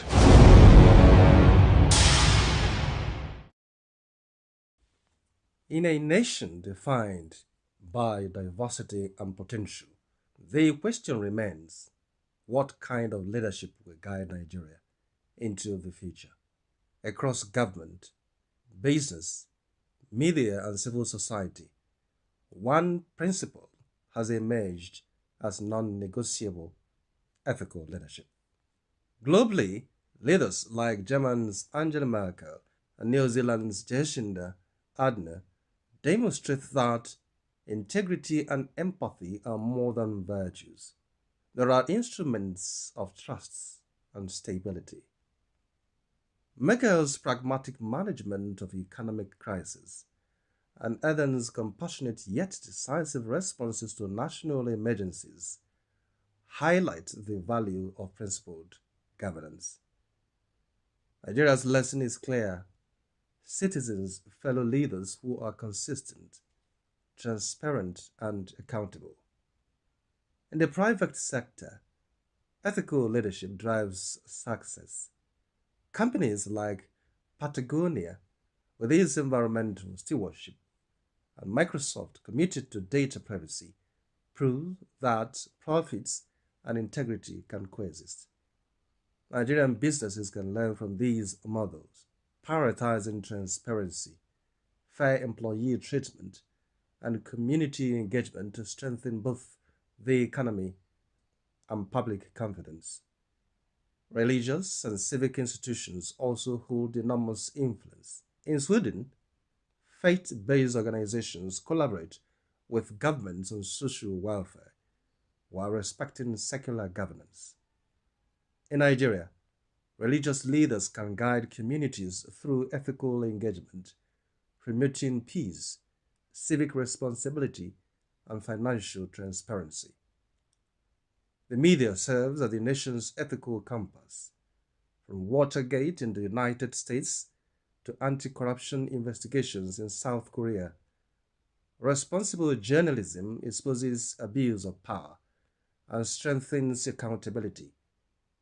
Nigerian media, by upholding truth and resisting political pressures, can elevate public discourse and encourage ethical governance. Youth and civil society movements around the world illustrate the power of principled activism. Evidence-based campaigns in Kenya, climate initiative in Europe, and grassroots civic actions globally show that organized engagement reinforces accountability. In Nigeria, young people and NGOs can champion ethical leadership through advocacy, civic education, and constructive participation. The path forward is practical and systemic. Transparent public finance, digitized services, whistleblower protections, merit-based appointments, and civic education are all critical. Ethical leadership must be embedded in institutions, daily operations, and individual conduct. When leaders govern with integrity, businesses act responsibly, institutions foster unity, and citizens uphold civic duty, Nigeria's potential becomes tangible. Ethical leadership is not just a moral ideal. It is a strategic roadmap to progress, cohesion, and sustainable development. In every generation, there exists a defining force. A force shaped by curiosity, driven by ambition, fueled by possibility. Where ideas evolve into innovation, skills transform into enterprise, and vision becomes impact. Because empowerment is more than progress. It is transformation. The voices shaping tomorrow. The idea redefining possibilities. The generation building the future.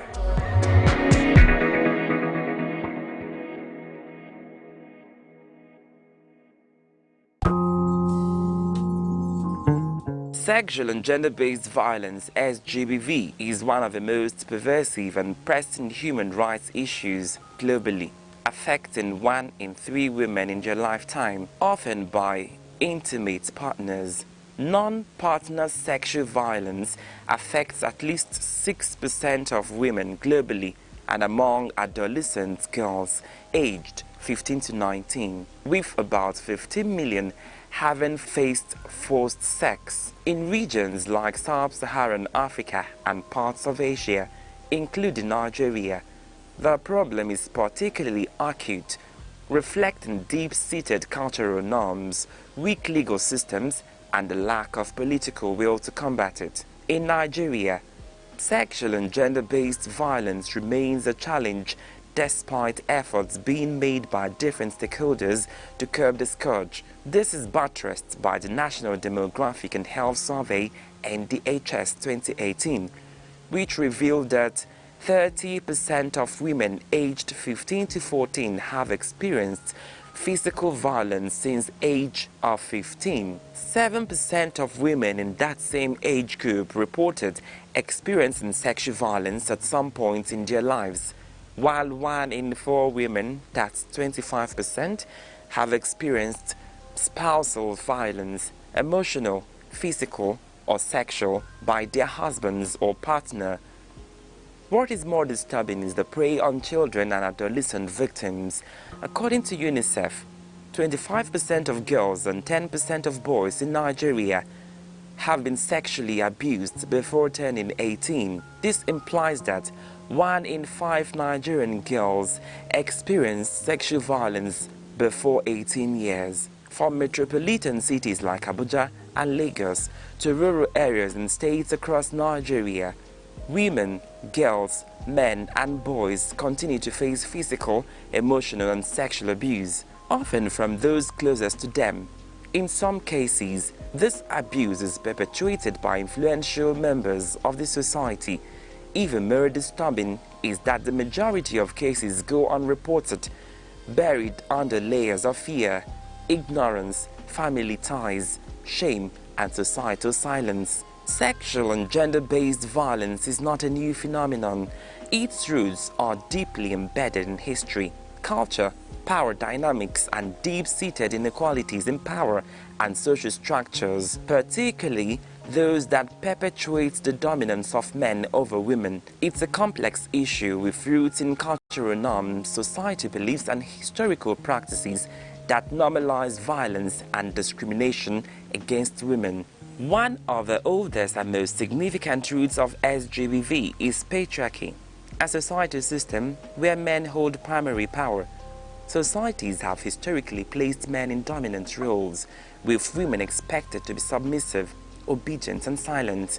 This imbalance has often justified violence against women as a means of control or punishment. Harmful traditional practices such as child marriage, female genital mutilation (FGM), widowhood rights, and honor killings are deeply rooted in societal customs. In many cultures, these practices are normalized and rarely questioned, even when they involve violence. Historically, laws and institutions supported or ignored violence against women and marginalized groups. For example, marital rape was not considered a crime in many countries until recent decades. Slavery, colonization, and armed conflicts also contributed to institutionalizing sexual violence, especially against women and girls. SGBV is often used as a weapon of war or conflict, where sexual violence is inflicted to humiliate, dominate, or destroy communities during wars and internal conflicts. Women and girls are often disproportionately targeted by sexual violence. Women have also fallen victims to rape during armed robbery operations. Additionally, economic dependence on men has made many women vulnerable to abuse, as they fear losing support or livelihood if they speak up. In workplaces, schools, and communities, people in authority often exploit their power through coercion and harassment for the purpose of emphasis. Some of the factors contributing to prevalence of SGBV include unequal power relations, inordinate sexual fantasies and orientation, harmful tradition and cultural practices or beliefs, gender stereotypes, lack of enforcement of laws, poverty, armed conflict, denormalization of violence in communities, stigma and victim blaming, family ties, the Nigerian factor, suppression of cases, low awareness about rights, weak institutional frameworks, unwillingness of victims' family to pursue justice, among others.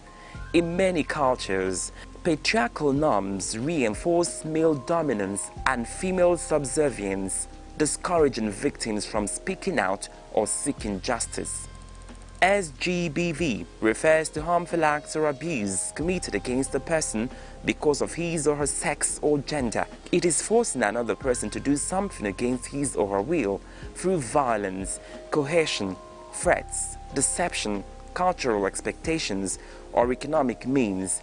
It includes a wide range of abuses such as domestic or intimate partner violence, forced marriage and child marriage, female genital mutilation (FGM), sexual harassment and exploitation, emotional and psychological abuse. Sexual violence is any act attempted or threatened that is sexual in nature and carried out without the consent of the victim. Sexual violence includes rape and sexual assault, sexual abuse and harassment, exploitation and forced prostitution.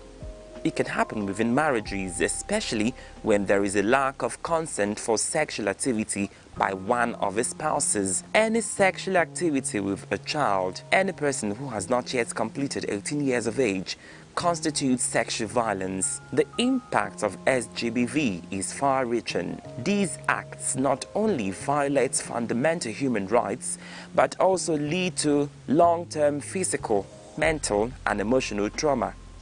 It has devastating effects on the development of a child involved, as well as on his or her physical and mental health. SGBV has health, economic, and social impacts on the victims. Victims may suffer from health disorders. Victims may be unable to work or attend school, affecting their economic independence. Survivors often face ostracization, stigma, and isolation from their communities. To combat SGBV effectively, there is need for a multi-sectoral approach that would involve as key actors public awareness. There is need for public awareness on the ills associated with SGBV. Victims, survivors, their families, and other members of the public need information on how to seek help and justice. They need a new orientation on how to handle SGBV cases. They need to be educated on the need of speaking up and seeking justice. Even when community leaders want to cover up, they need to know that there are support services available for them. Community education and media campaigns can help change harmful gender norms and encourage reporting. Strengthen legal. 1. Public awareness. 2. Strengthen legal frameworks. There is a need for strong legislation on SGBV, as well as strict implementation of laws.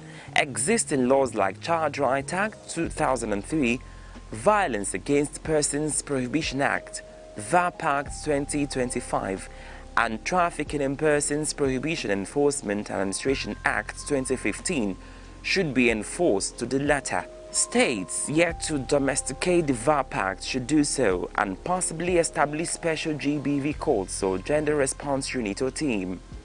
The Violence Against Persons Prohibition Act, passed in 2015, has been a significant milestone, but its implementation remains weak and uneven across Nigeria's 36 states.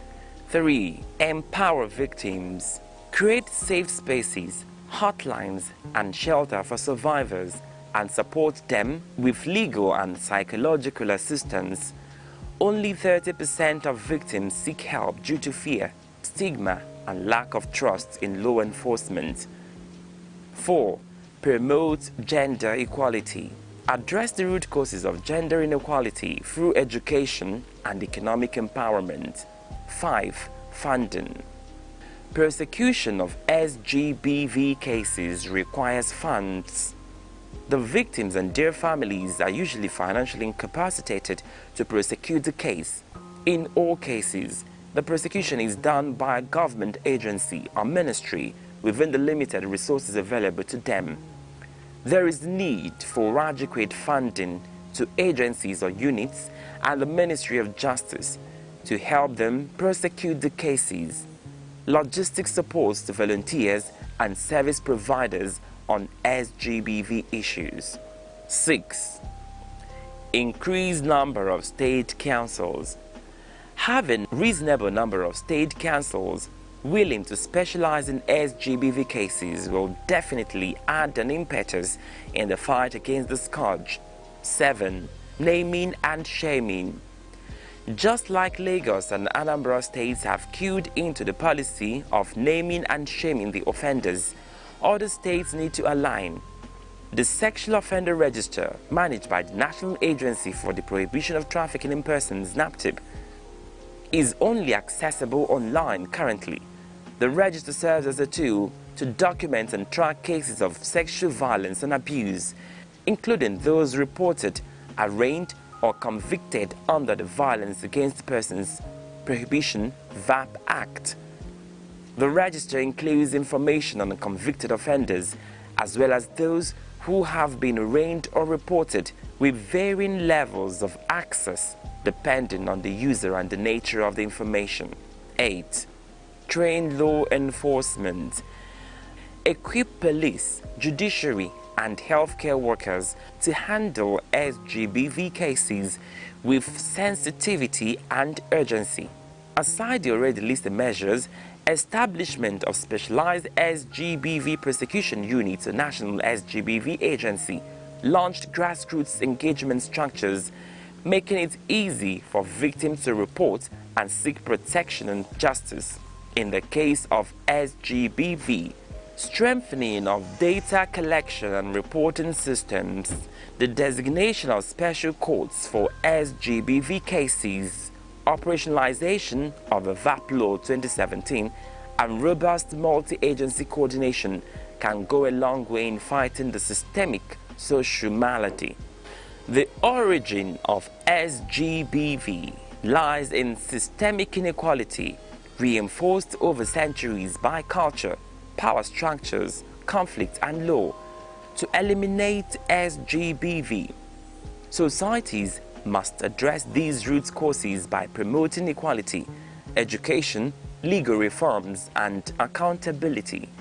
SGBV is so pervasive that the United Nations Children Fund, UNICEF, and the United Nations Population Fund, UNFPA, have committed to the global movement to end violence against women and children, which began at the inaugural Women's Global Leadership Institute in 1991.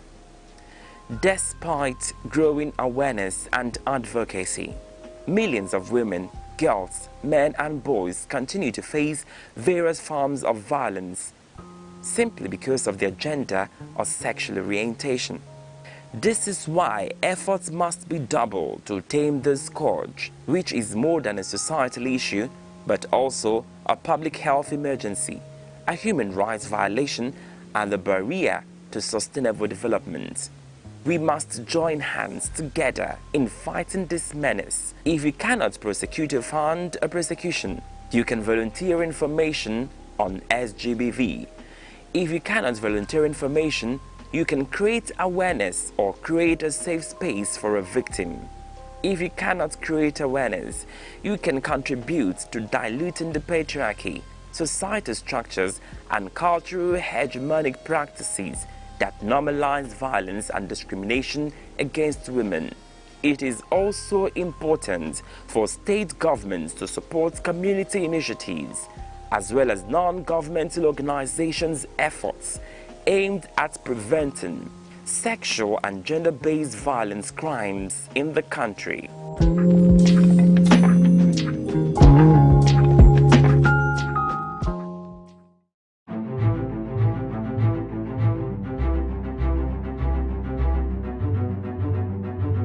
Morning headlines before you step out. Midday updates while you walk. Evening analysis when the day winds down. Wherever life takes you, Aneke TV keeps you informed, connected, and ahead. Aneke TV. Move with the world.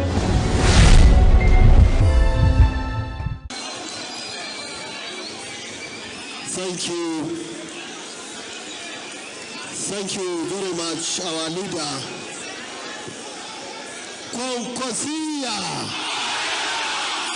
Thank you very much. Your Excellency, the leader of our party and former governor of Bayelsa State, distinguished Senator Dixon, the chairman of our party, Your Excellency, the former governor of Anambra State, His Excellency Peterobi, the National Working Committee of our party, distinguished ladies and gentlemen,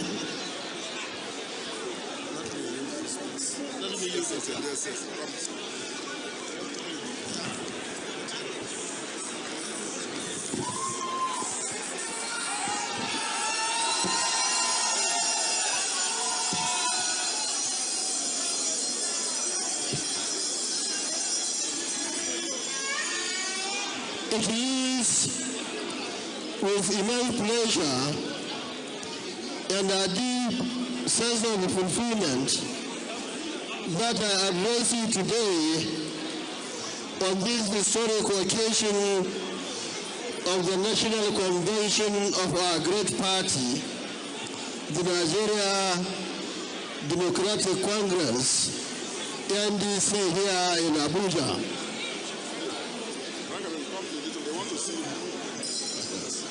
It's better here.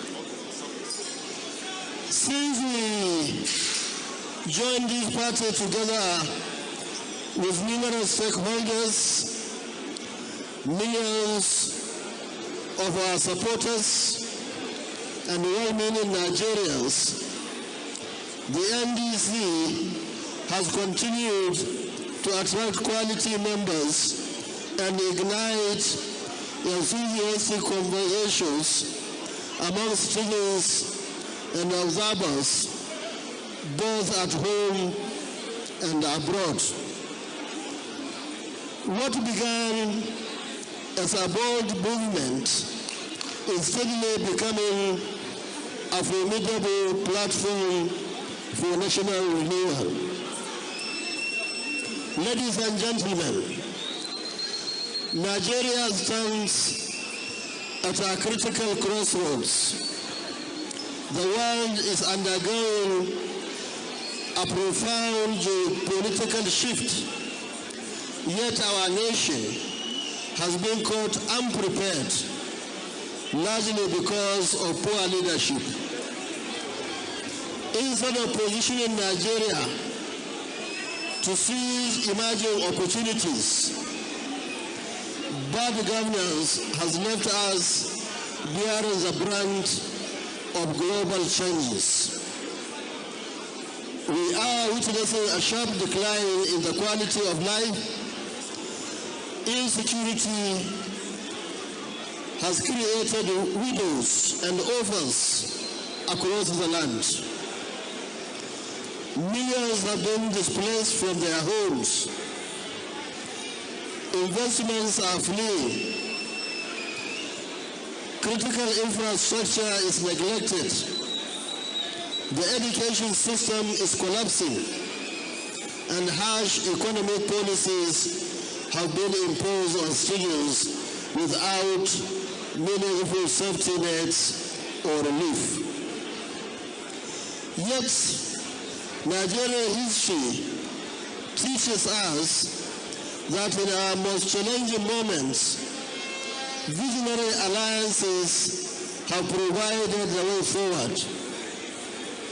For example, in 1954, a historic partnership was formed between the Northern Elements Progressive Union, NEPU, led by our mentor, Malam Aminu Kano, and the National Council of Nigeria and Cameroon, nscdc, led by Nnamdi Azikiwe, to achieve national unity.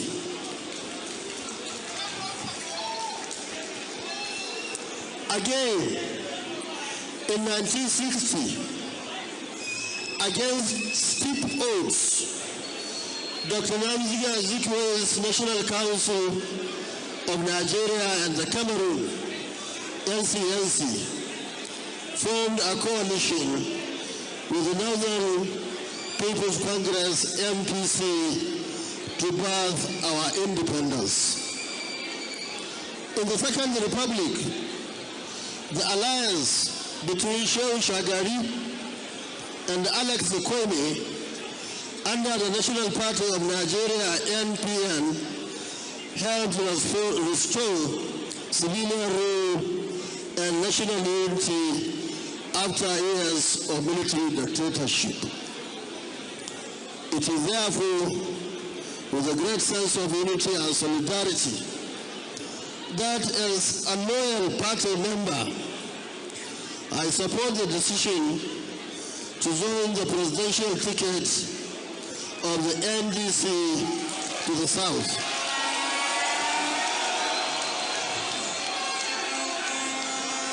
So that it allows the region to complete its turn in producing national leadership.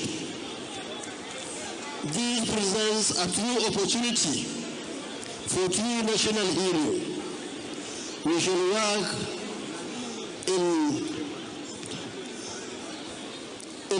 evidence with the parties' agreement to ensure fairness and federal character in all ramifications. This party shall ensure to change the way things are done today by prioritizing leadership without ethnic jingoism and religious favoritism. The leadership standard we shall set will therefore restore Nigeria's dignity and will guarantee that our citizens at home and diaspora will be treated with respect and dignity. Lastly, we can only achieve that by continuing to mobilize to register with INEC to vote, and the MDC to belong to this noble cause. Please register now. Thank you. Long live Nigeria Democratic Congress. Long live the Federal Republic of Nigeria. Thank you and God bless you.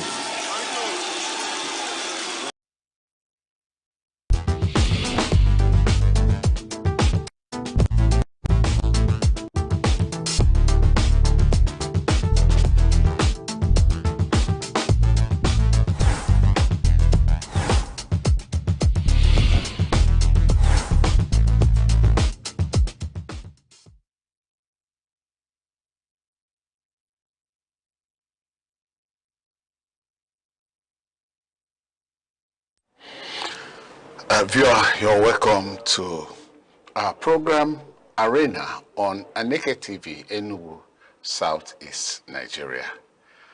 Today we are going to talk on politics of Nigeria, and our topic is political zoning in Nigeria.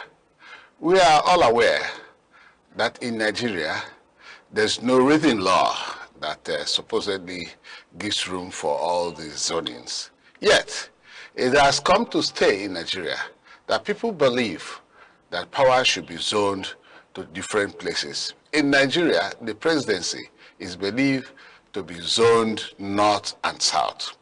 And that is exactly what is happening. After the administration of Muhammadu Buhari, of course, it was heard, and I do know by many Nigerians, that the incumbent president said it was his turn. And today, he is doing it, and it is believed that it is the South that has the zoning right to have the presidency. Yet, it is not a law. It is not cast on stone. And that is why sometimes, even when you say it is the turn of the South, a northerner or northerners tend to have interest in running for the presidency. And so it is in various states of Nigeria. There are places, there are states where there's nothing like zoning. It is the survival of the fittest. Any politician that has actually paid his dues and worked very hard, because power is not given, but power is taken, works very hard, goes for it. So in Enugu State, Nigeria, the example is that the zoning is on a tripod stand from east to west and from west to the north. So today I have a gentleman, an erudite scholar, who is going to lend voice to this topic. He is a very regular face on this program. I am talking about Comrade Ken Ofoma, former Vice President of Nigeria Union of Journalists, and of course, a known public affairs commentator and analyst. Ken, you are welcome to the studio. Thank you once again for having me. We are talking about political zoning in Nigeria. And from the preamble I did, zoning is not backed by any law. It is a convention that people tend to agree on in principle. And what's your perception of the zoning thing in Nigeria, even when it is not a law? I think we call it zoning because that is a popular term. But in other words, you could call it a natural way of achieving equity and balance in power sharing. And it's a natural way because it follows the natural course of justice that in every state, based on Nigerian constitution, every state is divided into 3 senatorial zones. And that's why you have the red chambers in the National Assembly. These 3 senatorial zones in each state is, except Abuja, that has only 1. Each senatorial zone is represented by a senator. And in every state, you have 3 senators. So it's already a divided political zone.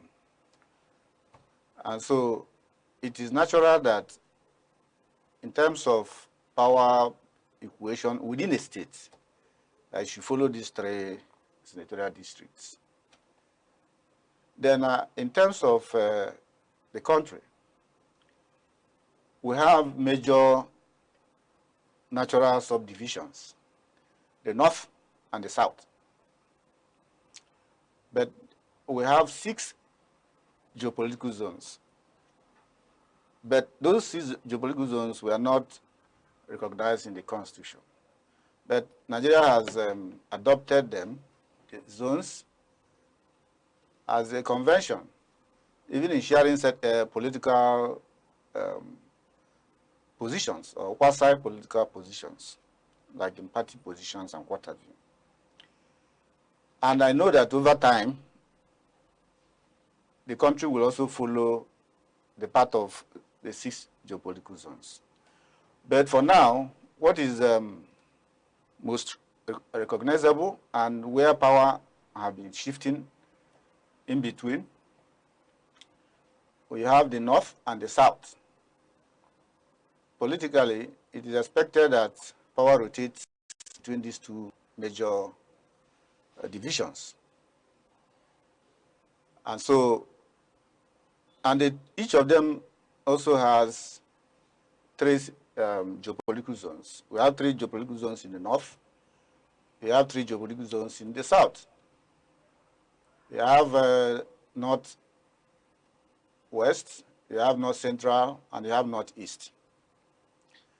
For the South, you have Southeast, South-South, and Southwest. In recent political development, particularly from 1999 to date, politicians have been struggling to maintain that balance. That was why, at the session of this Fourth Republic, we started from South, and Southwest to be precise, in the person of Olusegun Obasanjo. He did 4 years, and power devolved to the North. He handed over to... He did 8 years. Yes, he did 8 years, two times of 4 years each, which is 8 years. Power devolved to the North and went to Northwest in the person of late Yaradua. He did about 2.5 years and passed on. Through doctrine of necessity, his vice, who happens to be a Southerner from the South, Bayelsa in particular, Goodluck Jonathan, took over. He was to finish their term, which he did, and pleaded that he should be given another 4 years to complete the term of his, himself and his late boss. He was given another 4 years. He did practically about 6 years and 7 months or thereabouts. And that was why when he wanted to go again, in 2015, he wanted to go again for another term, the North rallied round and said, no, it is time for power to rotate to the North.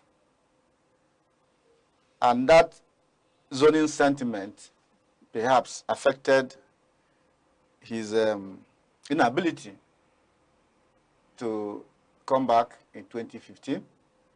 He was defeated by late Muhammadu Buhari. Of course, there could be other factors, but the major campaign topic from the North was that it was a turn of the North. And so Buhari did 8 years, from 2015 to 2023. Again, it became a mantra that the power should shift to the South. Perhaps that was why PDP lost in 2023, because somebody like former Vice President Atiku Abubakar was saying that he was going to contest. It made people like peterobi to leave PDP, and peterobi left and joined the Labour Party a few months to the election. And Atiku contested the primaries with candidates like Wike, the then governor of Rivers State. And Atiku had his way. He won the primaries of PDP. But in the main election, a Southerner who ran under the platform of the All Progressives Congress, talking about the current president, Bola Ahmed Tinubu, defeated him. Also defeated peterobi, who came third, although with slight margin. But then that sentiment played a part, that it was the turn of the South. Even before the 2023, around 2022, there was this Southern Governors Forum meeting at Asaba, I think presided by late Aneke, former late former governor of Ondo State. I think he presided over that meeting where the southern governors agreed that they will all support candidates from the south, even though the then governor of Delta State reneged because he later ran as a running mate to Atiku Abubakar from the north. Talking about Okowa. Perhaps that was why he even lost his state, despite the fact that he was a vice presidential candidate. He lost his state to peterobi Labour Party. So, again, it is the inability of the likes of Atiku to adhere to that convention of zoning that caused the division in the newly formed African Democratic Congress, ADC.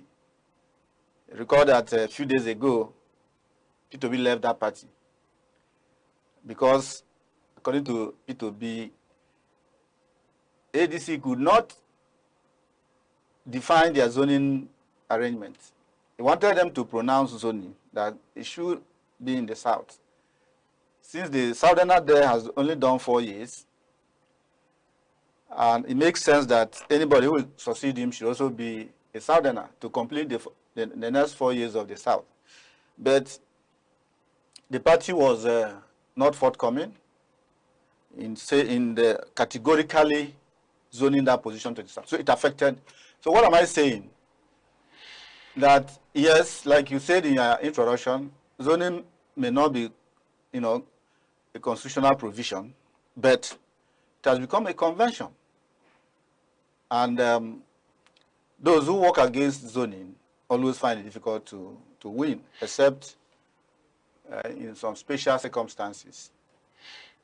But zoning, whether in Enugu, maybe as time goes on, can also narrow the analysis down to Enugu. Okay, because you see, like you said, the zoning has come to stay. But yet, it's a convention. I see the convention flouted, or people do not actually adhere to the principle and honor that convention. Like you said, Atiku Abubakar actually did not conform to the zoning arrangement. But even Muhammadu Buhari did not. At the point, he was running against the only time that Jonathan contested the election. He only finished his boss tenure. The one he now ran election for himself. Buhari actually contested. So, in various other states, it is not followed. Somehow, it has become the anointing of whoever that has endeared themselves to the powers that be. Now, I want to ask, the convention is gradually coming to a superstay. It has not come to a superstay since people have been, sometimes, running, since there's no law against it. It is not part of our constitution. Somehow, someday, the National Assembly might include that. Just like we recognize the seasons of Nigeria, yet not in the constitution. Yet not part of the constitution. But conventionally, they are recognized in power sharing and a few other things. I want you to juxtapose this zoning in principle, which is in politics, now in governmental structure, juxtapose it with the federal character principle or law, the federal character law, where ordinarily that law says that everything has to be done in a way that equity must be followed in the sharing of power. It even includes politics in sharing of power. political power or whatever power it is that has to be shared, the federal character law, upholds that. So how do we now say that zoning is, although it's called zoning in this manner, in this way, and federal character a law in the statute? So how do we reconcile that it is not part of the federal character law? Both the federal character and the zoning principle have the same, are governed by the same sense of equity and balance. But federal character is not exactly as zoning. It's not about zoning political positions. No, no, you say it's, no. Yes. It's about it has politics zoning in it. Public government offices. It has the political something. I can tell you that if it is possible, you can produce a presidential candidate from the north and a vice presidential candidate from the north too. You are not going against the constitution, if I'm right. And that is why people are now running on Muslim tickets. Because if by extension, if you want to extend the federal character, it should have been a Muslim and a Christian, or a Christian and a Muslim. But I think that, strictly speaking, federal character deals with governmental positions, public offices, not elected offices, appointive public offices. That's my understanding. But zoning is, both of them operate on the same principle of equity, balance, and what have you. But political zoning has to do with sharing, power sharing arrangement within the different segments of the country or the state, or even local government, or even ward, or geopolitical zone, as the case may be. Because as you have zoning in the country, north and south, people are also agitating that should be micro-zoning. In other words, within the south, there should be micro-zoning. Within the north, there should be micro-zoning. And within the state, there should be micro-zoning. Within the local government, there should be also zoning. So if you have a local government that is made up of 3 sections, one section will not always be producing the local government chairman, or another section will always be producing House of Assembly member, and what have you. But just like in some cases, like you implied, that sometimes the zoning is observed in the breach in few circumstances. You gave an example of late former President Buhari that contested with Jonathan. Yes, there are, like I said, there are few occasions like that. But one thing that is certain is that where you have zoning formalized as a convention, it reduces political tension. Those states, or anytime it is being observed in the breach, if you observe those states, it always leads to heightened political tension and complaints about marginalization and what have you. And that is why nationally it is applied, like, but in some states, like Benue, they have not been applying it properly. And that is why there's always that cry of marginalization. And perhaps maybe that's why they're not doing well as a state. I must confess. If you pass through Benue, one of the oldest states yet, we don't see any level of development there. There are other states that observe, even Rivers has also joined in observing it.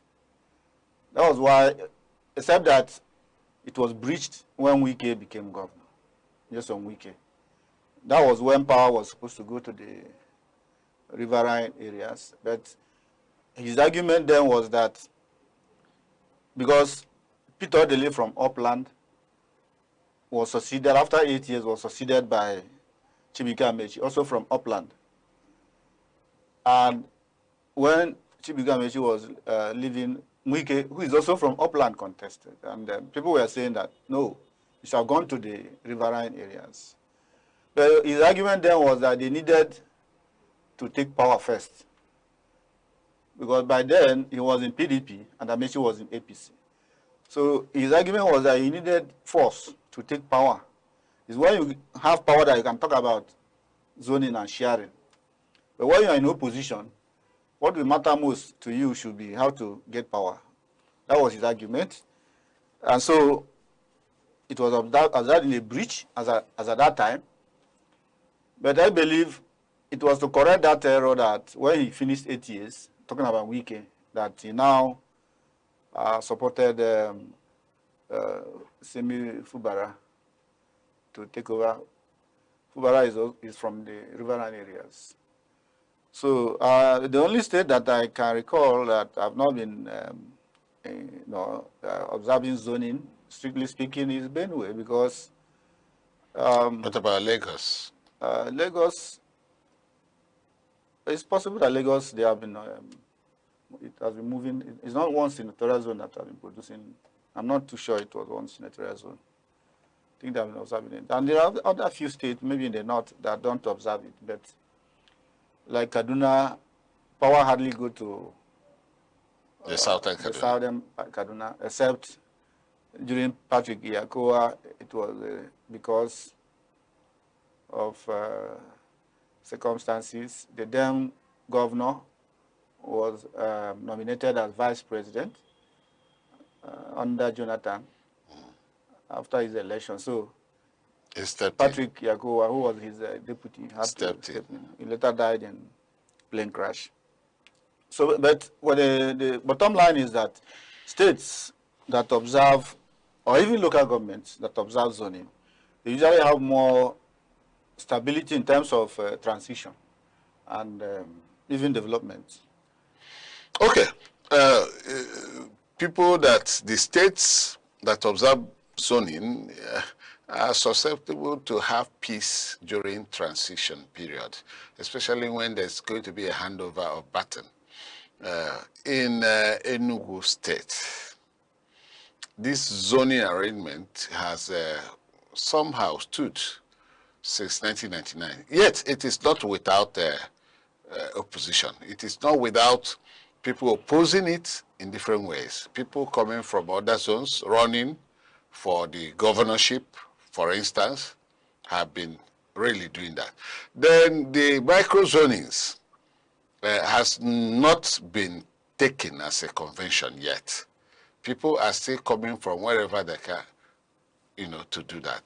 So what is the workability of this zoning before we now come down to the Enugu State example? What is the workability? Is it because people are now telling themselves the truth that there must be equity, fair play, and justice? At the beginning I said that whether it is zoning, whether it is federal character, both follow natural course of justice. And so, it has been helping to engender political stability. So over time, yes, at the beginning, there was resistance. But over time, people are beginning to respect it. And because those who tried to work against it always fail. The majority always prefer that. And sometimes why they work against it is not because they want to. It is because maybe when the first zone that contested finished in terms of states, if senatorial zone A finished, so B and C will be struggling who will take it first. In that case, you see candidates from both zones. But whereby A has taken and B has taken, the next time you discover that it's only candidates from C will be contesting. And by the time that candidate will finish, he discovered that only candidates from A will be contesting. Even though there's also always this argument too, that the last that finished the zoning should start again. But people always resist it because it will lead to power staying too long in one hand or in one zone. That reverse zoning process was what Yahya Bello did in Kogi State.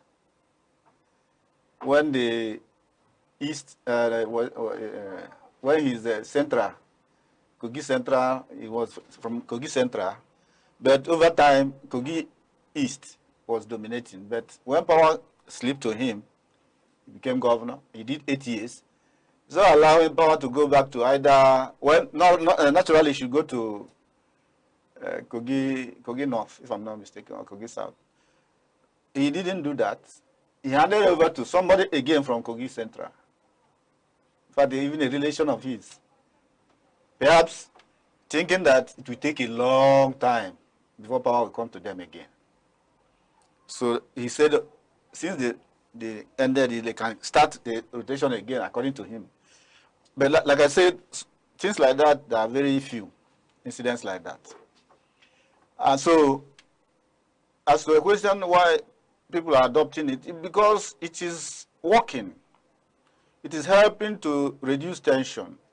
It is helping to create a sense of justice, equity, fair play, and balance. It is helping to create a sense of justice, equity, and balance. And so submitted our guest on this program, Arena on Aneke TV. Our topic remains political zoning in Nigeria. We are going to pause for a break. When we come back, we shall continue in the next segment of this discourse. Still stay with the dial. Don't go away. Join us on Arena, Aneke TV's premium current affairs program, where politics, development, and governance come alive. Every Monday, Wednesday, and Friday, we host top professionals and thought leaders who speak their minds on issues shaping Nigeria and the world. It's inclusive, enriching, and absolutely captivating. The roadmap is, let's have our environment secured so that investors can come. If you don't know what economic security is, kidnapping will tell you what it is. You kidnap for ransom. Customers are going to get these meters, and like we said, it's at no cost. There are things that dialogue can handle. But when you leave it, you want to use a kinetic approach alone. You cannot. For discussions that promise insight and deliver truth, stay tuned, stay informed, and keep watching Arena, only on Aneke TV. Welcome back. We're still on our program, Arena on Aneke TV. The topic is political zoning in Nigeria. And our guest, Comrade Ken Ofoma, is still here. Comrade Ken, yes. We were talking about the workability. And after that, I told you that we are going to come to the Enugu State example. Since 1999, Enugu State have actually adopted the zoning principle just on the governorship position. I don't think that that principle works for any other position, elective position in the units like the senatorial zones and the reps zones and the House of Assembly places. I don't think it has worked there. So we see the Enugu State example from east to west, from west to north, and then back to the east again. That is where we are. And this convention is seen because an adoption of a convention is like it has become a law. adopting a convention, because in some climes they do not have written laws like the Britain. It is how their laws evolved and came into being. So it became a law adopted as conventions that are being done. That's the way it is done. So, but here we actually do a written constitution. We practice a written constitution. So, but this convention issue is actually permeating into the Nigerian legal system somehow, because people are beginning to adopt conventions as the way things are done, and they should be respected and viewed to become a law. And that tends to be a kind of some authors wrote recently that it's like the Magna Carta of Enugu State. They wrote about the zoning in Enugu State. And one of the authors, Richard Aneke and others, the book was recently launched. So do we expect that Enugu State may actually begin to have this convention of micro zoning in the various senatorial, local governments, and of course the constituency, federal constituencies? Are we expecting that they could deepen this zoning? To deepen the zoning means involving zoning to go around so that all the sections, all the feelings in Enugu State will have a piece of the action. We'll be involved, because certainly there's no place you will not get somebody that is capable in giving the desired goals to the people. So, are you an apostle or a believer that it should be done? Yes, I believe, like you said, something that may not be accurately feasible, correct, that may not be correct, or that may not be accurate. When you said that the zoning has not been observed, in terms of House of Assembly, I can tell you that some state constituencies are observing it. That after 4 years or 8 years, as the case may be, the next representative from that constituency should come from another ward or combination of wards. Let me inform you. Let me inform you. The Nkano House of Assembly constituency, somebody has been there. Nkano West, somebody has been there for 16 years, which means 4 terms. So if you are asking, or if you are telling me that I am not correct, then it means no. How many? We have the information. We have 24 state constituencies. Yes, so I'm giving an example. You have to find out what happens in the other 23 constituencies. And some others, the other 23 constituencies, some people did 3 times. I can tell you, in my own constituency, the highest anybody has gone is 2. You go. Even though we have 2 state constituencies in my local government, Ogun North, Ogun South, but even so, for instance, the current representative of North has done 4 years, and the person is not going back. Based on the recent consensus, another person has already been choosing to go, because that other person has done 8 years. The man representing Ogun South did 4 years, so he was allowed to go on consensus to do another 4 years to make it 8 years. But then, by 2031, he won't be talking about going back again. Another person from another part of South will be good. So it may not work in Kano West, but it works in other constituencies. And like I said, it may not be as perfect as it has been working in terms of governorship zoning. But I know that increasingly more state constituencies, more local government areas are also observing zoning in terms of who should be the local government chairman and other positions, in terms of even who should be appointed commissioner they discuss these things. So, see, this man is local government chairman, is from this side. Why not appoint commissioner from the other side? Sometimes these things are factored in, but sometimes they are observed in the breach. But like I said, since it is a convention, it is not a constitutional matter. Sometimes they are observed in the breach. But where they are adopted, normally you observe stability, equity. You see less wrangling and complaints by people from that area. And even in terms of federal character that is even codified and provided in the Constitution. Administration after normally usually observed in the breach too. So how much more the one that is not provided in the Constitution, that is a mere convention? Because if you look at federal character appointments, it's clear that whether it is the current administration, whether it is the previous one or the one after the previous, if you look at the appointments critically, it's covered that they are also observing the breach. You know, but the thing is that nobody has gone to court to challenge it. But like I said, it helps to create equity. It is to tell you what the makers of our constitution, our forefathers discover, because Nigeria is a multi-ethnic, multi-religious society.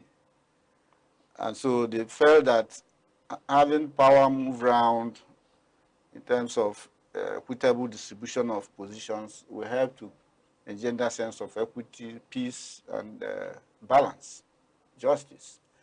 That's why they provided that in the Constitution, in the name of federal character, in their wisdom, as a federation, to avoid one side dominating the federation against the other sides, to lead to problem. And so, Enugu is one of the states that adopted zoning since 1999. Attempts made by a few politicians in the past to work against it never worked. From Chimaroke Namani in 1999, he did 8 years, and handed over to Sullivan Chime. Chimaroke is from Enugu East Senatorial District. He handed over to Sullivan Chime from Enugu West Senatorial District, who did 4 years. I remember that somebody wanted to go against that, but after a stakeholders meeting he organized at Nike Lake Hotel, I was there. The agreement was that means that power should go to the North Senatorial District, and it went to the North. And after that, in the person of Ugwanye, after Ugwanye, the power went back to where it started, Enugu East, and in the person of petermbah. And everybody knows in Enugu now, even a child born yesterday, knows that power will rotate by 2031.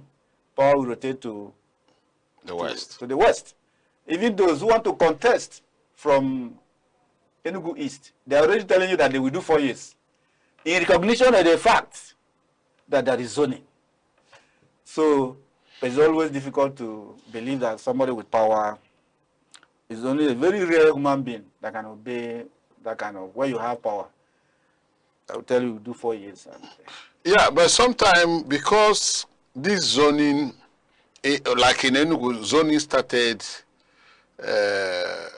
with the PDP, the People's Democratic Party. The other parties may not have such principle in their arrangement. That is why those parties, some of the people that want to run, they run. I remember that during the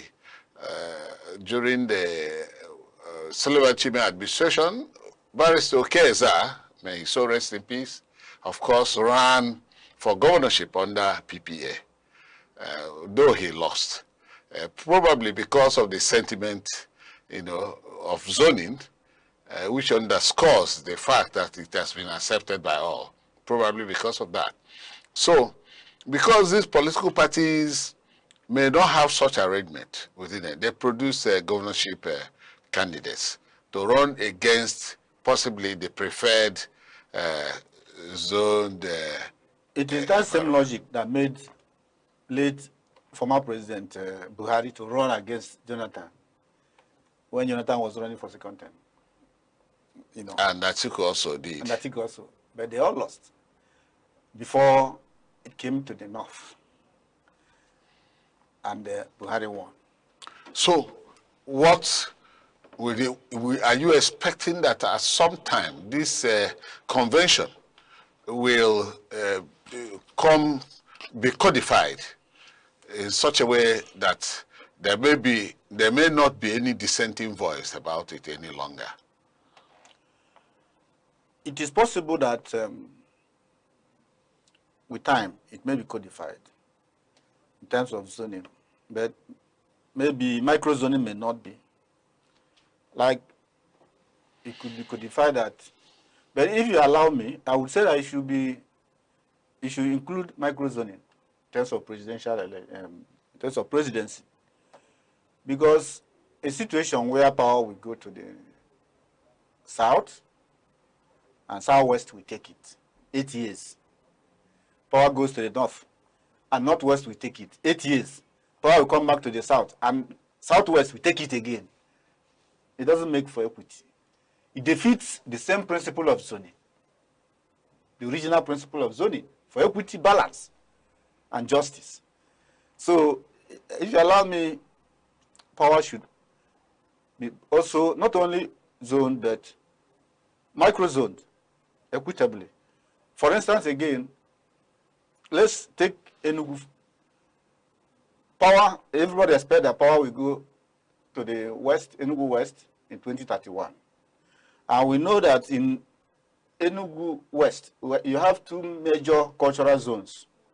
The Abaja, made up of Udi and the Ziago, and then Greater Ogu, made up of Ogu, Oji River, and Aneke. And Sullivan have held power, the governorship office, for 8 years. It is expected that when next power will come to Enugu West, that she go to Greater Ogu. But I may not be surprised that if people from Abaja will contest again, because perhaps we have not formalized that convention at the sub level, in terms of micro level. But I think that since we recognize there is need for equity, we should go the whole way to practice equity, to ensure that every part of a senatorial zone test the office. If you come to Enugu East, I am looking forward to a time people from East Uzo will also be governor. Okay. I know you may not want to agree with me. Oh no, I will agree with you if it is workable. The guests here, make it work.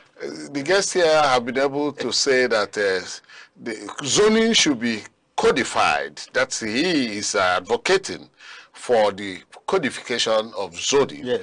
But while being codified, they should include the micro aspect of it in such a way that everybody will have the privilege to share in the zoning arrangement. That is every sections of the people as it is because you did say demarcated.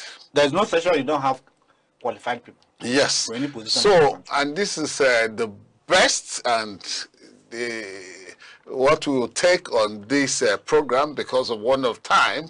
Our guest has been able to nail this topic effectively, and we're sincerely grateful that you are there joining us and enjoying the program. So be there for us next time when we'll have Arena on Aneke TV, Enugu, Southeast Nigeria. This is where we draw the curtain. And for you, Comrade Ofoma, please, thank you for coming. My pleasure. Thank you very much.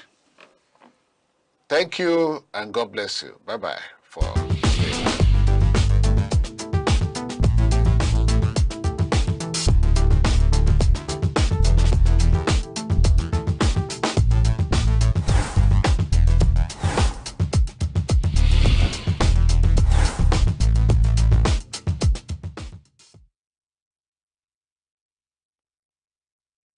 The eagle stands as a majestic symbol of strength, clarity, and vision. Its ability to soar above storms signifies resilience, while its shaped sight represents focus. This is why many nations, including Nigeria, use the eagle as an emblem of nation pride. Eagles do not fear challenges, they embrace them. They fly higher when the winds become strong, rising above obstacles rather than avoiding them. This teaches us that problems are not barriers, but stepping stones for those who dare. To live like an eagle is to stay focused, courageous, and disciplined.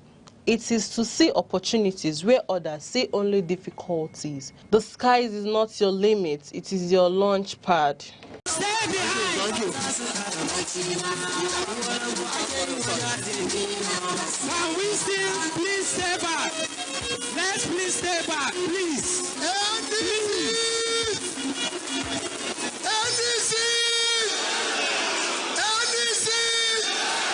Service. Our national leader.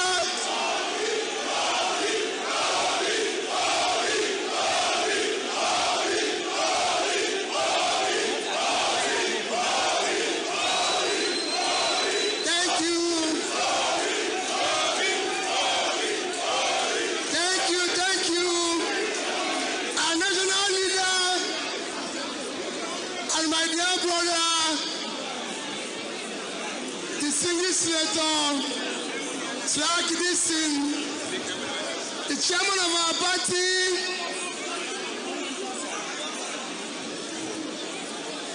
and the leader of the Kwankwasia group, Kwankwasia. Let me stand on all due and other protocols. Mine is a simple one because everybody has spoken. And I'm sure you've listened from our chairman to our leader, Rabbi Kwankwaso. I wish to start by most sincerely thanking the NDC family, led by our leader, Srak Dixon, for the invitation and the warm welcome we received. I want to use the same opportunity to even thank the ADC where we are coming from for accommodating us politically when due to unresolved litigation we left our parties, Labour-party and ANPP,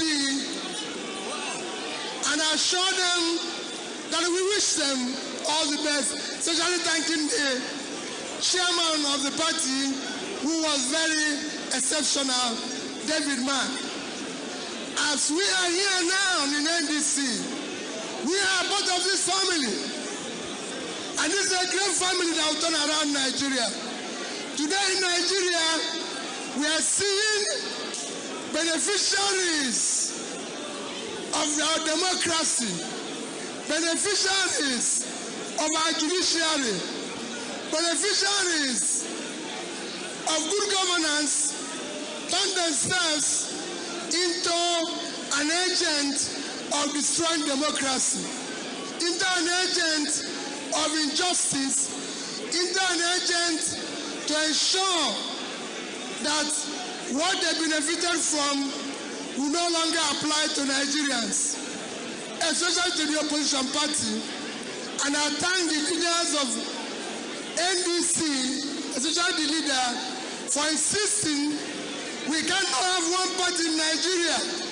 Nigeria must have democracy, and we insist that those who think we will not have free and fair election in 2027, let them rethink now, because in 2027 we are going to have free, fair, and credible election. Today in Nigeria, over 140 million Nigerians live in multi-dimensional poverty. Over 80 million Nigerian youths are unemployed or underemployed. Nigerians are not being killed on daily basis. Since the beginning of this month, we've lost over 100 Nigerians. Mothers are no longer sure their children that left for school will come back. They are not sure that their children that went to work will come back.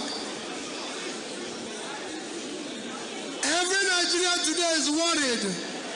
No Nigerian knows where the next meal will come from. Because Nigeria is now among the hungriest country of the world, among the most insecure country of the world. We have the least life expectancy in the world. I can go on and on. Everything that is negative now is Nigeria. Nigeria is not a poor country. Nigeria is rooted into poverty, and we will change it. We are coming to reverse this situation and make Nigeria a prosperous country. We want to move Nigeria from poverty, from consumption to production. And that we must do. And we must start doing it by, number one, going with what Rabbi Kwankwaso said. We need unity in Nigeria. We want to unite Nigeria. We want Nigeria to love each other. That is why people think we are changing party. Where we are now, let me assure you, we are not changing party because we want it for transaction. We were changing it, like Churchill says, some men change party based on their principle, and some men change party because of opposite of it. So they change their principle to stay in a party. We change because we want to have a place, we have opportunity to build a new Nigeria that is possible.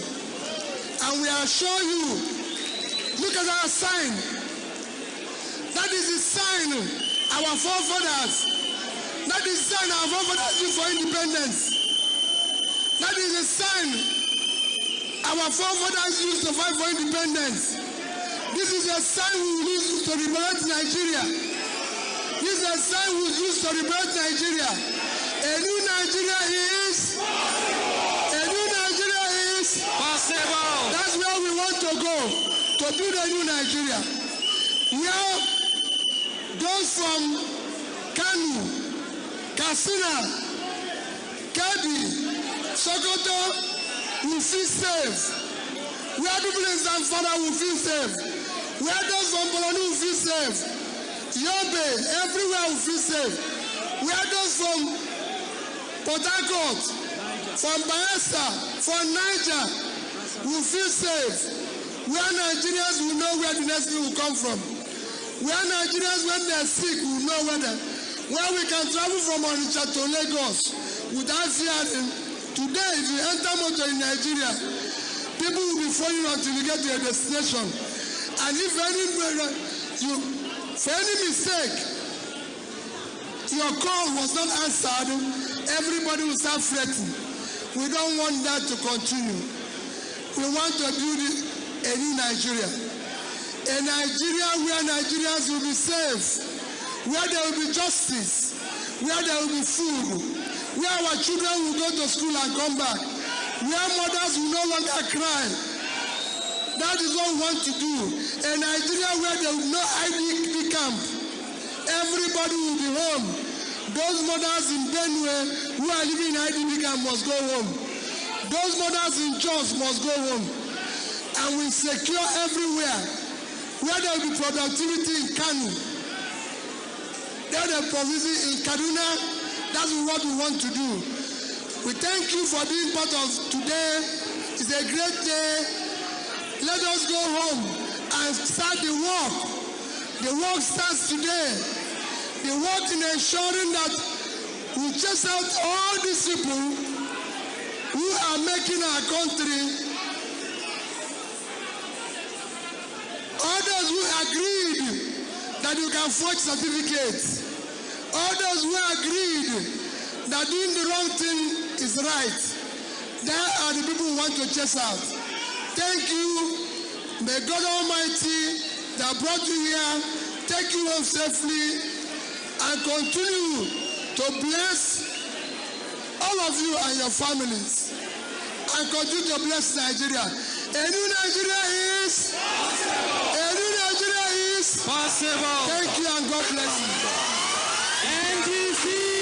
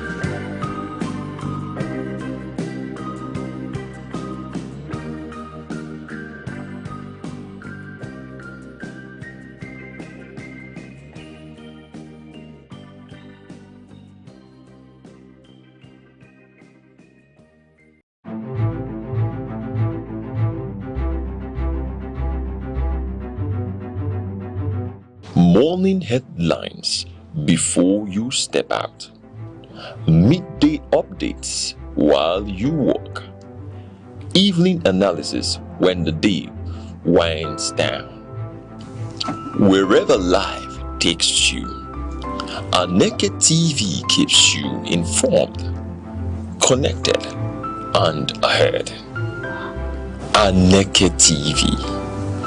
Move with the world.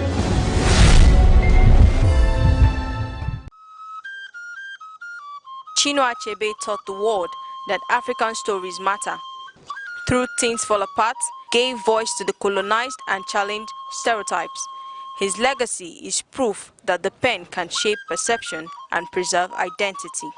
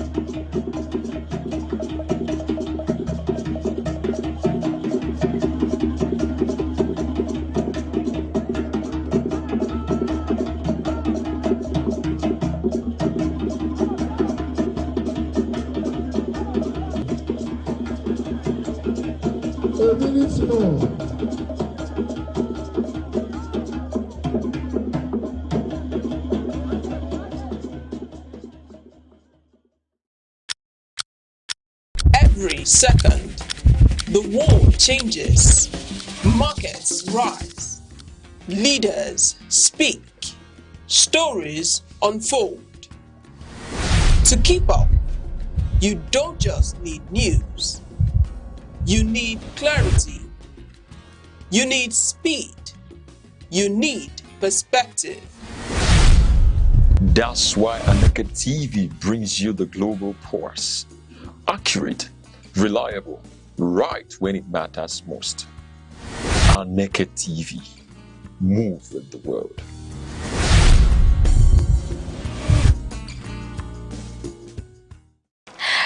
Good afternoon. and welcome to the program Vibe Central, where we give you hot gist and gossip, where we tell you what is going on in the entertainment industry. So, but I will first greet my people of Nigeria, the people of Enugu, and my old Africa. I'm going to greet you guys. I go by the name Gift Obodo, properly called Shushu Lawyer, aka all kinds of pepper that will spice your day. And you know, today is Friday. We say, thank God it's Friday, where we give it hot back to back, leading us to the weekend where we give our, spicy things. But first of all, let me tell you who is right here with me. Ugoma Sanachi. Ugoma, how you doing? Good, I'm good. Why are you acting so innocent? You're making me feel guilty. Oh my God! I love the fact that I make you feel guilty, and that's why. Why are you making me feel guilty? I'm an innocent girl, innocent child. That I have not done one or two, but I'm innocent. Me too, I'm innocent. I've not done it. So why do you think you're innocent? Newborn baby. Ah, okay. Newborn baby. Yeah. Newborn baby, like you said, newborn baby. Okay. Let's just assume that you are a newborn baby, but. The place of God be with you. So actually, I'm gonna head straight down to our Friday hot dope topic. And for my first controversial one, someone said, if your husband is owing you 25k and they dash you 250, how long should you wait before asking him for your 25k? Can't be part of 250 because I believe your husband cannot want to dash you 225k originally. So if your husband is owing you 25k and they dash you 250k, how long should you wait for them to ask for your 25k? Okay, my husband dashed me 250k. No, like he's owing you 25k. How much? Has someone dash you like 250? My husband is still owing me now. But the fact so you collect the money even if they dash you 250. I'm not gonna leave it for him. You're gonna collect 250 plus 25k. That's 275k. Yeah. They're gonna collect everything. Why not? House for crying out loud. It doesn't have anything to do with the money that was given to me. So he still owes me. So you want to collect it? I'll collect the money. You are collecting it with your full chest? Of course, I would. Fine. May God have mercy on you. Amen. Are you serious? Yes. Oh, yes, that's it. I was shocked. I have to say no. Like, I'm shocked. No, I'm not gonna leave that money. If you're owing me money, please have to pay me. Why should the person pay you? Like, why? Just tell me one reason why you think the man should pay you. Business is business. No, it's not about business. He borrowed this money from me, saying that he will pay me back. So he needs to pay me back. So if he doesn't have the money to pay you back, I need to trust him to be able to borrow him next time. Imagine if I borrow you money, don't pay me and expect me to borrow you next time. So. Yes, now love is wicked. Love is blind. There is always a controversial saying that says love is blind. The one love is not blind. He's not blind. The open eye, full eye. Why now? So someone said my son is scared of the football I bought for him. Lord, what's the comment did I commit? The son said no project like Mape. Someone can a male child be scared of football? Yes. Like ball. Yes. Because I think all my brothers at that early stage, as a young child, you buy a toy, you buy a football, you buy a ball for your son. Everybody reacts to something differently. He reacted to the ball differently, like every other person should. It's more like it's hard to picture this thing. It's more like you buy him a toy that's very scary. And he doesn't like it. Maybe he doesn't like the way the ball moves. Maybe as he moves, he's scared. Why is it still moving like this? So that's just why he's scared. So Davido said something. He said, money does not bring happiness. I have never been happy since I got rich, Davido. I used to ask myself, like, how do these celebrities and billionaires get the press with all that money? But when I got rich myself, I understood that it is always overwhelming when you are rich and famous. Even going to trips to Dubai feels empty when you can't afford it anytime. Or something that everybody thinks they want until they get it. I advise everybody to get rich. I don't advise anybody to get rich. Who said this? Truly, a poor man is a happy man. Please. All your work to me. Please, all your work to me. You're rich. You don't like the fact that you're wealthy, you have money. And he's not only wealthy, he's not really rich, he's influential, he has it, so he has a family, he has a son, he has a daughter. I don't know what he's actually looking for. Maybe you just want to chase clout. Because it's clout, because you can't tell me that. You see, you know, one thing that depresses you is when you lack. Have you ever lacked before? God. Just tell me a wide experience of you lacking something. So when I was back in school, I was really broke. Then I was very, very broke. Do you know that I didn't come out of my room for a day? I stayed inside. I stayed inside my room. I didn't come out. Why? Because I felt empty. I was depressed. I didn't say it's depression. I was really sad. I was not happy. I stayed inside. I didn't attend class. I was inside all through the day. You know, imagining myself not having money. Because if I go out, I want going out. I feel empty. I feel like I was really empty. What's the point of me going out when I don't have the paper? I don't have money with me. I felt really dry. So with all your friends and your man and all this, you still felt empty? I didn't have man. Hey! So tell us the truth, though. God is listening. God is here. God is watching us. Honest, no, but God is actually watching us. No man. I know they do boyfriend. God is watching. God is watching. Me. God is actually watching you. Yeah, he knows I'm saying the truth. You're not saying the truth, actually. Right. You're not actually saying the truth.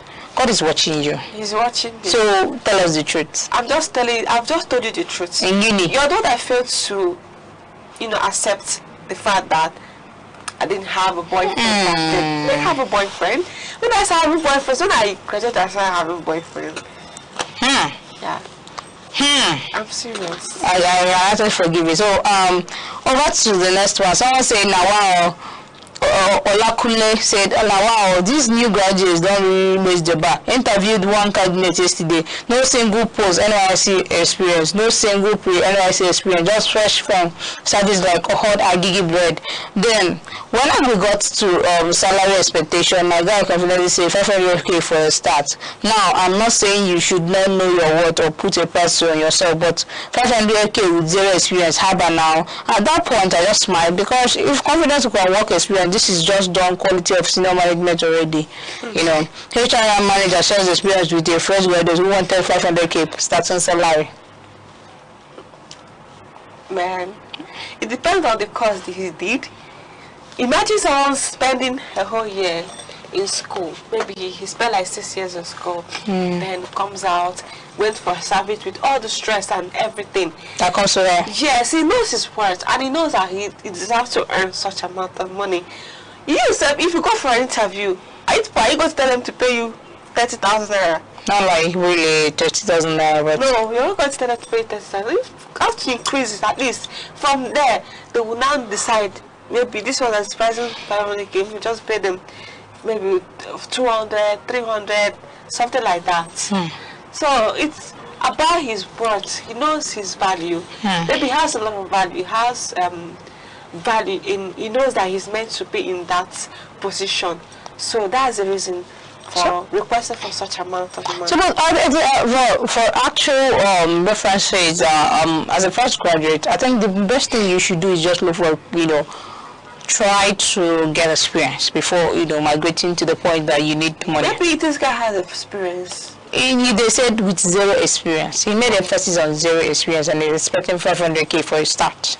Okay. So let's give us let's give us a gist. Alright, this coming from our very own Nkiru.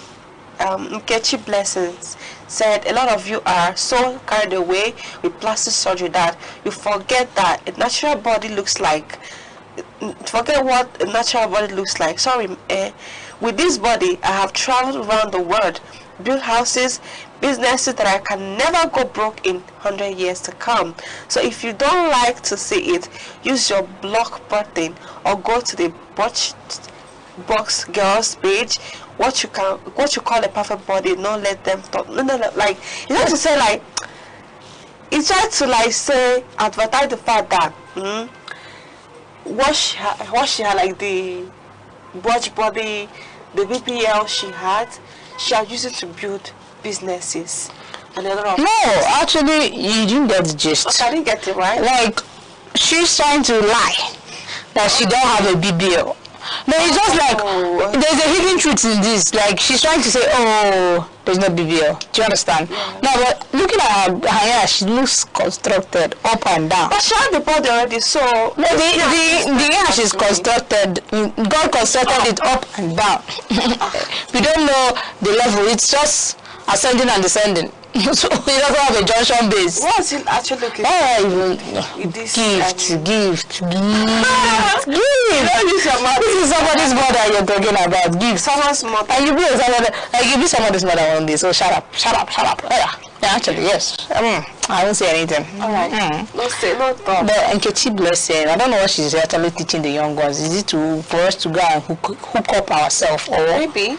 I don't know, because what else are they trying to teach? What else are they trying to impart? I don't even see any good thing that they're trying to impart. But anyway, so somebody said on X, 5-star said, I don't guide pass to enter kitchen, they cook anyhow, or every day. You know, somebody's trying to say he has passed to go into kitchen every day. If you don't pass to go into kitchen every day, go and work hard and have money to be ordering food. When you order 1 week or 1 month, the person will tell you, say, make you enter kitchen back. So what was that crazy experience that you had as a young girl? I know you like to cook, or do you like to eat out? You like to, what's that crazy thing you felt like?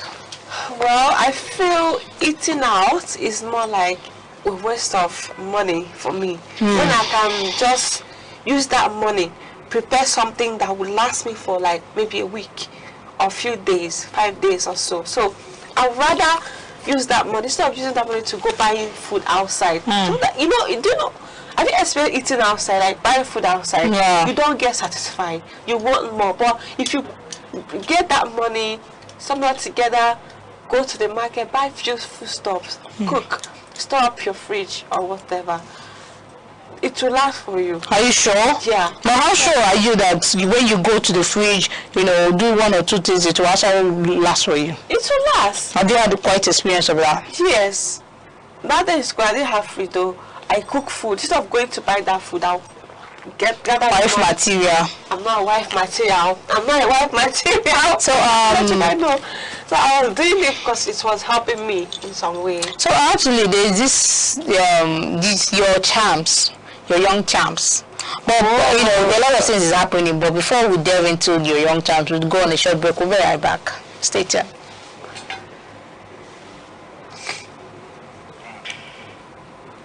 Welcome back to our Vibe Central, where we give you hot gist. You can always follow us on Aneke TV on all our official handle pages. Assuming your #1 gift Obodo, popularly called Cecilia. I'm back to your champs.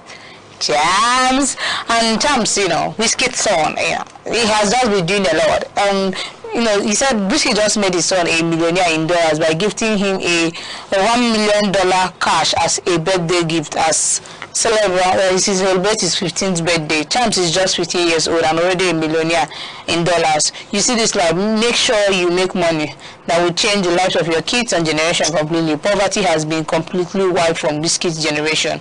What do you think? Of course, I love the fact that the father has this he has this mindset of elevating poverty from the house. Though Whiskey is not poor. Whiskey is not from a poor background. Yeah, he's from a poor background. He's not. His father used to be one of a politician. Just that they don't mess it up. Whiskey is from Ojueleba. He told the story and he has been on so many interviews to say that. Whiskey's father came out to say something. So the fact that they didn't talk about it, he's not broke. They were never broke. Okay? So it's a good investment. He was just an average Nigerian. Yeah. But not as rich as Davido. Yeah, not as rich, but but Davido is wealthy, I know. I'm never arguing about that. I never argued. You don't know. I'm happy for them. So let me tell you something. But you're happy for me. This thing is just what Whiskey is doing is a good thing by gifting his son $1 million. Okay, $1, right? It will help him to know that he's imparting a lot on his kid already. Making them money-minded person. Millionaire. I want to say, like, I'm so happy. It's more like he's imparting a lot on those kids, on his kids. The generators to come, they will not be broke. The son is doing well for himself, and he's doing well. He's going global. The son is going global. Imagine when your father is rich and is influential in every aspect of his life. Is okay. So it's just a good idea. So give us a gist, like. All right. We have a gist from Alabi saying that I was once on a London Underground train with my wife, sitting directly opposite me. She looked ridiculously cute, so I started taking some low-key, unawares pictures of her. Next thing, one random bloke clocks me and immediately switched into superhero mode. Started aggressively questioning why I was taking pictures of a woman, already rolling his fist like he was about to defend the entire female population of the London Underground. I had to shout, "Bro, she's my wife," before this turned into a public service announcement. Meanwhile, my wife was just there, smiling through the whole thing. And this is the picture I managed to take after she became aware. Like, an influencer on air said that, he was taking pictures of his wife unaware.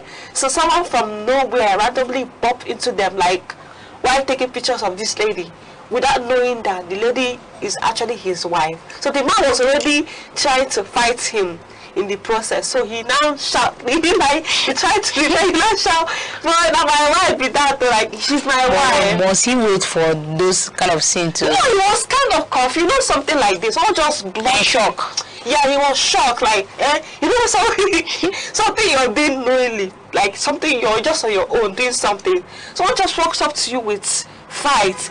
You'll be fast, you'll be confused, not like you'll be confused, shocked, like, what's going on here? But at that point, you will feel like laughing out loud to it. It was, I think, later on you to look funny, but at that point you're confused, you're shocked. So to avoid the guy hitting on him at that point, so he just had to let it out. "Oh boy, she's my wife." That's the reason I'm taking her picture. It seems as though taking someone's picture, it's more like invading the person's privacy. That's how the man was trying to defend the lady. It's like, if he thought the man was invading the lady's privacy by taking pictures of her unaware. It's more like, over there they have rules and regulations. You can't just come out and take pictures of someone just like that without them being in support of it. Okay. So someone said recently hired a gate man, finished renovating the old house and asked him to move in yesterday. This morning he recalled his name several times, but he wasn't answering. So we knocked on his door. It took about 6 bangs for him to get to the door. He looked very sleepy. He apologized, saying that in 16 years he had never slept in a room with bread and fan. Wow. Poverty is a bastard. I really feel for him though. I really feel for him because, it was so comforting. He had actually not experienced comfort before. Maybe when he used to sleep on the floor, which was so stressful, and you can't even enjoy your sleep. So him being there, enjoying a comfort room with fan, with AC, and with his own mattress. If Mami, I don't wake up, I will not stand up from there. Actually, I will lie asleep. So I love the fact that he was also grateful for, letting out. I've not been here before. I just enjoy it. That's life, okay? So there's struggling. You always touch people. There's one person that will just break your limits in this life. Like this man, as he is now. But there's some people that will not. There's some bosses that are good. I think he met a good boss. Yeah, to be able to say this story. Because it can be so annoying. I'm assuming the boss is in a haste. He wants to go to work and he's knocking, he's banging, he's calling out your name, and you're not responding. It can be so much. Like it can mean the person finally like saying, "Oh, I just employed you you are not active. Yeah, you're not active with your job. That means you're not serious. Yeah. Then the person just, zoom off. You're leaving my house. That's like that. So the boss was kind of a very good person. Accommodating and very patient to, like hear from what he has to say. And an understanding life too with him. So that's it. We should be nice, okay? No matter what, we should just be nice. So that when you're being nice to people, they take advantage of you. They take advantage of your vulnerability and your kindness. Your kindness. They start playing around. Then something like that. Some person can just start misbehaving. Don't take their job seriously. So you need to also create boundary when it comes to dealing with people, your workers, okay? Okay, there's trouble in the land. Just shout gang.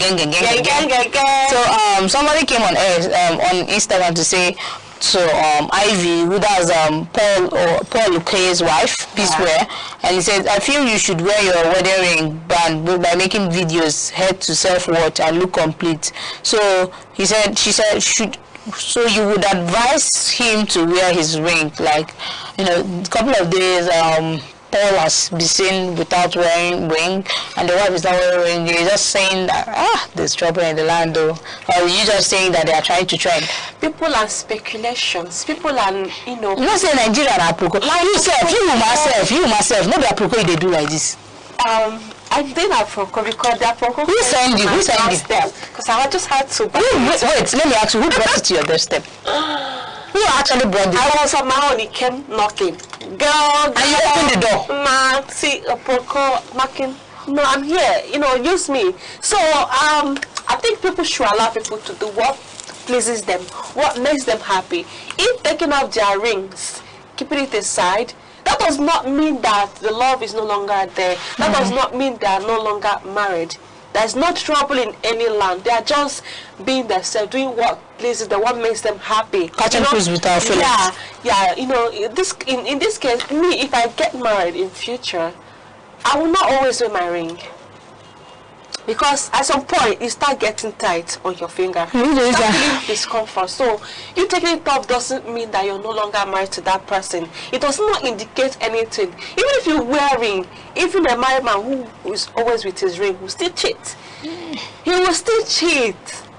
So, wearing that ring doesn't always indicate that that man is not going to cheat. Okay, somebody said on X, children are secretly risk men, and tell me why this child just told me that his father's date of birth is unprovoked. Like, yeah, children are secret risk men. Like, they tell me why these children just told me his father's date of birth unprovoked. Date of birth. His date of birth, like he just mentioned it. But do you know your father's date of birth?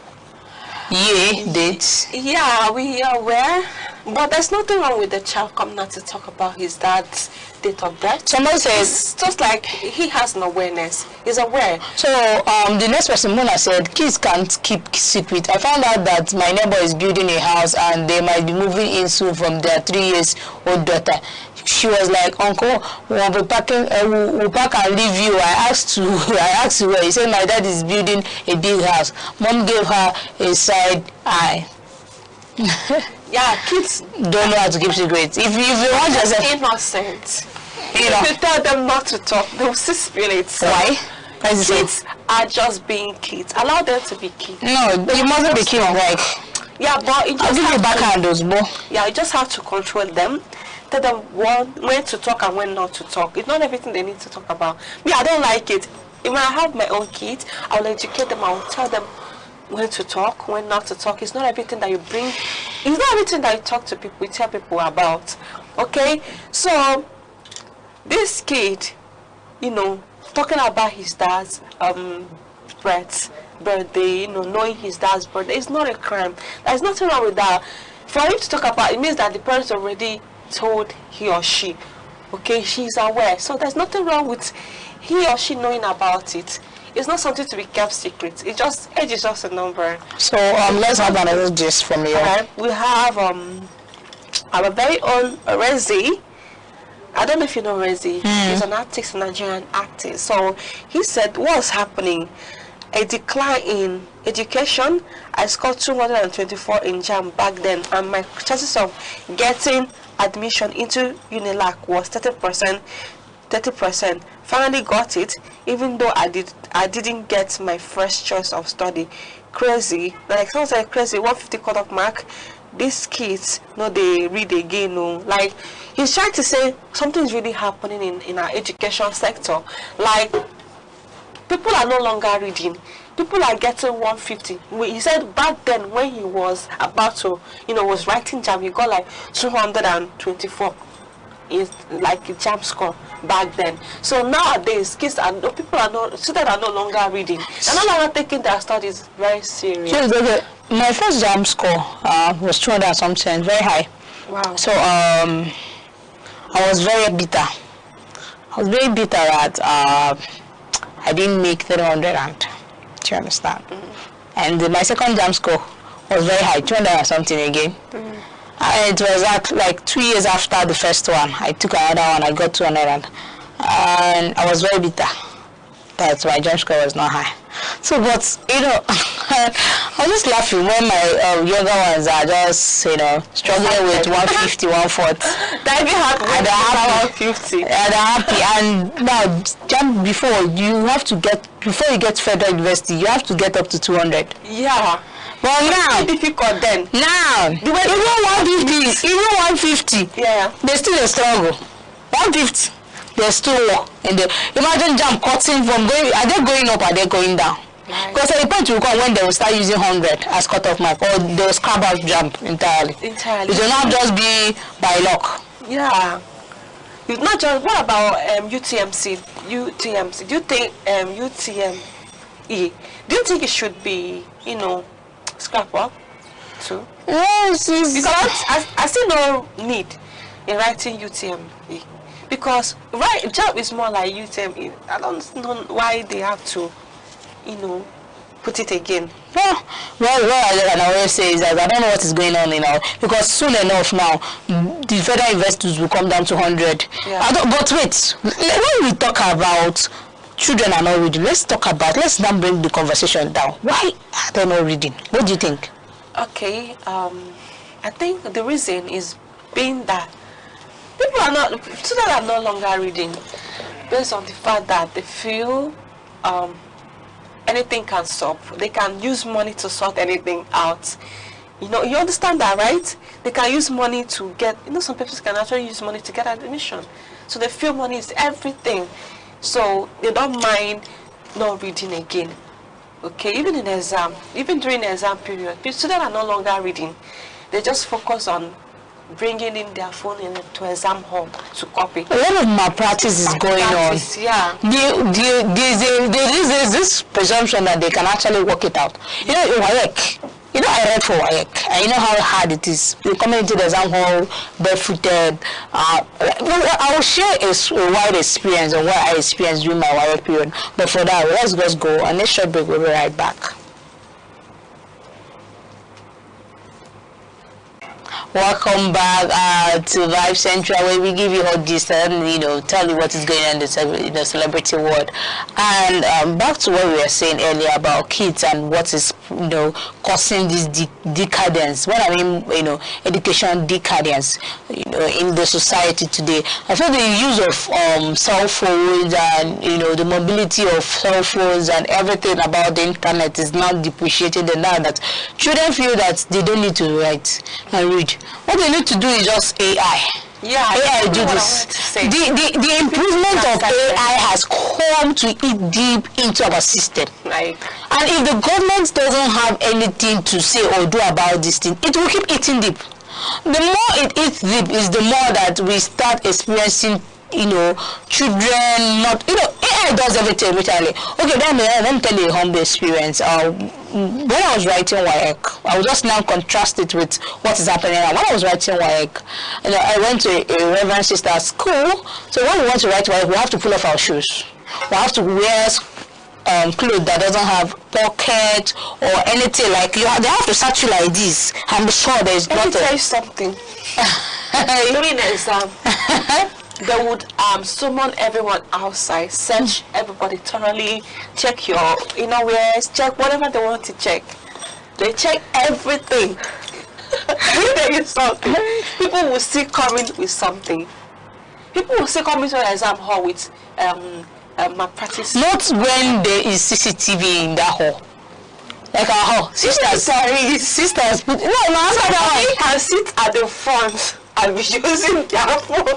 You know the reason why they will actually do that, because they feel they are the front. Nobody will really suspect them. No, once there's CCTV, it captures everybody.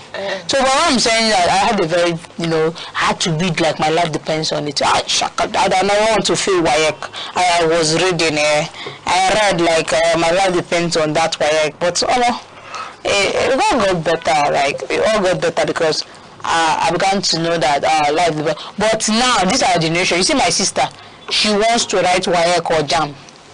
2 days to the exam, she's asking you, where do you think jam is coming from? Where would they set past questions? Like, do you know that I read, I was one of those girls that have this jam past questions, like HIP, different years. I have WAEC past question, HIP, NECO, HIP, all of them, GCE. I wrote all the exams. Is it me? I wrote all the exams. Like I wrote WAEC, I wrote GCE, I wrote NECO, I wrote many of exams. Like my father don't take chances. I mean, it actually helped discipline my younger ones. He said once you write WAEC 2 times, you are disowned. And nobody in my house wrote WAEC 2 times. So even if you're going to write other exams, he's just doing it so that you get accustomed to the fact, so that there will not be an excuse that you said you failed WAEC. So all my siblings never failed WAEC. So none of us failed WAEC. It's just a mandatory rule that you mustn't fail WAEC. And you mustn't stay in the house 2 years. So none of us stayed there. That's why when my siblings I told my siblings that we all graduated. I graduated the first degree I graduated 19. I was 19. I was out of school. And the other one, she's just 20. So out of school. The other one, 19, 20, out of school. That's just the way it's flowing in the family. You just have to go leave the school. You will not pay your school fees twice. So don't fail. Before I will tell you, don't fail. And I will not come to school to bail you out. I think, no, it's just like what happened to Libai and the father. If our African parents could bring back those hand, they bring out those tough hand, to bring sense into our children. I think a lot of things that is going on in the community, this society today will not continue because people are not feeling the sense of laxity. They don't want to read. They don't want to be actively involved in anything. They just want it so at the platter of good. You see, let me say for instance, project. People, you see that people don't even write project themselves. They go on AI sites and buy projects. And now when they buy projects, they try as much as possibly best to try to. Well, the only thing they will do, they'll still pay the same AI to change it or words for that, so that it will not be like they copied. Oh, say power. So AI has come to eat a deep like this damn issue has just been trending. A lot of people, celebrities are talking about it. But anyway, let's not dwell on it. I have another person. Esther said, I still can't compare why a married man cheats. You are married for goodness sake. If you want another man that bad, file a divorce and be single in peace. A cheating partner does not deserve a second chance. Can you compare why a married man cheats too? Another person said, a married man, why a married man cheat? This one is telling you that why married and cheat is not good. Another person is asking her, can you also comprehend why married men cheat? So the cheating is just by I think women are learning to cheat back. Everybody is doing it. Women are learning how to cheat back. Men say that they are polygamous in nature. Let them be polygamous in nature. Let us cheat back and you feel the pain. It's that men can't take what they dish out. Yeah. They cannot take this cheating. They can't take it. They feel at all. They want to die, but they are doing it. They can't take what they dish out. They can't. Okay, that comes to a guy that has been, after my life. The guy is showing interest. So he asked me if I'm in a relationship. I told him, yes, I have a boyfriend. This guy keeps pushing. So he called me yesterday. She's showing interest. Now I want to date you. Like I told him, the last time we spoke, I told you that I was dating. He asked me to was I told him yes. Then I asked him, see, oh, it doesn't matter, we can see, give me a chance. So I asked him, well, let me ask you a question. If I were your girlfriend, okay, and another guy is toasting me, asking me out, would you allow me date the other person? He said, no, I will not allow that. Immediately he said, no, I would allow my girlfriend to have another boyfriend. I said, okay, see, so why are you not urging me to date you? So immediately I said that. Bye, good night. You called the call. He said, bye, good night. I'll talk to you later. I said, good. Good night. Like, these people cannot take it. What they dish out. But they can't take it. You know, that's life. You can't actually take what you dish out. Yeah. That's just it. So, it just, I don't know what to say. What I say is lack of contentment or something like that. Because if you're contented with your relationship, with your marriage, I see no reason why you're looking outside for someone else, a single girl. You have your wife already now. Okay, there was a time I used to be on Facebook.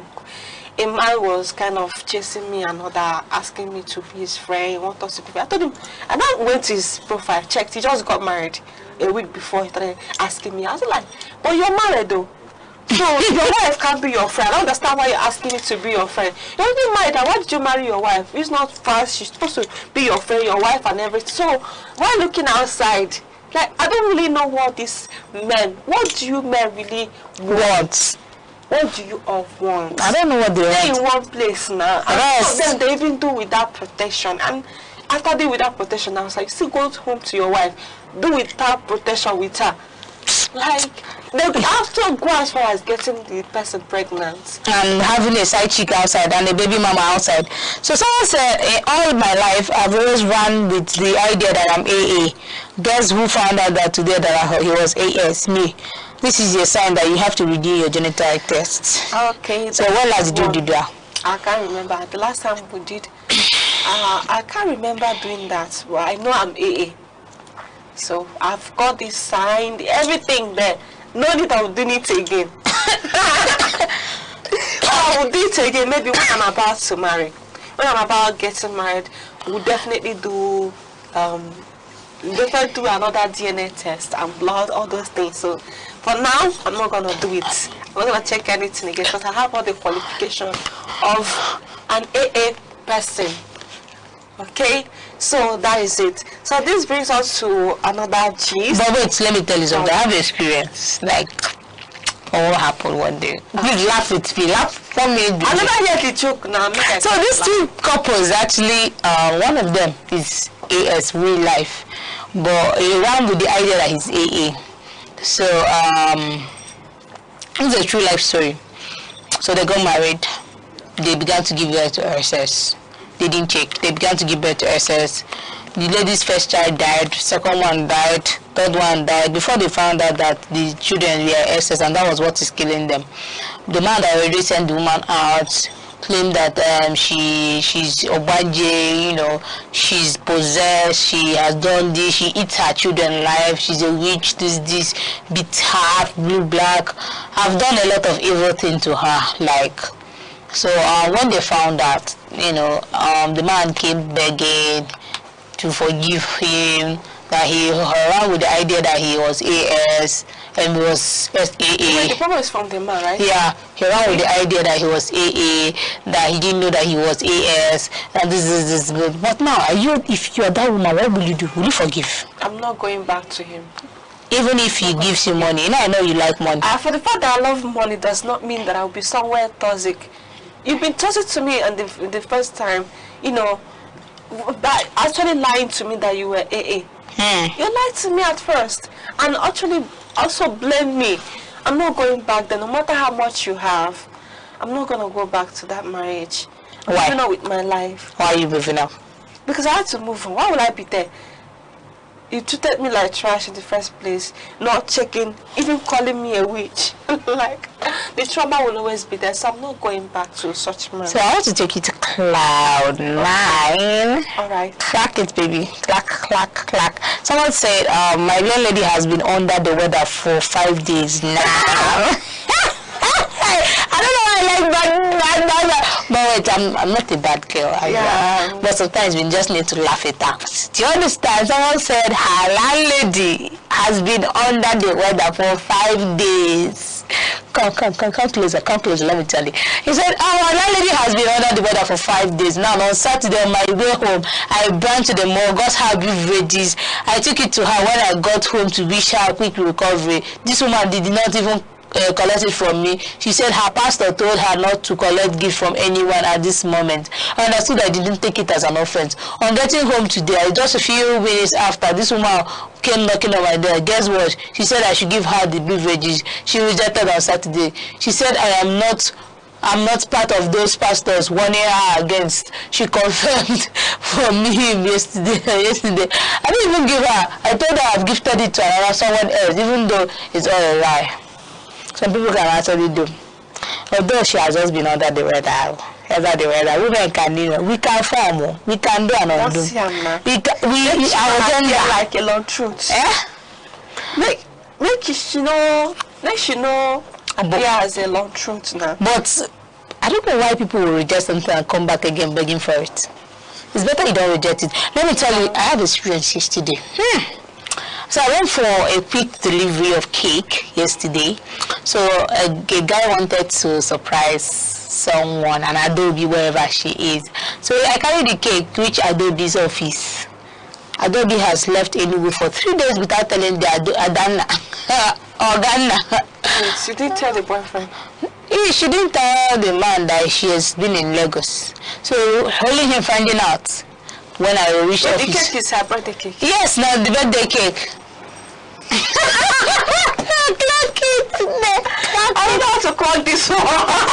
Guys. No, this happened yesterday. You know, when you saw me yesterday, I was not talking. You didn't know what was happening. Are you for real? So I carry cake, reach office, ask about Adani. And they told me that they have not seen Adani for a while, that she traveled. I said, oh, I called Oga, I told him that Adani said she traveled. They said Adani traveled. Said I should call her to know where she is. I called Adani. I told her, please, ma, I have a surprise gift for you, a cake. She said, no, sorry, I'm in Lagos. But she said, who actually gave me the gift? I called the guy's name. She said, okay, I'm in Enugu, cut the call.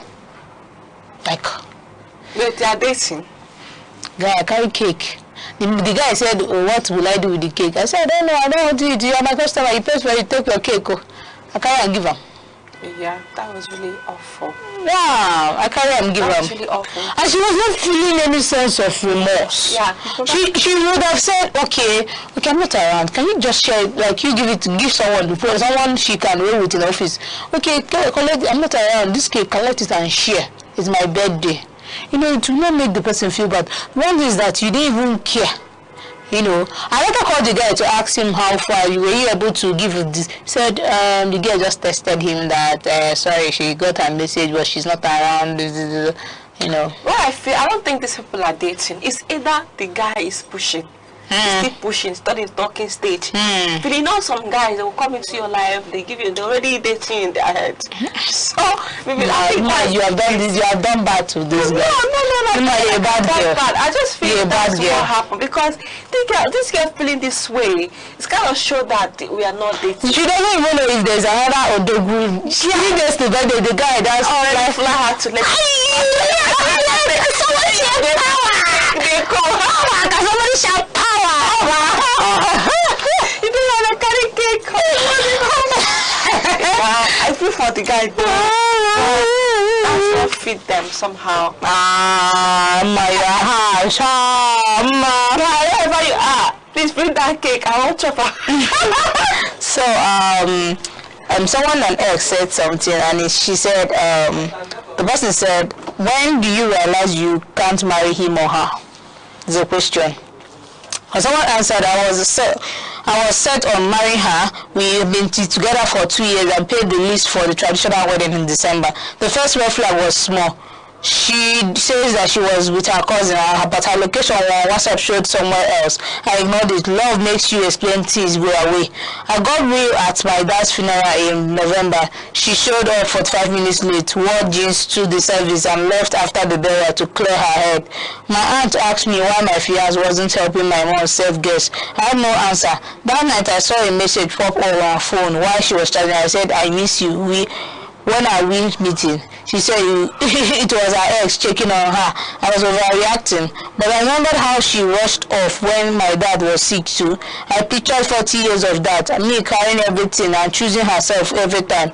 I couldn't see us raising kids like that. What do you think about the story? Okay, first off, when she rushed up after the burial, not helping, she never married. I never marry her now. Why won't she come to help and sell food? She just came for the burial. The burial is over. If she does now, people say she's doing too much. Now she not helping herself food. If I wear her shoe after the burial, they don't put the man for ground. Oh no, I don't go house. But what am I doing there? Okay. You have a lot to do there, actually. Like, you really have a lot to do. A lot to do. So it also leads me to the topic today. What are the criteria to consider before choosing a spouse? Okay, criteria for choosing a spouse. So what are those things you have to consider before you choose a spouse? I'll consider Well, before we talk about this, we'll actually go on a short break, and when we come back, we tell you those things we need to consider. Think about this. Things you have to consider before actually choosing a spouse. We'll be right back. Stay tuned.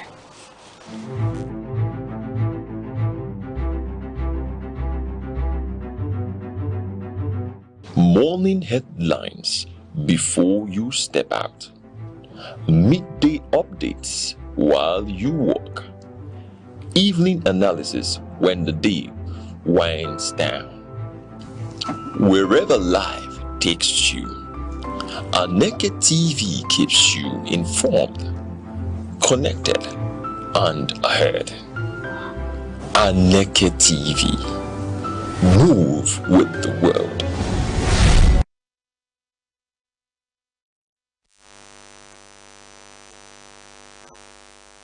Going back, what are the criteria to consider before choosing a spouse? What do you think? Okay, before choosing a spouse, you should actually build a structure. Know the reason why you're choosing this person. It could be a lot. Okay, for me, choosing a spouse, I would go for kindness, honesty, accountability. How this person treats people who they have power, like they have more power over them, right? So I have to choose this criteria because it's very important. I will choose someone who is responsible. It's not just about being married.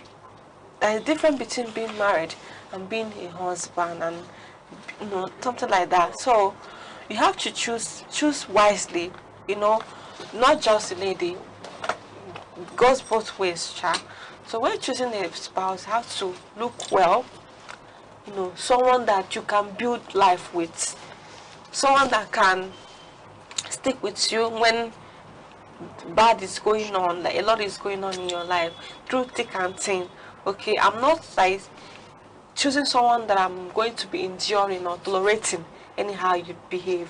So that is it. So what are those physical qualities you need in a man that is a turn up for you? Physical qualities. First off, the man has to be handsome. He has to have money. No, you have to put money on number one.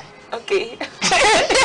He has to have money. He has to have he has to have money. He has to be ambitious. Can you like a rich toxic man? No. Very rich. He's very rich, but he's toxic. I can't go for it. Very rich. Yeah, I cannot. Very rich. I love my peace. I love peace. So I'm choosing someone. When did you repent? Someone that has money. Someone that has a good physics. That is neat. Good looking person. But let me ask you, a dirty rich man. What do you think? I cannot. A dirty rich man, very rich. Okay, dirty rich, but clean them, or who got the clean them? You now, dirty rich Dangote. No, please. Are you sure? They go, are you sure? Achalugo, please. Are you sure? Achalugo, please. I can't do that. You can't what? I can't do that. Like me, a clean man, someone who's clean, who knows how to cook. Okay, you must know how to cook. You know. So if he doesn't know how to cook, uncle, so be it. As long as he's good to me, he's kind. It is the responsible person. I'm going for it. Person, so with all this your qualities you have listed, don't you think there are things that you should just look into when it comes to character-wise? That is a red flag. What's your red flag in a man? Red flag, it should be a narcissist, someone who is manipulative. I can't be there. Red flag. What do you call someone that? What do you see as manipulation? Like when you say somebody is manipulative, what do you think? What's it for you? Someone who want to shrink you, like they will want to shrink you. Okay, they don't want you to grow. They want to put you down. They don't want you emotional blackmail. Yeah, emotional blackmail. Try to make you be at fault when they clearly know that they are at fault. Okay, so that just is a no-no for me. And also, I don't like someone, a man who lies, cheats, a womanizer. So, but out of this red flag, there must be, if you are giving this womanizer, cheat, manipulator, narcissist, and what else did you mention? A liar. Yeah. If they say take two, leave two, which one will you take and leave two? Narcissist, manipulator, and I should choose two. Take two and leave two. It's very tough. No, like a narcissist, a manipulator, a liar, a cheater, and what else? I would only choose a liar or a cheat. You take the two. You take the two and leave the other ones. The other one is the total deal breaker. No. So why do you think you choose a liar and a manipulator? Now this is a manipulator. I said a cheat, at least. You know, like... oh God, this is complicated. I don't think I can deal. So you can deal with a cheating husband. As long as he's giving you money. No, it's true. As long as he's giving you... Wait, calm down. As long as he's giving you money... As long as he's giving you money, you can actually take him. Because I know that is the only reason why you take him. Clock it, baby girl. I know you so well. So I know that's the only reason why you take him. So has the money, just with conscience, with protection. So what if okay, so you actually go with a liar and a cheat? So if he lies too much to the point that what if he lies to the point that all the things he assumes he has, when you come into the marriage, you find out he doesn't have. It's not included. So what will you do at this point when a man lies to you to the point that he tells you he has this, and it's all looking real, like it looked real, and when you marry him, you find out that those things he's saying is actually is a big lie. You know, what will you do at that point? Will you divorce, or will you just continue because of love? Well, if I, God forbid, I'm not think negative. No, but we think right, we think left. Okay. So what will it be? Let's assume at the end of the day, that he doesn't own all those things that he claimed to have owned. Yeah. So he was just being delusional. I would accept him. I'll be there. We're gonna work. Ma, you will be there. Ma, are you serious? Because some people are shocked like me. I know that some people are very shocked like me. It means that this person is. Like I said, a poor man, you can actually work with him. Okay, he's a poor man. He's a poor man. He's totally poor. He's very wretched and poor. But just lied the whole life. I'll leave. You divorce your husband because of that. Yeah. So you cannot manage. I cannot manage it. Things, man. I can't manage. So he's a deal breaker for you. When he lies, poverty is just a very big deal breaker for you. Who lies poverty? No, there are some people that can actually manage in poverty. So you can't manage at all. What's the extent? Rate it your management in poverty. 0/100. No tolerance. You're very, very worse than what I think it is. But anyway. Yeah.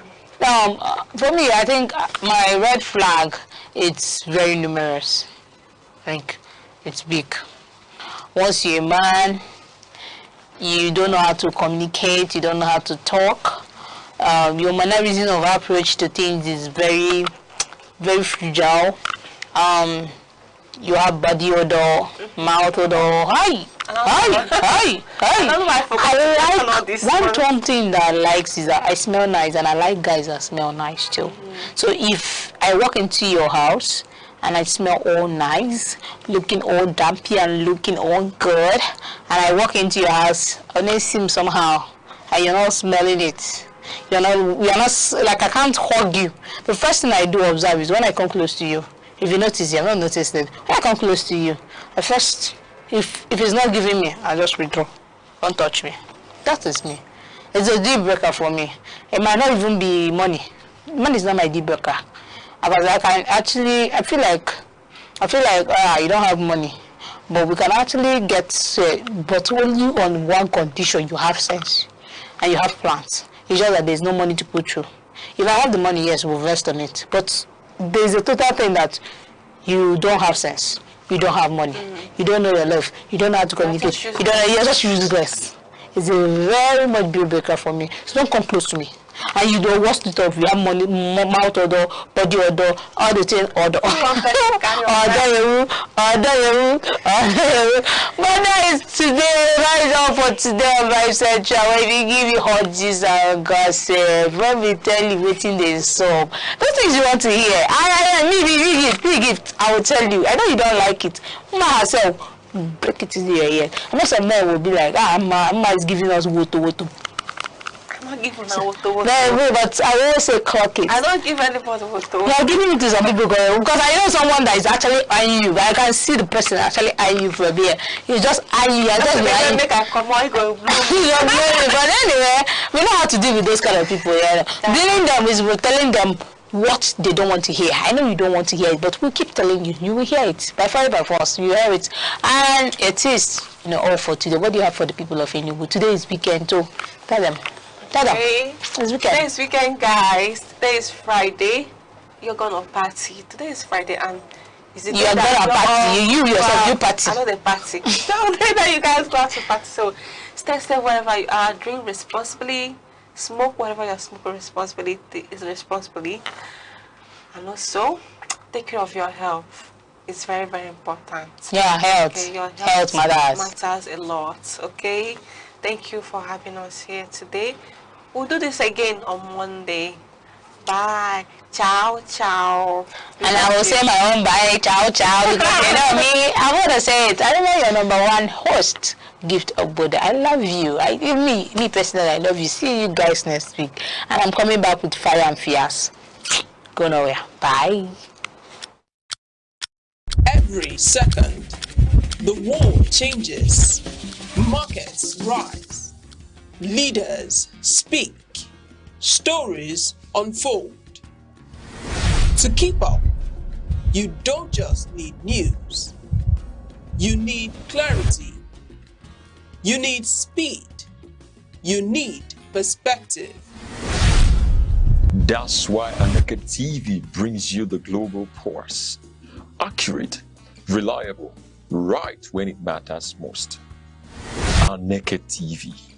Move with the world.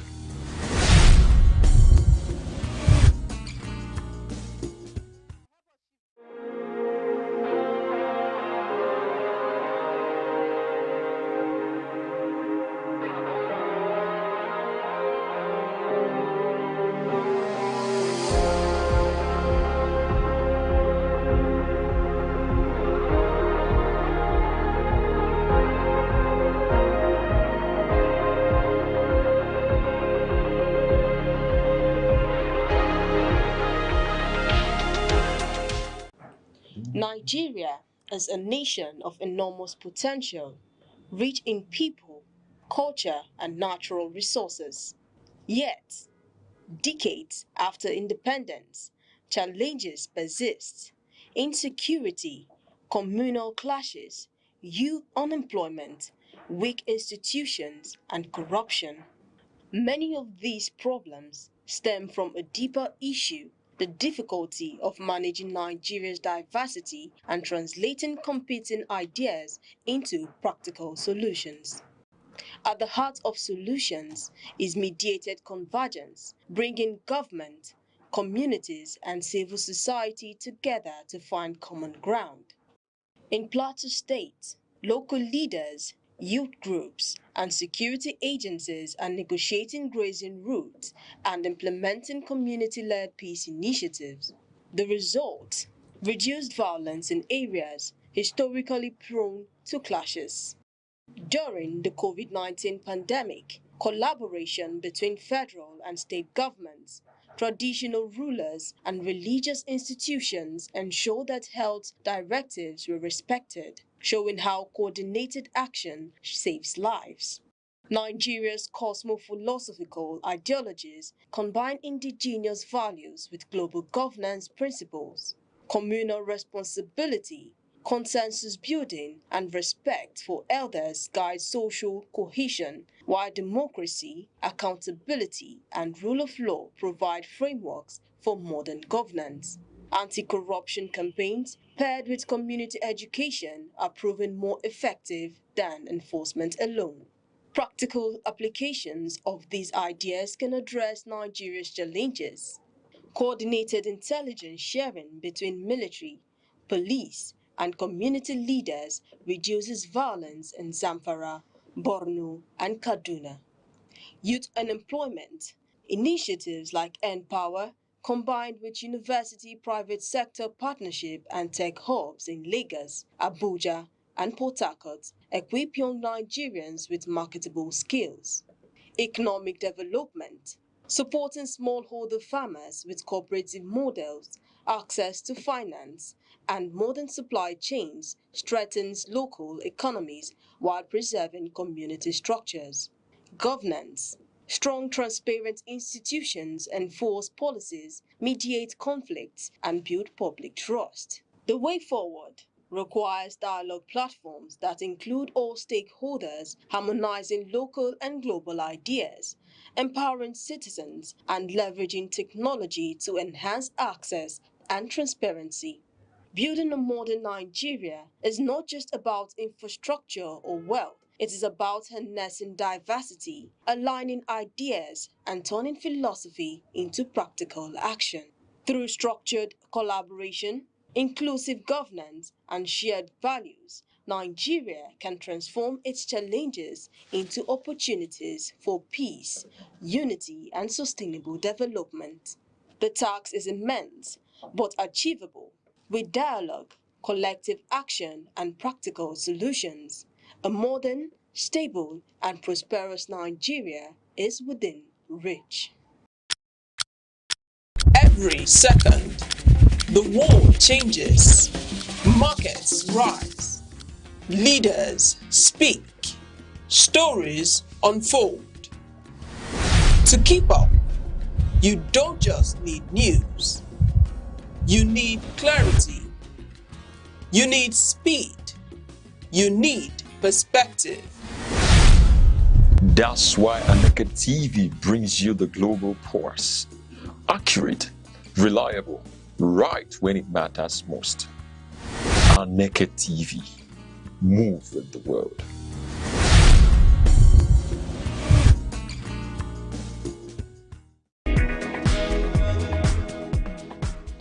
In every generation, there exists a defining force.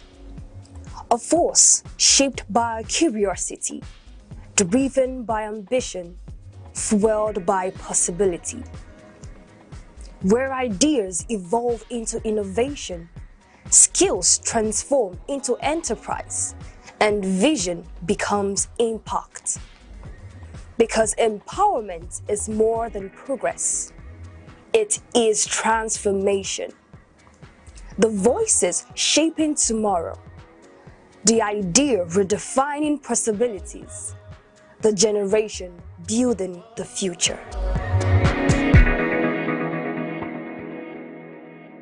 In a most special way, we welcome you to this edition of Youth Focus on Aneke TV. It is the program where the young people have a say, especially when it has to do with something that concerns their civic rights and responsibilities. To achieve this, we make opinions, we give commendations, motivations, criticisms, and that's why we say a big thank you so much for being a regular participant on this program. You can find us on our socials, our Facebook, our X, our Instagram, and our YouTube at Aneke TV. Thank you so much for being there. My name is Chukwuemeka Obasi, and in this edition, our focus is on the power of PVC. Permit me to introduce to you another set of great young people we have on the studio today for this show. We have the president, enugu Farmers Association, and the director of the Agricultural Directorate, National Youth Council of Nigeria, Kenneth Eze. You're welcome on the show. Thank you very much. Again, we have a civil engineer who is Samuel Uchendo. You're welcome on this show. Thank you so much. All right. Okay, let me start with you. Could you itemize the importance of the permanent voters card, PVC? Okay. Especially during elections. Yes, the importance of the permanent voters card can never be overemphasized. As a matter of fact, it is your power as a citizen to vote a credible individual into a political position. So how do you do that? By going to your ward or to the inec office and get your PVC. And your PVC carries your picture and your date of birth and your address and other things. So what it means is that, number one, you're a citizen, you're a bona fide citizen of that country. That means you can be voted and be voted for that if you meet the criteria, of being elected into a position, a political position. Then also, it goes beyond just electing anyhow person. You are giving us your power, you're having a say towards the development of that country. You're actually saying, okay, I'm voting for this person because I've checked this person to be accountable, to be credible. This person is transparent enough to lead the vision that I believe in. So if you are going there to vote, you're actually checking your future. Can this person make good decisions that can better the lives of so many people? So if you are casting your vote tomorrow, be asking yourself, would my situation now become better? Would Nigeria, my country, become better? How sure am I that this person is going to steer the ways of that plane, that vehicle to the destination? How sure am I that this person, does this person have the criteria, the qualifications, the track record, all those things? Can this person actually lead us? You now vote. And it's not something somebody else will do for you. You must be there present. So it's not done like an ad hoc something. So that is why you must be there. It's not like, please go and vote for me. You don't tell somebody to go and vote for you. You go there and vote because we need you. Your opinion is valid. We need you as an individual. We need you to decide who will be there. So your PVC is your power. I think that is where I will stop for now. All right, thank you so much. Sam, Ken has been analytical, and as a matter of fact, he made a valid point, saying that there's someone you need to cast your vote for, that first of all, trust the person, know that this person, yes, somebody that will maybe beautify your future. I wouldn't know how much that is true, because most times when we trust someone, at the end of the day, somebody can disappoint. no, he's right though, but I just want to be more objective, When I mean being objective, I mean judging by what we have in this country. You see, everything he has said is valid, but it has not always been the case. There are cases where we voted people that we imagine will lead us aright, and they end up being disappointments. I don't want to mention their names, but Nigerians know what I'm talking about. There are cases where we are motivated and we consider people by their long speeches. Because this whole thing, you can't know the book by its cover. People can come out and tell you things they can do. As a matter of fact, being eloquent and leadership are not the same. There are people who are very eloquent and convincing who will never deliver. There are people who may not be very eloquent, may not be very convincing, but they are very practical people. So sometimes, it's not just what we think. I don't know if you understand. In as much as what people say we as mortals wants to believe that that's what they would do. But it's beyond that. Another thing we can use and judge people is their track record. I'm still in line with what he's saying. But reasonably, you are coming in with a counter opinion. No, not necessarily. I'm not counter-reading. I'm saying being more objective. Okay. You know, because politicians come out every year to tell us what they can do and what they cannot do, what they will do and what they will not do. I don't know if you understand. And at the end of the day, we don't see this thing happen. You know what I'm talking about. I don't want to mention any person because that's not part of our why we are here. But if I'm asked to do, I mean, I would not mind. But the truth is that we should judge people by their track record. Okay, have you seen any usefulness of the PVC? Yes, the PVC is very useful. They will come in from that direction. Yes, we are still talking about it. It's very useful. You need the PVC as a Nigerian. You must have it. And you must vote. Not voting, you're not only embarrassing yourself, you're equally reducing the integrity of your country and yourself. Because you must vote. You have to vote. You have to say your own mind. By not voting, you're even making it look as if you're not a human being. You're making yourself not to have value. You're part of the country. To have value before who? Before the country you claim to be a citizen of. How will you not vote? You should vote. You should just bear your mind. In as much as your vote may count or may not count, it doesn't I wanted to come in from that direction because from his line of thought, he has mentioned that most times you think you trust someone, and at the end of the day, they'll end up disappointing you. Yes, and he's saying you have to do what? Go and vote. The truth is that I want to be very objective. You know, politicians will always come and say, vote. In their mind, they may not even want you to vote. They may want to rig the election. But that shouldn't stop us from voting. The Igbo man said, do your own voting. Let it be that it didn't count, so that your conscience will be clear. And you can talk to your children, you know. But when you say you will not vote because it will not count, you will not vote because there will be violence, which means you are supporting all those things that you don't want. But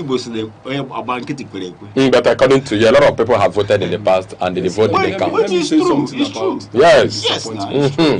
So to what extent can you go blaming someone who said I wouldn't vote because it wouldn't count? You made mention of disappointments. But you see, a very reasonable citizen of a country, if that leader is being transparent enough and accountable, at least there are some things we are expecting him to do or her to do. So if the person doesn't meet up to our expectations, at least there are some efforts the person must have made that we are seeing, to combat some of these things. We are voting a leader who is a human being, not a demigod. We are not voting somebody who has a superpower. We are voting somebody that says, I can do this thing because of this that I've done in the past. Because of my track record, which I said, first you need to check him or her track record in the past to know, okay, is this person credible enough to represent my interests? But is it about track record? Yes, most of the times. So anyone that doesn't have track record when it comes to... We don't want critics without credentials. We need people that have shown in the past that they could do something. You don't just fall out from anywhere. A leader sometimes should be given some small steps, some small wins to... You cannot just say you are... I know of somebody who said he's contesting for president for how many years? A youth. He's a very popular person in Nigeria. You cannot just come out and say you want to contest. You have not contested for local government councillorship. You have not contested for local government chairman. House of Assembly, no. House of Reps, no. Senate, no. Minister, he's president. How? You have not served in any organization. You have not even been a class prefect. Even a platoon captain. But do you mean he's not qualified to contest as a president? He doesn't have a track record. No, he might be qualified, but we want that's to what I'm saying. Is it about track record? We want to see. You may tell me he may end up not winning. There's what we call. You may end up not winning, but he's qualified to go. He's qualified, but he's not credible. It's not believable. We need a credible leader, not someone who is qualified. What qualifies him? Who qualifies him? He's a citizen of Nigeria, is of age. Yes. He has the national ID card and the rest of all of it. It's not credible. It's not believable. We don't believe that he can steer it to our destination. Well, the truth is that he's right. He doesn't have the credential that should make us believe in him to vote for him. No, but as for being qualified, he's qualified, or she. The person is qualified because what are the qualifications? You must be SSC, you must pass your wike, you must be in Nigeria. That's the angle I'm coming from. You are qualified. And to me, that is qualification. Yeah, you are qualified. Yes. This one is very dynamic. There are people with all these credentials and they won't do well. You know, there are people with all these credentials, they won't do well. There are people who are very pretentious, who may have done well as local government chambers. And there are people who may not have the track record. Yes. But eventually, if you see them there, they do well. These things are, as much as it's correct, you should have. How many of them? Yeah, you should have. Before David became a kid, he killed a lion. Yes. He killed a Goliath. Before he came there as a kid. You are not far from the truth. You cannot just jump from anywhere and say you want to be the leader. From where to where? Exactly. All the people that have been a leader, check them. They have been heads of leadership. They have been corridors of power. They have been leading. Either in the office as a private sector or maybe in the public space. They have been in one leadership position or the other. Leadership is groomed. It must be tested and trusted. You cannot just come out. Okay, gentlemen, thank you so much. This importance of the PVC has led us far. Yes, but we are on it. Yeah. We are on it. Let us come in from this other dimension. What are the roles of the young people in any election? A lot. You know, for this country to succeed now, young people need to be involved in politics. Really involved. Part of the problem we're having is that young people are not involved in politics. They are just following politicians. They are not politicking.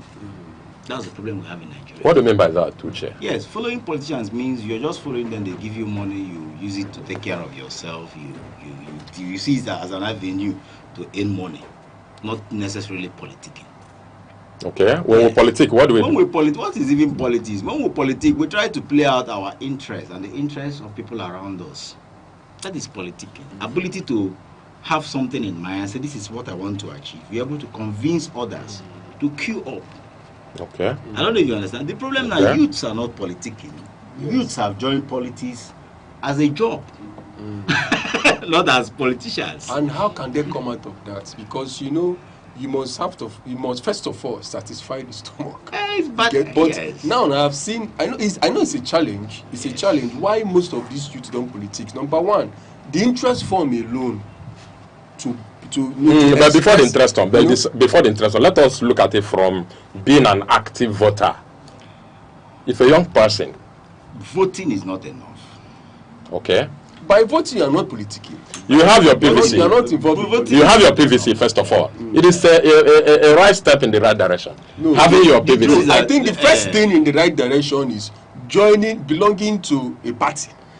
If you belong to a party when you don't have your permanent voter's card, what are we talking about? Permanent voter's card is just the basic for everybody. The truth is that everybody should have a permanent. Don't be offended. The truth is that belonging to a party is one of the factors the problem we're having. Number one is to understand what politics is. Okay. Politics is not evil. It's ability to convince people to believe in what you believe, whether good or bad. Whether good or bad. Whether good or what bad. If it's bad? Is it not evil? Because you mentioned that politics is not evil. No, try. Politics itself is not evil, but you can make evil out of it, just like a gun. Is gun evil? But you can use gun to do evil. That's nothing you can make evil out of. You can only use gun to defend. That's what I'm saying. But to arrange these thoughts now, I know you just made mention of vision. Somebody who wants to politic, a young leader, should have a vision that it can actually sell to people out there and make sure they believe in that vision and follow him. Okay, fine. Once you have that vision, you now join a political party that has that same vision with you, that share that same vision with you, you know. But most times, you see young persons without having a vision, they will just keep joining one political party just because they want money. But if you are going with the mindset of, I am a leader, I want to one day find myself in the position of power, that means I have a vision. Then I need to now find a political party that suits my vision, that shares the same ideology with me. Then I will not go in. I laugh when I hear this line of thought. that have to look for a political party that should be able to help me that has the same vision I Are we looking through the lens of Nigeria? Are we looking through the lens of Nigeria? Because I know that is not what it is in Nigeria. But that is but we are in Nigeria. We are in Nigeria. Nigeria should be a case study. No, see, if we start looking at Nigeria as it is, that means we need to turn the tables around. That means what he's saying is actually what it should be. You just follow until it's your turn. You come and say, it is my turn. Give me. It's my turn. I've served. Put me there, whether I qualified or not. That is Nigeria for you. But the way it should be, if I'm not looking at Nigeria, is you must have a vision that you need to grow. Write it down, make it plain. So either agrees it will run with it. But then you find a political party that suits that vision and join. If not, if you want us to talk about Nigeria, my brother, just go and find a politician, serve him 15 years, and he will give you your turn. If you are lucky. Let's come back to the roles of the young people during elections. I want to talk about vision. I want to talk about so now we don't derail. Yeah, but I want to talk about vision. You see, the statement vision is just a language. It's vague. Vision, when people say they have vision, vision means nothing. Vision is to see. So my vision can be to make money as a politician. And it is a vision. Yeah, it's a vision. It's a vision.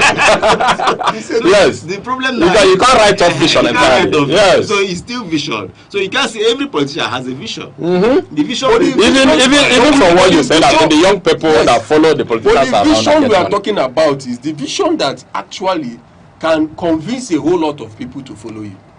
Let's come in from the dimension Uche has mentioned before. You try to mobilize people to believe in what you believe in. Who are we mobilizing as young people? Are you mobilizing people to have a big turnout during election? To vote for you. Is it to vote for you or to vote for your candidate? No, we are talking about someone, like a young person who wants to be a leader. Our topic is the power of the PVC. Okay. Let us not derail outrightly from this. If a young person is contesting for any political position and is canvassing for votes, is canvassing for people to vote for him or her, then if the person is just doing it now, like he said, maybe he has a boss or an oga who is there who wants to contest. And we are not talking, I don't think that should be the core idea of any Nigerian youth right now. Okay, but if you want to go that way, the person will not have to canvass for vote so that the people who vote for his oga, who is the candidate going in there, then maybe after they can now give him SA or TA or PA or whatever A. Or whatever A. Well, what you are saying still boils down to what I say. The problem of this country now, with voting and not voting, is that young people are not in politics. Young people are just seeing politics as an avenue to get a job. That is, when you don't have a job and you're educated, you can decide to just become a member of a party, attend the meeting, and look for ways to get appointed and earn money. I'm coming. And earn money. And these things stem from our older people. The older people have so mortgaged our mind that we are not seeing. We have limitations because of what they tell us in school, in church, in our social gathering. They keep making us believe that we should follow them. So even in political arenas, in places of politics, we are still pushed to believe in them. We are still suppressed not to have our opinion. And when we don't have our opinion, we just follow and be praying to get appointed. So we can't stand out. And the evolution of Nigeria has been very slow politically because younger generations don't have their voice and may never have their voice if we continue this way. Do you think that has no solution? It has solution. I think that's where we concentrate. Let me use the scenario of Nnamdi. Don't be offended. Nnamdi is a very vibrant man, a vibrant Nigerian who believes in Biafra. You should understand. Some persons believe that if somebody like that has believed in Nigeria, that it would have been better for us. Some persons, I'm not saying that he's wrong. Some persons believe that if that kind of voice have spoke for the interest of the youth, number one is that he's not ready to contest. He's just trying to rebuild what has been damaged. Our mind are damaged. The older men from school, elementary school, have killed us, have kept us in the place of oblivion. We no longer think with our senses. So whatever they tell us, we just do. So today you're out of school, you are very intelligent, and people see that you are very outspoken, you are bright. They say, why not come and join us in the party? You join, you begin to serve a master who has no direction, who is looking for money. He starts giving you money. You begin to build a political career. Tomorrow you become a local government chairman. Which kind of vision will you have? You continue from that. Now, why you don't have your own ideology? I am not interested in the solution. Yes. No, it's when we deliberate the problem. The problem has been laid bare. Yes. Even without you being emphatic with it, we have known the problem. The solution is you and I. The solution is this man now. I know you have interest in politics. I've contested. Thank you. Can you stand out? I'm standing out already. Okay. What if people are following you? What lot of people have 10,000 persons following you. Let me come in from this way. Let me following you where? Is it in the media or in the real life? In agriculture, in farming, in real life. In real life, yes. How do we are shaping their values, their mindset. You know, you said when you were talking, you reminded me of a psychologist, Carl Jung, that says until we make the unconscious conscious, that is when things you are trying to make the unconscious conscious. Yeah, you are trying to make things that we have overlooked in the past, you know, which is quite okay. But you know, awareness doesn't just come by talking; it comes by action. Exactly. Actually, so if we know these things, what are we doing about it? Exactly. Just like when I wanted to contest in I think 2022. I felt this burden in my heart. We need to have a change. Then I went to join an opposition party. As I was still the president of Enugu State Young Farmers, I contested against the party of the state because I had a vision, and the vision is keep going on right now. And as God should have it, the party of that state now decided to join my party. So you see, I'm still on track, and so many persons will be growing. So what we do is that we try to make this unconscious. We try to, like in my meetings every month, I tell them that, see, we must be part of this political system. We must get your PVC. You must go and vote. I have been voting since I was 18. I have been an electoral, what is it called? All these officers that give reports. Electoral observer. You know, I've volunteered. So I tell people that as young people, you need to have your PVC. Volunteer to be an electoral observer. Join a political party. Have a vision, first of all. Be deep rooted in your vision and get people of like minds to push it there. And mind you, you must not only always be in politics to be a leader. You can be a leader in your field. You can be a leader in your medical field. You can be a leader in your architecture field. You can be a leader in your engineering. But wherever you are, lead. John Maxwell said it's 360-degree leadership. You can lead from above, you can lead from below, you can lead from beside. So you mustn't be that was why I said a leader doesn't just emerge and come and say he wants to lead. We want to know where have you led and how far have you gone. So as young persons, you still have young persons that are doing it, and that's cool. Some problems have been identified already. Exactly. And Uche, I want you to comment this way. As a solution, how can demanding accountability in the democratic process serve as a solution? Demanding accountability from the leaders. Yes. In which country? Is it in Nigeria? Is it in Nigeria? Because that's another thing. You see, each time you mention that, there are things you say about this country. There are things you say about this country, I start laughing. It's just like what you mentioned when you were mentioning all those things. You can lead by 360 and all those things. Very interesting. These are books we read when we go to market and buy motivational books, leadership books. Some of those things are not workable in Nigeria. Look at peterobi. He has been campaigning. We have been clapping for him, but he can't even win. No, but he's winning. Winning how? peterobi is winning. How many House of Assembly members have emerged because of his leadership? You cannot say that Obi cannot even win. You cannot say that. It's not losing. Until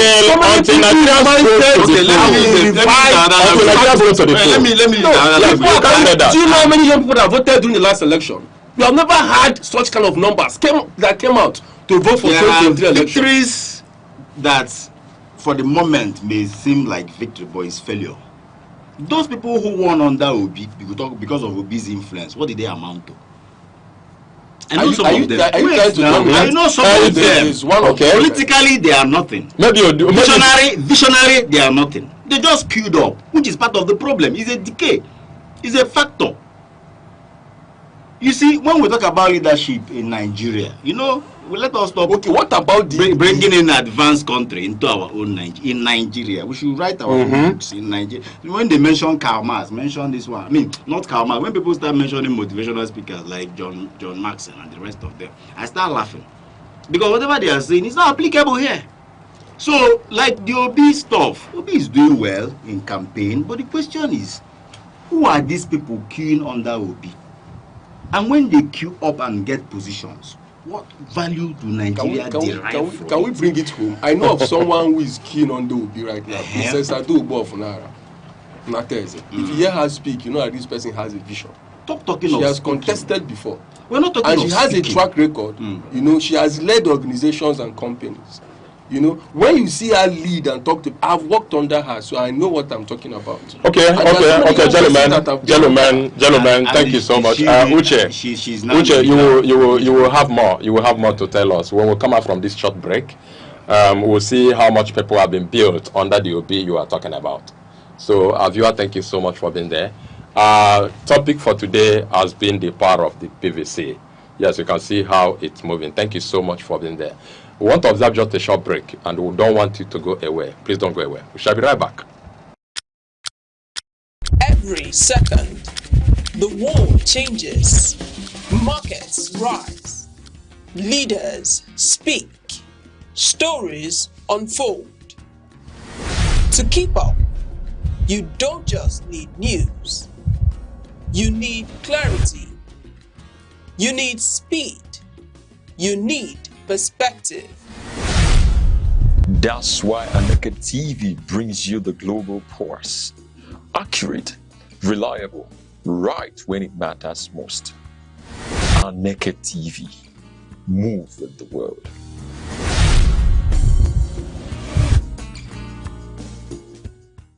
All right, thank you so much from the short break. We are still on the program Youth Focus on Aneke TV. And I've been here with this vibrant young people, the president, Enugu Young Farmers Association, and the director of the Agricultural Directorate, National Youth Council of Nigeria, Kenneth Eze. Ken, thank you so much for being there. Thank you. And again, I have a civil engineer who has been analytic most of the times in his lines of thought. Mr. Sam. Yes, Mr. Sam. Thank you so much, Mr. Sam. Let's continue. My name is Chukwamaka Obasi. Before we went on the short break, we were talking about how Obi has groomed a lot of people under him. And I think that is the direction we've been coming from, that Nigeria youths, they need to be reoriented into the good way of politicking and not following politicians about. Okay? Now, if Nigeria youths or decide in a way of becoming election observers during the time of election, like they observe the processes, make sure I am not explaining this. How can this come in to help to build their conscience to politic the way it should be? Is to build their consciousness. Consciousness. Like when I was an electoral observer, I discovered a whole lot of things. I discovered that then, that is where you think campaign has ended. But in fact, it is that day of the election, campaign has started. You see people campaigning. That's your friend that you think you have really won over to come and vote for your candidate. There and there, they will convert the person to vote.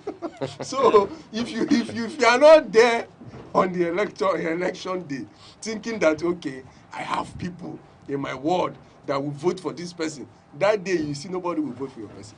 So as an electoral observer, I also observe that day, people will come with lots of maybe kindness and being nice to you and say, you have been sitting all down here, have you gone for accreditation? You say, which one is accredited? No, you have to go and check if your name is on the register. You see Chimo or Onkeneme, you run and you go and check and say, okay, it's true, my name is there, thank you, I will vote. In your heart, you are wondering, this person is nice. You see, if I've been sitting down here since, I wouldn't have known that there's accreditation. And so many people do not know. So many people think on the day of election, you just come and go out. You don't know that they do accreditation hours before the main election starts. So you have to go there on time. You go there, you do accreditation. Sometimes you do accreditation, you go back home. When they start voting you now, they will not call you, they have started, you not come and vote. You don't see people, they will not come and say, you have been sitting there, you have eaten. You see, I'm about, madam, you're back. I had to go and cook, And I said, now we had before you know, again now, in a vote. But what you are saying, before you know, these are practical things happening that day of the election. Yeah, but it's part of the problem. Nigerian voting system makes it very difficult for youth to vote. You know, some of those people who make those laws, they are older people. Some of them have lived their life. How can you keep a youth a full day without being productive because he wants to vote? You should look for a way to amend those systems so that people come and just vote and go. They can even vote from home. I think the system does not even want people to vote. That is the truth. No matter how you want to look at it. But I think these are the solutions now. Yes. And we are going to come to the solutions. But no, looking at the way it is. We are talking of the youth voting. No. I'm encouraging the youth to vote amid the odds. But at the same time, I'm equally saying that, look, the system is wrong. People shouldn't go through all this suffering just because they want to vote. But it has been there. But it's part of why they don't come out to vote. And it's part of the solution. It's very difficult for them. So the solution is they should work on those laws. Who will work? Is it people that don't want you to vote asking to vote? That is why I encourage young people to become independent. You know, you've made a lot of statements that are very interesting. You talk about I'm not coming out. I'm coming. Because Uche, I hope you're not contradicting yourself. No, I'm not. To become independent on the day of election, what would they do? Not come out because you want them to be independent. You have to allow me finish what I'm saying for you to really understand me. You made mention of people being leaders by eloquence, which I don't believe in. You know, there's a difference between leadership by pen. I did just mention that. Say track record also. No, track record is there, but most time we follow people because they are eloquent in Nigeria, which is why there is always a flaw. I don't know if you understand. Now the problem is that people begins to follow you in a direction to vote because of what you have been saying. But I think you're talking about but now, when we now get to the voting ground and you're no longer there to continue to persuade them to vote you, another person will now come like the Lucifer in the Bible and tell the person, oh yeah, now why not do it this way? And the person will do it, which means Nigerian youths are not yet independent. Our minds are not sound. Today we want to follow peterobi because he keeps quoting things that makes us feel like, hi, once they enter Nigeria, will get better. We're not critical. These things you are saying, is it achievable? Like our governor now. I'm not saying he's not doing bad. When he emerged as a governor, when he emerged in primary, he started telling us things he would do. He was saying too many things he would do in a short time. And I'm not saying he's not trying, but he's not able to achieve even half of those things. I beg to differ. I'm not saying, wait, I'm coming. But you know there's something called manifesto. Okay, go on. I'm coming. That is the problem. So our youths are not able to sit back and say, Nanko could do too much. Can you really achieve these things? That is being critical. It's just like the line he's talking about, all these books that we read after reading book, the English cannot be broke down. And people will be saying, yes, and what did you say? We don't know what the person said, and we'll go and vote the person. Another person can come up and say, look, I will just give you water. And he means that water. And that water will be solved. It's enough for us. So how would you know that water will be solved? That is where we should be thinking. If you see somebody that is saying, what we call intuition, everybody has it. Okay. Intuition. Can you just allow me to sum up? Intuition. When you know people, when you see somebody speak truth, you will know. Except you are not a human being. So peterobi is not speaking truth. Let me come in this way. Uche, I like we are not even saying we are using peterobi as a reference point. Not only we are not only saying we have a lot of people there. But we are not even saying, because there's what he said, that the youth don't have an independent mind, which I beg to differ. Okay. You know, the youths of Nigeria, we are very dogged and we have independent mind. Okay. But the situation, sometimes, the condition where we find ourselves do not really give us the options. You cannot tell me somebody you are thinking right and you are hungry and somebody will bring food for you to eat and you say you're not going to eat. Why not give the person employment? Find a solution to that problem. But you want them to think well on an empty stomach. You haven't provided employment for them. And you want them to think well. But you want them not to eat if you give them food. But that is what it means to solve a problem. And you are starving them, you are creating unemployment, and you are telling them to think well. That is what it means to solve a problem. You understand? What is solving a problem? If the problem still persists, if the problem still persists until the election day, they will use that problem to even buy them over. So we are talking about about vote buying without solving the unemployment issue. It is your vote that will determine who will solve the problem of unemployment. Try to get it. If at all it will, then let me come in this way. Yes, it is fun. I want to correct an impression. It is fun, and I'm not talking against peterobi. As a matter of fact, I'm coming. As a matter of fact, I like peterobi's manifesto. I enjoy the things he says. But the truth is that sometimes when the ones who said in the previous election who won, we are saying what they were saying, we are clapping for them, even when some of us knew that those things were not achievable. And now they are not achievable. Okay, you must look at your country and know what can be achieved. Just like Obama. When Obama was contesting American president, he was very eloquent. Why are we always blaming the leaders? I'm coming. He was very eloquent. But when he got there, what did he achieve? I think the youth should. No, we should ask ourselves, what have we on our own little capacity? The only power we have if we have not done, I beg to know, we don't only have that. If you have not affected positively on your society, your immediate society, you haven't done anything. Okay, now let me use for myself as an example. You all know my story. I came out from school, did my NYSC at Radio Nigeria. I served there for 1 year. And after that, they said I should continue serving. After that, they will give me automatic employment because I was too good. I served there for 5 years without salary. I came out and I asked myself a question. Should I continue like this? And the teeming youth that are coming out will now join the unemployment rate in number. I asked myself a question. Which sector would have an employment opportunities for youth? And I found that answer in agriculture. I started going to the farm, started recruiting youth. Now we have about 10,000 people in Enugu State farming. We have an association called Enugu State Young Farmers Association that is being used by the Enugu State government to give young persons employment. You just don't come and start talking problems without solution. Okay, we all know the problem. Gentlemen, what are we doing in our society? Gentlemen, can I come in? Can I come in now? Yes, I want to come in now. We all know the problems. You've spoken at length, and all of what you have said are in order. Kenneth, we need solutions. All of what you have said are in order. Just permit me ask him one question. This employment, are you asking me a question? This employment you say you have created, 10,000 youths, is it truth or is it paperwork? Can we find this? You can go and find. You can go and you know why I'm saying this thing? You can go and keep seeing projects that are done. You can go and verify.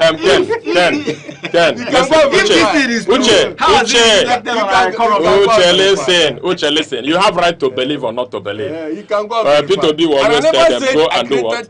Verify. Ken is okay. Ken is okay. Let's come in from this under dimension. So what I'm saying is that anybody who is criticizing the government should actually be doing something that we are seeing. Before you criticize another person, let's check you first. We also have something to do as followers. I think that's not every time we be criticizing people, criticizing leaders, criticizing the other people. What have we done as an individual? Let me call your minds back to what our topic is: the power of the PVC. In case you have forgotten. Simple. All right, thank you so much. I can tell you that I'll remind you our topic for today. It is the power of PVC. And I was saying something before you came. You were asking me an electoral. It was when I was talking and diverted us to. Wait. Yes, I'm the driver. That is why I have to divert you. Yes. Okay. Then let us.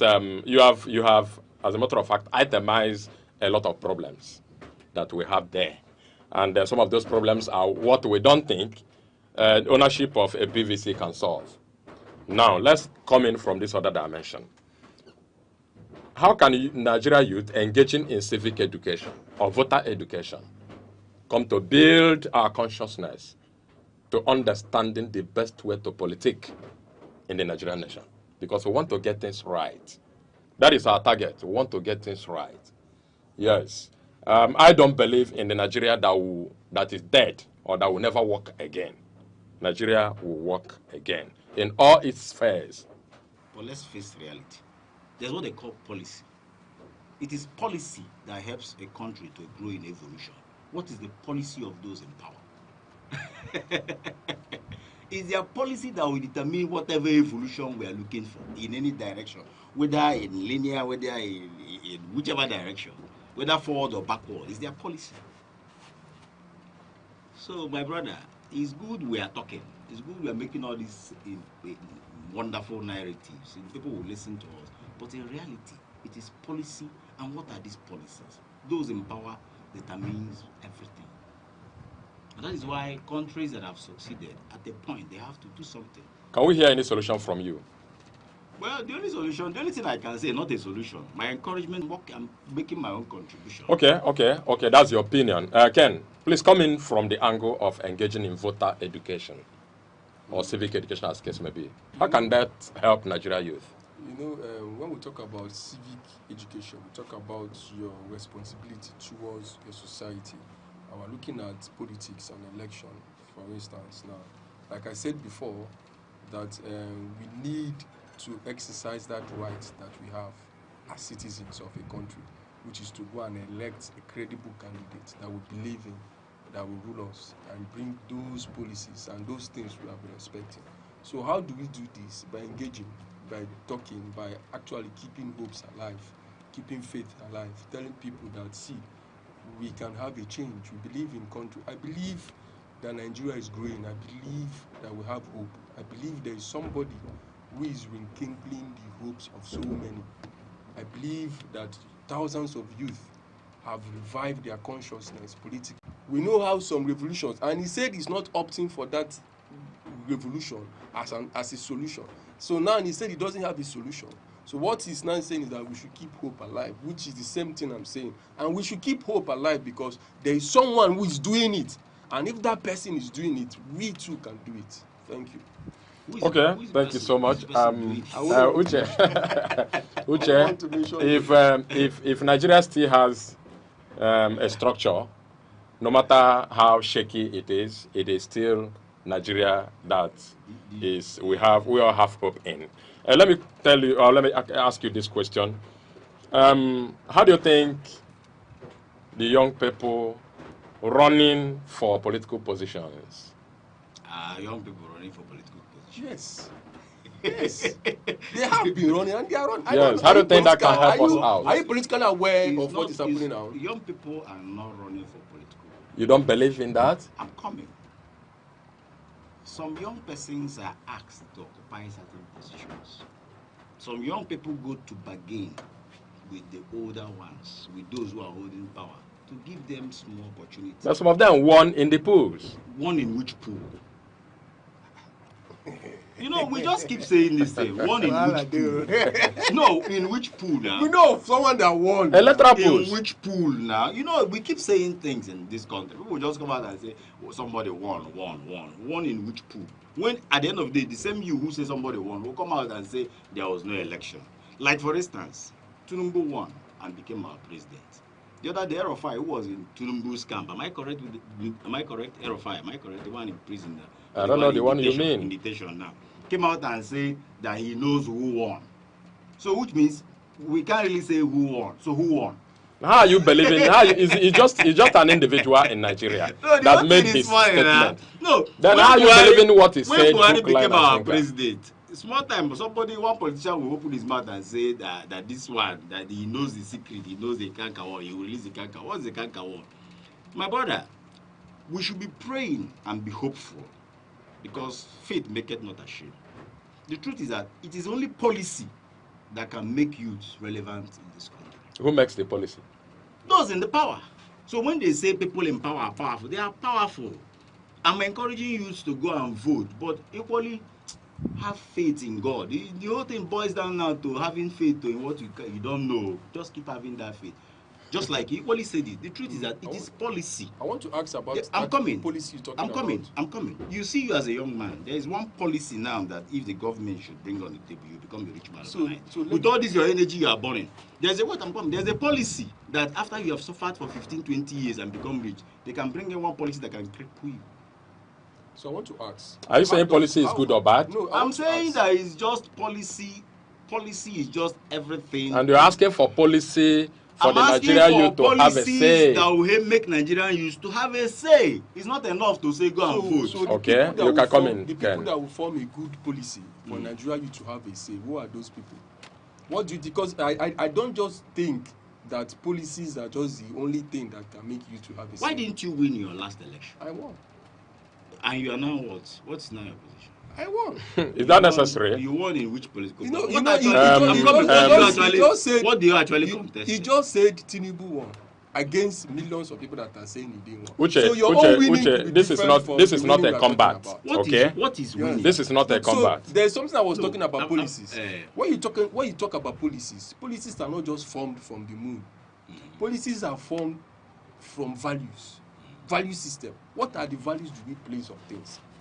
You understand? You don't just form policy. Policy are formed from the value that you owe as a human being. If you value more lives than cows, you will not get policies that favor cows more than human beings. You keep talking about policies, but without checking the human values. What are those things that you have placed premium upon? What are those things that you have looked as important? What are those things that you have placed value upon? Those things will shape the policies of a country. Policies are not just formed like that. You have to check who is there that is forming the policy. If I see you, I will know the kind of policies that will come out of you, based on your values and your belief systems. My brother, you know, so policy doesn't just come like that from nowhere. Policy comes from a human being. I think I like you. I want to respond to my friend. I like you. I have another question for you. I want to bring you back to the drawing board. Yes. What do you have to tell the young people who don't have the permanent voters card and they want to make changes in the democratic process? They should get their voters card and keep trying. Try to understand me. I'm trying to be very practical, not idealistic. The truth is that you should get your voters card. I have my voters card. That day I will vote. Come and vote and pray that our vote will count. It's a very simple statement. It's not enough trying to tell people good things that are not workable. We should come out that day and vote in mass. God will help us. And in any way we can help and see that these criminals who divert our votes are apprehended, we should catch them and hope that police will do their job. These are the reality. You can't come out and be giving people false hope. I'm coming back to you, Kenneth. And I want to bring back to your minds that what keeps us here today for this discussion is the power of the permanent voters card. Exactly. Yeah, that is why we are here. And we should pray Ken, that those voters cards should have power. Ken, is it not possible that there are a lot of youth who don't have this permanent voters card? And the election season is fast approaching. There are a whole lot of youths that don't have this permanent. And I think that is where the civic education comes in. We need to educate them on the reason why they should have this permanent voters card. It's not only having to vote on the day of election, but having to have a say on the decision making of who is going to be your leaders. You know, these are what posterity will judge. You know, at least even if some people will say that your votes don't count, you know, but at least you know that you have done your own due. You know, you have gone there to vote. You have done the necessary thing. And just like he said, Uche made mention of that I was speaking about ideal, that we should pray, you know, that God should protect the vote and let the vote be counted, which is true. We have a role to play also. We don't just vote and go home and pray that God should come and count the vote for us. No, you should vote and make sure you protect your vote. You hold the leaders accountable. I'm telling my fellow youth, you know, the people that are actually doing these things, wreaking havoc, stealing ballot papers, are our fellow human beings, our brothers and sisters. If we do this civic education well enough, I don't think they will have such kind of misbehavior on that day. I'm a youth leader. So let us not talk as if this thing is like a rocket science, that it can't happen, that we have lost hope in God. And at the same time, we draw back to Him again to help us when we're also losing faith in ourselves. You can't say you have lost faith in who God has created you to be. So if we vote, we should also stay there and ensure the vote is being counted. Okay, not taking. Uche, I'm back to you. How can you justify the decision of the young people who have the PVC and they have vowed never to come out and vote again? In as much as I'm encouraging them to still come out and vote, I'm not entirely condemning them, but I'm encouraging them. And just like when my friend mentioned, you have to stay there and make sure your vote counts. Yes, it's ideal. You should stay there and make sure your vote counts. But you should be wise too, because you are somebody's child. And me will not like to lose my child. And I will not want anybody to lose his child or her child.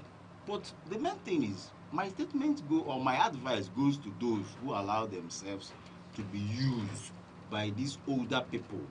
Their children lives in abroad. And during election, their children don't join us to vote. and you now become a what do we call a pawn in their hand, or whatever, a puppet in their hand. They now use you to kill your fellow young people. That is where I'm coming from. That was why I said that people should learn how to become independent. What do you have to say to that category of young people? Yeah, they should repent from such acts. Okay. If only young people would desist from every wrong act, then we will have a free and fair election. Because these people in power will not come and do the rigging themselves. They will send people, and most time young people.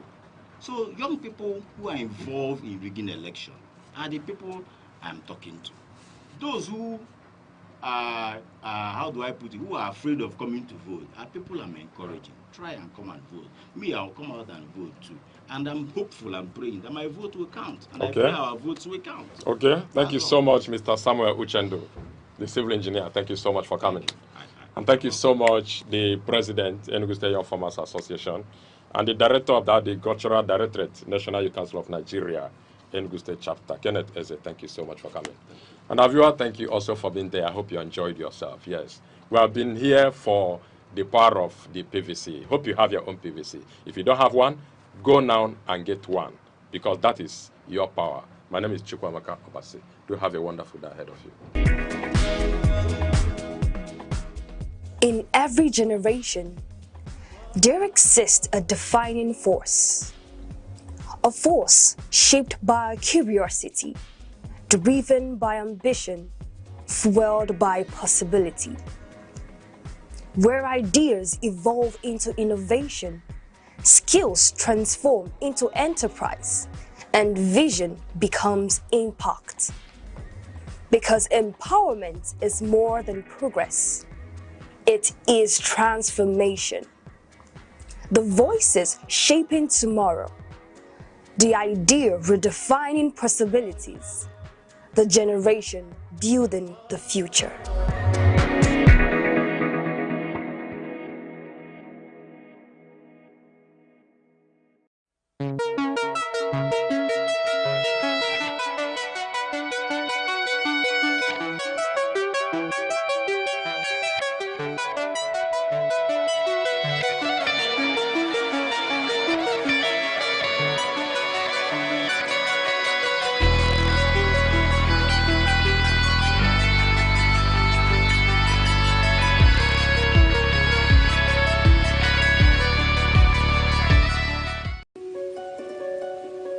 In a world that never stands still, where stories break in seconds and moments shape history, one station keeps you connected to your nation, to the continent, to the world. From breaking news to powerful stories, from business and politics to culture, lifestyle and entertainment, we inform, we inspire, we keep you ahead. This is more than television. This is your window to everywhere that matters. Aneke TV. Move with the world.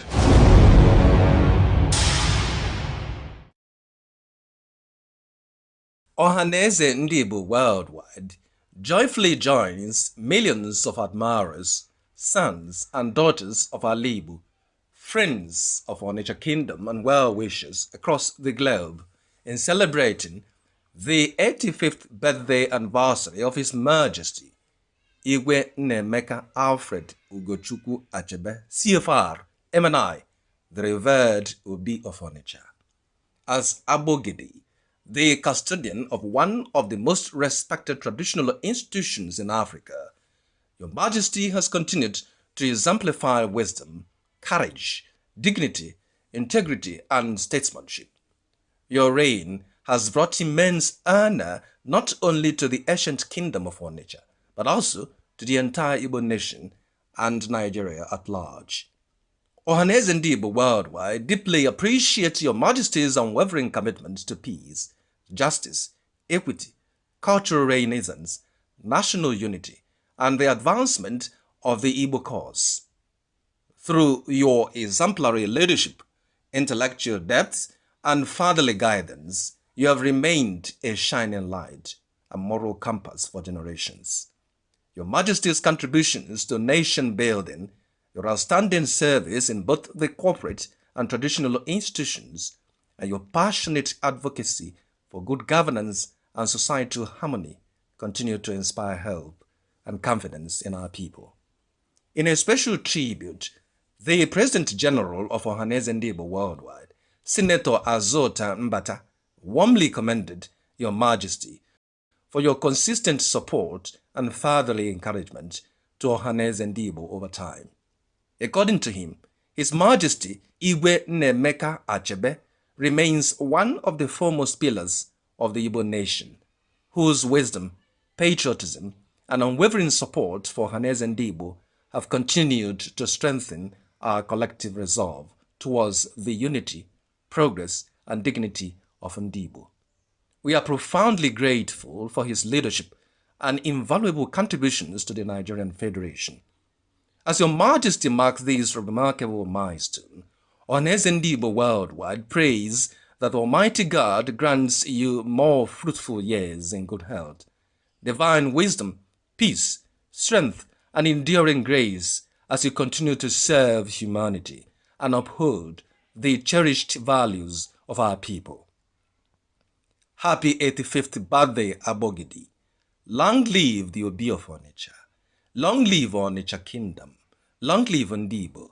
Signed, Dr. Ezechi Chukwu, National Publicity Secretary, Ohaneze Ndibo Worldwide.